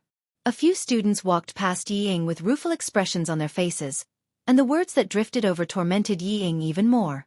Jealousy, resentment, caused her delicate and pretty facial features to twist like an evil witch's, emitting a dense chill. What are you thinking about? Gao Yang walked over with a bottle of mineral water in his hand. He saw Yi Ying standing motionless under the scorching sun from afar. She seemed to be thinking about something, but she was completely unaware that she was being baked in the sun. Yi Ying's shoulders moved slightly. She turned around, her pretty face showing only faint disappointment. Yi Qian won. I lost. What should I do, Gao Yang? I've disappointed you. Her previous confidence was gone. The sadness she revealed made Gao Yang feel that the girl in front of him was so real, and not fake. There's no such thing as Yi Ying. If the world is a pyramid, then there will always be some people standing at the top and some at the bottom. Gao Yang pointed out realistically. His intention was to let Yi Ying see through it and not to worry too much. Who knew that after Yi Ying heard this, she almost lost her composure. Did he mean that Yi Qian was at the top of the pyramid, and she was at the bottom? Again, you didn't lose, and you didn't disappoint me. Do your best, Yi Ying. Gao Yang did not lower his head to look at the girl's expression. His heart was no calmer than Yi Qian's. Or rather, no student could remain calm after hearing Yi Qian's score and exam time. Unfortunately, Yi Ying didn't listen to him at all. She said goodbye to Gao Yang with a gloomy heart and threw the broken ballpoint pen into the trash can. She didn't go back to the dormitory immediately. Instead, she walked toward the school's canteen with a gloomy face. Just wait and see. She would definitely not allow this wretched girl to continue like this. The students were shocked, and the teachers from the various cities were no exception. Yi Qian seemed to have appeared out of nowhere. Not only did he crush the students, he also crushed the teachers ruthlessly. Xia Jinyuan, who had been paying attention to the results, heard about Yi Qian's results on the radio for 2 consecutive days. Looking at the calm and confident girl in front of him, his thin lips curved into a smile. Even his unfathomable eyes were filled with amusement. No wonder Principal Chen said that you don't have to attend classes at night for the next 15 days. Yi Qian didn't know about this yet. When he heard this, his dark eyes lit up slightly. He looked at the dangerous man who had appeared in front of him for 2 consecutive days and asked cautiously, "How did you find out about it before me?" The things she cared about were always so interesting. Also, her little face was full of vigilance. He couldn't help but want to tease her. Chapter 128. Do you want to know why? The corners of his lips were slightly raised. His noble and elegant aura was not suppressed by his military uniform. Even a slight smile was enough to make one feel that he was extraordinarily noble. The contours of his side profile were very perfect. When he smiled, the corners of his eyes were raised, revealing a trace of faintly discernible wickedness. It was the kind of man's charm that would make a woman's heart beat faster, and make her gaze involuntarily follow him. Perhaps Xia Jinyuan himself was aware of this, so at most, his smile was just slightly raised, and his deep eyes were still calm. But when facing Yi Qian, there were always many indulgences and exceptions. As long as he was not on a mission, he would not restrain his charm at all. Instead, he would naturally face her and use his true self to communicate with her. Yi Qian frowned slightly, then smiled and said, "I don't want to know. In any case, I already know the result I want. Her reply caused the smile on his thin lips to deepen. A dark light flashed through his slightly raised black eyes, but it only lasted for a few breaths before he calmed down. Even though he liked to tease her and see the lively expression on her face, he also knew that he had to stop before he went too far. Principal Chen said that although he hopes that you can participate in more actual combat, he is still worried. Faced with a girl who would wrap herself in layers of hard shells whenever she felt that something was wrong, he could only be more patient. I will wait for you at the school gate at 6 o'clock. For the next week, I will be here to train with you. Hearing this, Yi Qian secretly took a deep breath before saying, I hope I didn't cause you any trouble.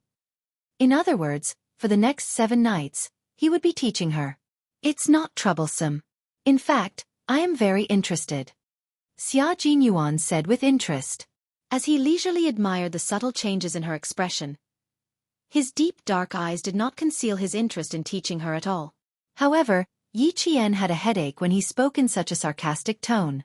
It was as if he was trying to express something, but in fact, he was just overthinking it. Seeing her frown, Xia Jinyuan restrained his expression and revealed a coldness that could not be ignored. You can go to the cafeteria to eat first. If you don't appear at the school gate at 6 o'clock sharp, you can take the car to the shooting range. Just as Yi Qian was about to speak, she suddenly felt a dark gaze fall on her. As she nodded in response, she turned her body slightly and caught the gaze from the corner of her eye. There is someone behind the tree to your right. She is a student from Town Middle School. She is a girl with shoulder-length hair. Xia Jinyuan raised his hand and placed it on Yi Jian's shoulder, creating a false impression that he was pushing Yi Jian away so that she would turn around and go back to school. With his action, Yi Zichen was directly facing the Wutong tree in the right direction. With just one look, Yi Qian knew who the girl hiding behind the tree was. Other than Yi Ying, who else could it be? Yi Ying hid behind the tree and stared unblinkingly at the man in front of her who was acting intimately with Yi Qian. The corners of her mouth curved into a sinister and cold smile. Unfortunately, she did not have a camera. Otherwise, she could take a picture and post it on the school's blackboard. Even if Principal Chen came forward, he would not be able to explain why Yi Qian was acting so intimately with a man. Chapter 129. At 6 o'clock, the last rays of the setting sun disappeared, leaving only the fiery red clouds behind. Since it was summer vacation, Yizhong High School was particularly quiet in the sunset. Even the 2 pairs of mandarin ducks reared in Swan Lake were resting on the water plants on the shore, rubbing their necks and enjoying the peaceful time. Yi Qian walked out of the school, opened the car door, and got into the car. It was exactly 6 o'clock, not a minute or a second later. She was so punctual that Xia Jinyuan, who was in the car, felt a little helpless. This girl was way too punctual.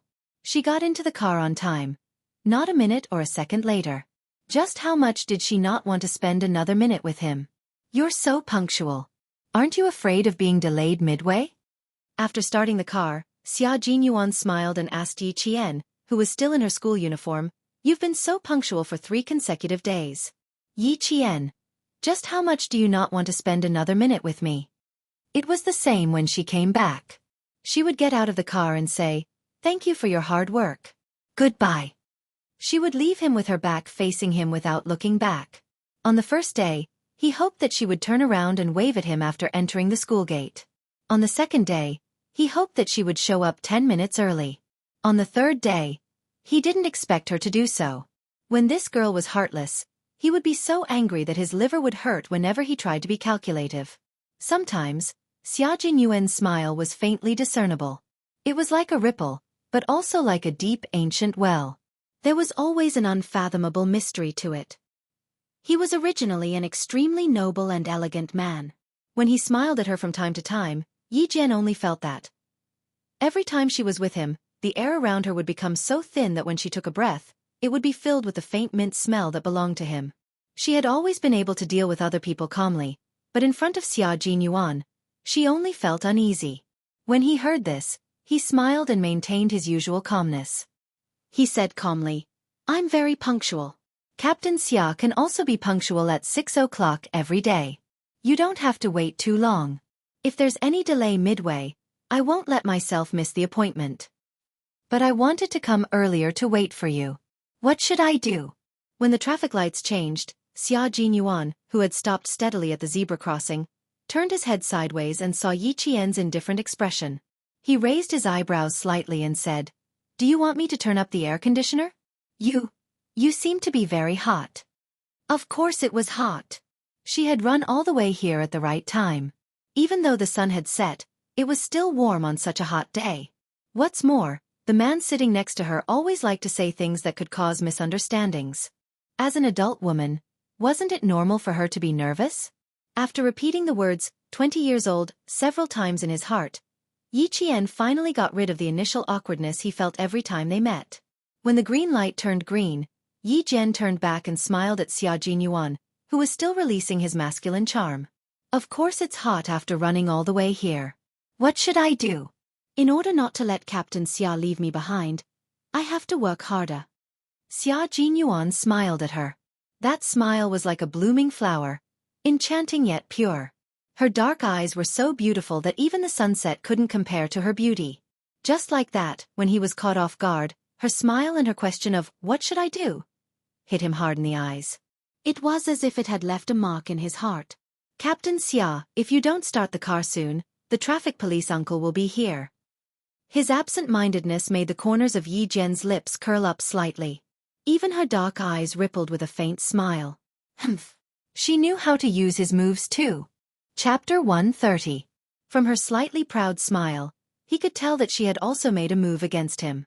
TSK, TSK, TSK. As expected of a little fox. She knew how to counterattack so quickly. "This is getting interesting, Yi Qian." Xia Jinyuan raised his eyebrows and replied with a faint smile. Then, he started the car under the urging of the people behind him. The little girl was smart, but she didn't know that men were born hunters. And he, Xia Jinyuan, was one of the best hunters. The more cunning she was, the more he was interested in her. Yi Qian didn't understand, so naturally, he didn't know what men meant by hunting like. However, he subconsciously felt that the interesting in his words was already beyond the scope of normal communication. To her, the back and forth between an elegant and dangerous man was indeed interesting.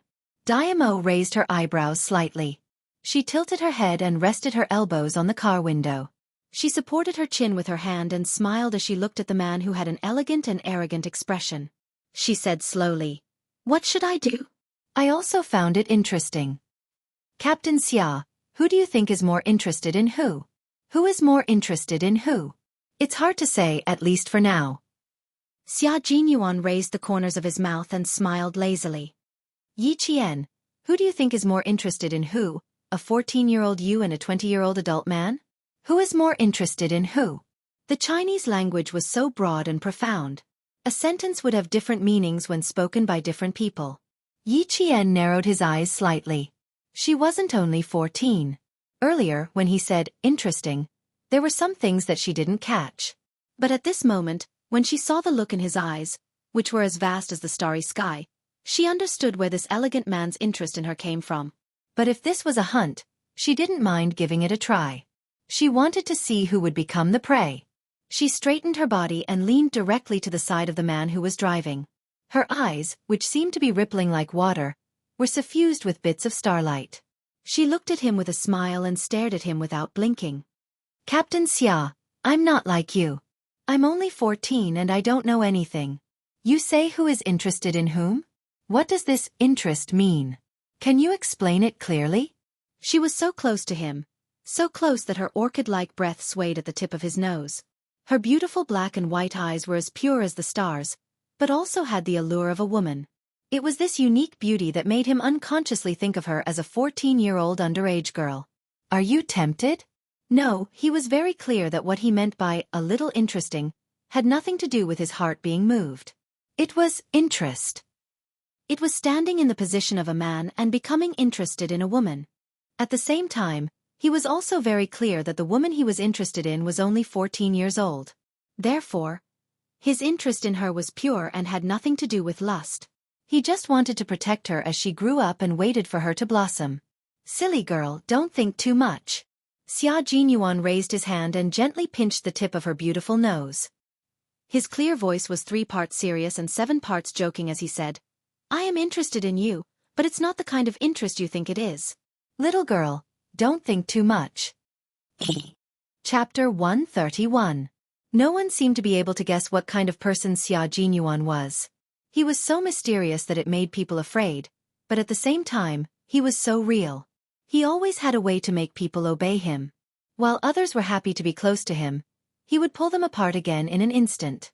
Facing a man who could control all his emotions so easily, Yi Qian thought to herself, how hurtful. The tip of Yi Qian's nose was still warm from his fingertips. Her expression didn't change as she smiled and said, I'm sorry, I didn't think too much. First of all, I don't have time. Second of all, I'm young and don't understand. Third of all, I remember what Captain Xia said before. I need to keep a distance from men. Captain Xia is also a man, and a man who is even more outstanding than a little boy. Therefore, I need to keep a distance from Captain Xia. The little girl was so eloquent. Her trap was no worse than an adult's. She even knew how to shut him up. However, when the car screeched to a stop and the handbrake was pulled, Xia Jinyuan was already so close that she could see how thick his long eyelashes were. His deep and dark gaze fell straight on her hibiscus face that was smiling yet not smiling, and he laughed softly. No, you can keep a distance from all the men in the world, but you can't keep a distance from me. His voice was cold and clear, and when he suddenly spoke, it sounded like the soft notes of a guqin. That kind of low voice was so unique that every sentence and every word was branded with the elegant charm of a man named Xia Jinyuan. Alcohol could make people drunk, and he could do the same. Yi Qian didn't panic because of his sudden approach. On the contrary, the more it was like this, the more vigilant she was, and the calmer her eyes became. Of course I can't keep a distance from you, Captain Xia, because... Since he was so close to her, she didn't mind getting closer to him. Yi Jian, who was speaking with a faint smile, leaned forward a little more. Not only did it allow the two to breathe together, even the tip of their noses could touch each other's. Because... I understand what Captain Xia means. He had to admit that the little girl was really cunning. Her actions made it impossible for him to take another step forward. This secret contest. What should he do? It seemed like he had lost. Looking at her dark eyes that were as pure as the night and focused on him as if he was the only one who existed, Xia Jinyuan's thin lips curled into a meaningful smile. He deliberately slowed down the speed of his speech and chuckled softly like a lover. That's what I mean now, but I don't know if it will be the same in the future. He had always been uninterested in women and things.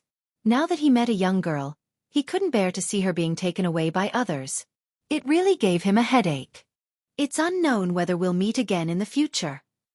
Yi Jian thought to herself, but she kept a smile on her face and said, who knows what will happen in the future? The most important thing now is to ask Captain Xia to guide me well. If they invited him to guide them, would they still be able to keep their distance? Obviously, it was impossible. What he said was exactly the same as what she said. The conversation was full of ambiguity, but it finally ended with the two of them keeping their minds on high alert.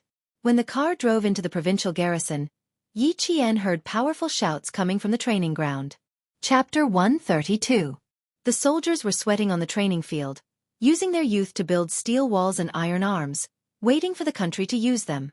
As long as Yi Jian set foot on this land that was filled with dignity and passion at the same time, she would become extraordinarily different. Her eyes were filled with the coldness of a soldier. She liked it here. She liked the feeling of victory when she put on her training uniform and climbed over obstacles with the soldiers, passing through layers of barbed wire. She liked to sweat on the training field, laugh with the soldiers, bleed with them, and cry with them. Soldiers were trained for 1,000 days to be used in a single moment. If you didn't get close to the world of the soldiers, you would never know how the young soldiers were trained and how they raced against time. The soldiers in their training uniforms were sitting in a neat circle on the training field. Xia Jinyuan was also one of the spectators. He quietly watched the girl who dared to wrestle with a soldier from Inner Mongolia on the training field. There was a faint smile in his deep black eyes as he focused all of his attention on her. He had already seen Yi Qian's training content. It was divided into 5 major trainings. The first one was weapons training. The second one was engineering training. The third one was communications training. The fourth one was commander's training. The fifth one was medical training. The fifth one was placed last because Uncle Jen and Principal Chen weren't good at it. At the same time, they wouldn't be able to understand it immediately. The first major weapons training was Yi Qian's current focus. It was to learn the performance of light weapons from the country and other countries. This included pistols, semi-automatic rifles, machine guns, mortars, anti-tank weapons, and anti-aircraft weapons. They would also undergo training in tactics, indirect firepower attacks, the use of portable anti-aircraft weapons, weapon disassembly, bomb disassembly, and other dangerous A-level training. Sniper training was attached to the first major training. So far, Yi Qian had learned the best from the first major training. After a week of training, Xia Jinyuan had a good understanding of Yi Qian's skills. Just as Principal Chen said, other than her lack of strength, she had reached a good standard in all other aspects. He avoided the first major training and tried his best to improve Yi Qian's combat skills. At the same time, he also had to teach her how to scout, defend, and non-traditional combat, assassination-type combat. It was already late at night, and the deafening shouts on the training ground had come to an end. After warming up, Yi Qian entered the training under Xia Jinyuan's guidance. It was already 10 o'clock at night when Yi Qian walked out of the provincial garrison's training ground. It had been like this for 7 consecutive nights. When Yi Qian returned to the provincial No. 1 middle school, it was exactly 11 o'clock at night when he returned to the dormitory through the back door. Survival, escape, resistance, and evasion are not only used in battle tactics, but they can also be used in combat. Xia Jinyuan, who had changed into a combat uniform, exuded an aura as cold as a sword. Even his dark eyes were filled with the glint of a sword. As he drove, his voice was solemn and cold as he steadily made a big turn. Digest what I've taught you in the past 7 days. I'll check on you when you come to Beijing. Yi Qian nodded gently and said seriously, I will. When are you leaving tomorrow? He had taught her diligently for 7 nights. He was leaving the next day, so it was only polite for him to ask. Why? Are you going to send me off? Xia Jinyuan smiled and glanced at her. He was not used to this little girl being polite. If you want to send me off, I'm afraid you won't be able to go back to school tonight. Chapter 133. There was no way the car could drive directly to the back gate of the school, so it could only stop at a residential building. Inside the sealed car after the engine was turned off, their breathing could be heard clearly. Yi Qian unlocked the car, opened the door, and jumped out. He chuckled at Xia Jinyuan, who was still sitting in the car. Don't be too optimistic, Captain Xia. Goodbye, I won't be seeing you off. Similar to all the key schools in the province, there were residential buildings near No. 1 middle school. The back gate of the school was built in the 1980s and was only 7 stories tall. There were rows of buildings, and the distance between each building was only a meter wide. Every night, Xia Jinyuan would park the car and personally send Yi Qian to school. Tonight was no exception. As she chuckled, he elegantly got out of the car. After closing the car door, he looked across the car at the girl who was standing under the streetlight. His thin lips curved into a sexy smile. Not even a hug before we part? We hugged enough on the training field. Why, Captain Xia still can't forget about it. Who didn't know how to tease people? After following him for a few days, no matter how stupid she was, she would have learned it. Yi Jian's eyes curved into crescents and there was a sly look in her eyes. When we get to the capital, we will have plenty of opportunities to hug each other. The girl's little mouth was getting more and more powerful. It seemed like he had to restrain himself. Otherwise, if he led her astray and made her tease other boys, he would definitely be angry. After the summer break, this old-fashioned residential building, which was built in the 1980s and only had 7 floors, was dark except for a few scattered lights. The two of them walked past a few residential buildings. Almost at the same time, their gazes fell on the same direction. With a cold look in his eyes, Yi Qian said to him, It's not far. I can go by myself. It didn't feel good to be watched for several nights in a row. You want to go up and take a look alone? Xia Jinyuan didn't stop, nor did he agree. He only sent her there. If you want to go up, I can accompany you. I want to go and take a look. I've been keeping watch for a few nights. I want to ask the higher-ups if they're tired. Yi Qian chuckled. Suddenly, his eyes turned cold. His gaze was sharp as he looked at the window where only a single lamp was lit. Behind the window, someone was so scared that his hands trembled. He reflexively put down the curtains, grabbed the cup on the desk, and gulped down the water. It was too frightening. Yi Qian's gaze was murderous. It was so cold that her heart almost jumped out of her chest. About 3 minutes later, the frightened man gently patted his chest to calm himself down. Then, he gently lifted the curtain. He was about to raise the camera in his hand and record the scene of a man and a woman coming back from a walk in the middle of the night. Just as she opened the curtain slightly, under the illumination of the table lamp, she saw a face suddenly approaching from outside the window. Ah! Liao Jian, who was holding the camera, screamed in horror as if he had seen a ghost. In the end, he couldn't hold on to the camera in his hand. With a bang, it fell heavily to the ground. He didn't know if it was broken. The window was completely open. Yi Qian pushed off the windowsill and stood on the windowsill. He then pulled the curtains open and saw Liao Jian, who was standing against the wall in shock. He was staring outside in horror. At his feet was an imported camera. Chapter 134. Yi Qian bent over and crawled through the unsecured window. He calmly jumped into the room and bent over to pick up the camera under Liao Jian's shocked gaze. Yi Qian didn't communicate with him at all. He picked up the camera, stepped on the desk, bent over, and jumped down lightly. He disappeared from the room. Liao Jian stood there motionless, his eyes fixed on the camera.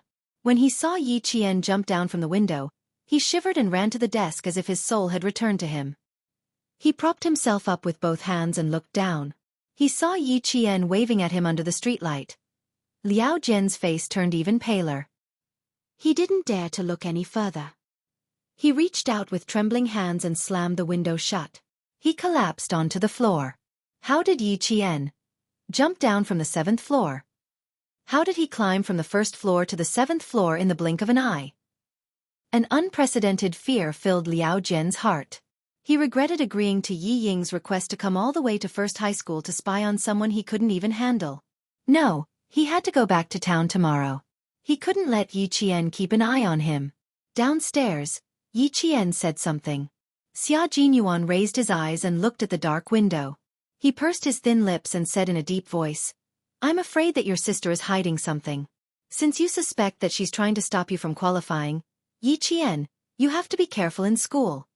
He had seen fights between girls before. They happened in the dark and were impossible to guard against. The next day, Yi Ying sat in the classroom and stared at the camera on the desk. Even though her palm-sized face pretended to be calm, her trembling eyelashes betrayed her feelings. "I'm sorry, it's broken. Please explain it to Liao Jian when you see him." Yi Qian's clear eyes stared at Yi Ying, who had lowered her head in guilt. He said coldly, "Please return this broken toy to Liao Jian. He probably won't ask me to pay for it." Yi Ying gently closed her eyes. When she raised her eyes, there was a haze in her eyes. "Return it to whoever you took it from." "What do you mean by giving it to me? Please move aside, I still need to study. I also want to hand it over to classmate Liao personally, but thinking about how I scared him last night, I reckon he won't dare to see me now. But you, he will definitely come." Yi Qian's finger tapped lightly on the desk. His calm tone faintly revealed a coldness that made Yi Ying panic. "If you don't want any accidents to happen before the exam, Yi Ying, you'd better behave yourself." Yi Ying's heart trembled slightly as she bit her lower lip and didn't say anything else. Her words were full of threats and were as cold as icicles. At the same time, he heaved a sigh of relief. Fortunately, they both had to face an exam. Otherwise, with the wretched girl's current temper, she probably wouldn't let him have a good time. After realizing that she had found an unreliable person to help her, Yi Ying vented all her anger on Liao Jian. She scolded him so much that she even broke a camera that cost a few thousand yuan. Liao Jian originally wanted to remind her to be careful of Yi Qian, but after scolding her, Liao Jian, whose eyes were about to spit fire, left just as he was about to slap her. "Remind my ass. If you have the ability, go deal with it yourself." After this incident, Yi Ying really did behave and didn't dare to do anything else. Chapter 135. The 15 days of intensive training ended on July 17th. That night, the 12 students left for the capital under the lead of the teachers. All the students had not yet recovered from the excitement of coming to the heart of the motherland, the capital. From July 19th to July 23rd, the 5-day test was held directly. When they arrived in the capital, They found out that the provinces sent out students from the 2nd and 3rd grades. However, the famous schools in the capital not only had high school, but also middle school. On the first day, 4 out of the 12 students were eliminated. On the second day, 3 more were eliminated. On the third day, 2 more were eliminated. Out of the 12 students, only Yi Qian, Yi Ying, and Gao Yiyang were left. The atmosphere in the examination hall was quite tense. 4 days of difficult written tests, oral tests, question snatching, and so on. Even the usually calm Yi Qian's palms were sweating. However, whenever it was her turn to fight, she would straighten her back and calmly look at her opponent with her dark eyes.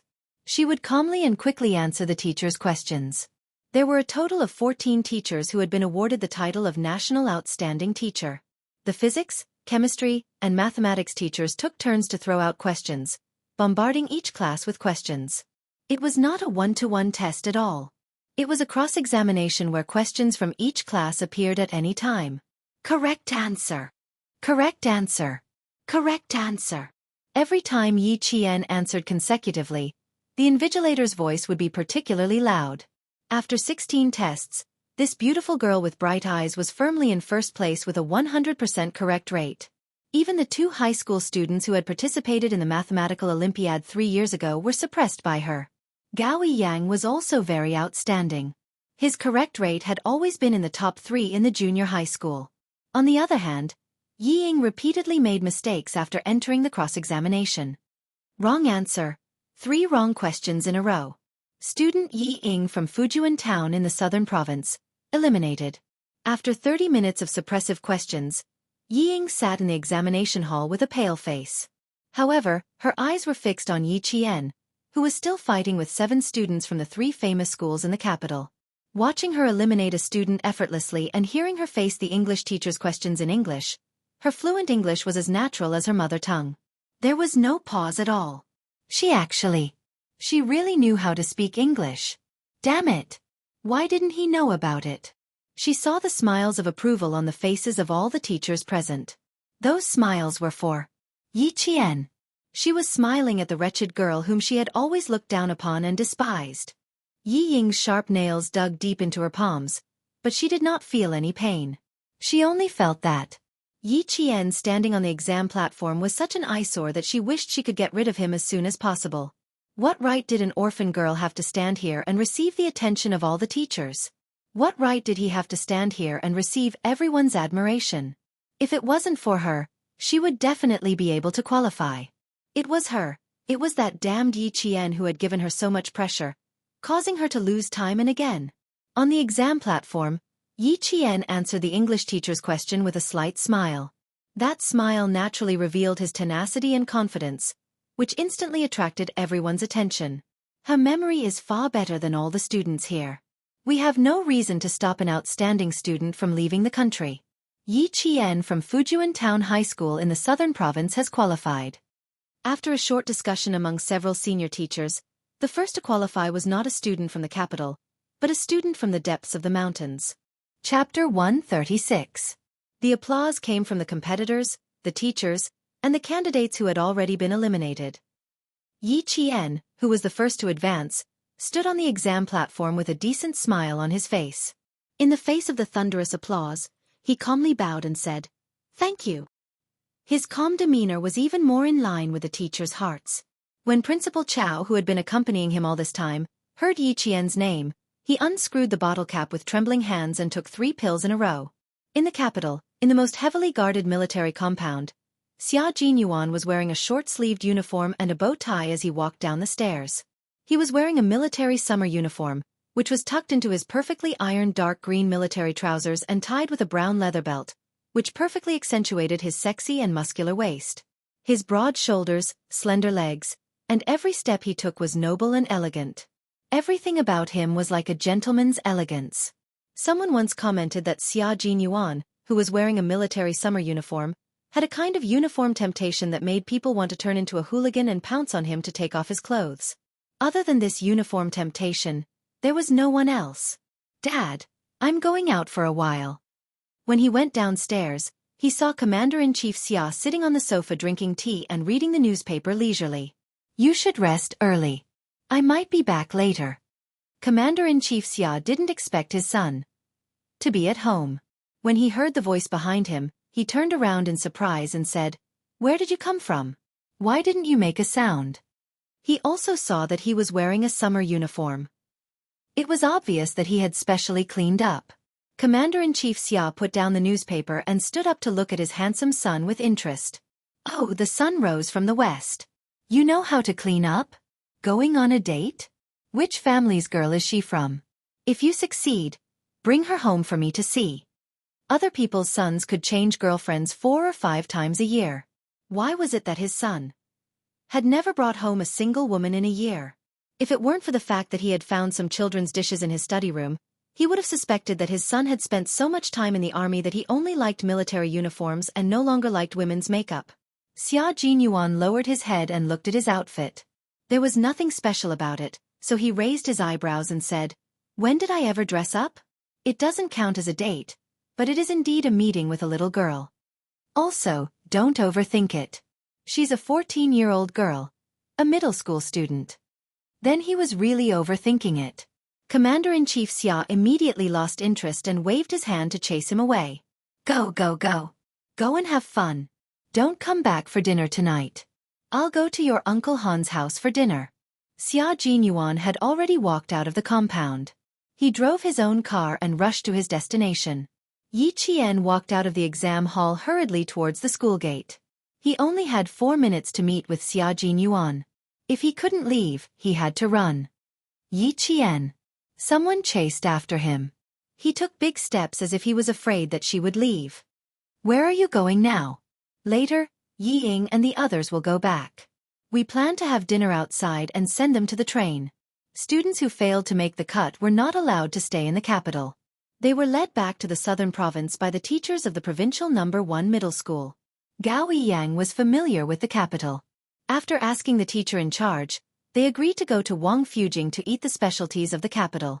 The rest of the students agreed readily. Except for Yi Qian. He had only said a few words to Yi Ying and she had already disappeared from the scene.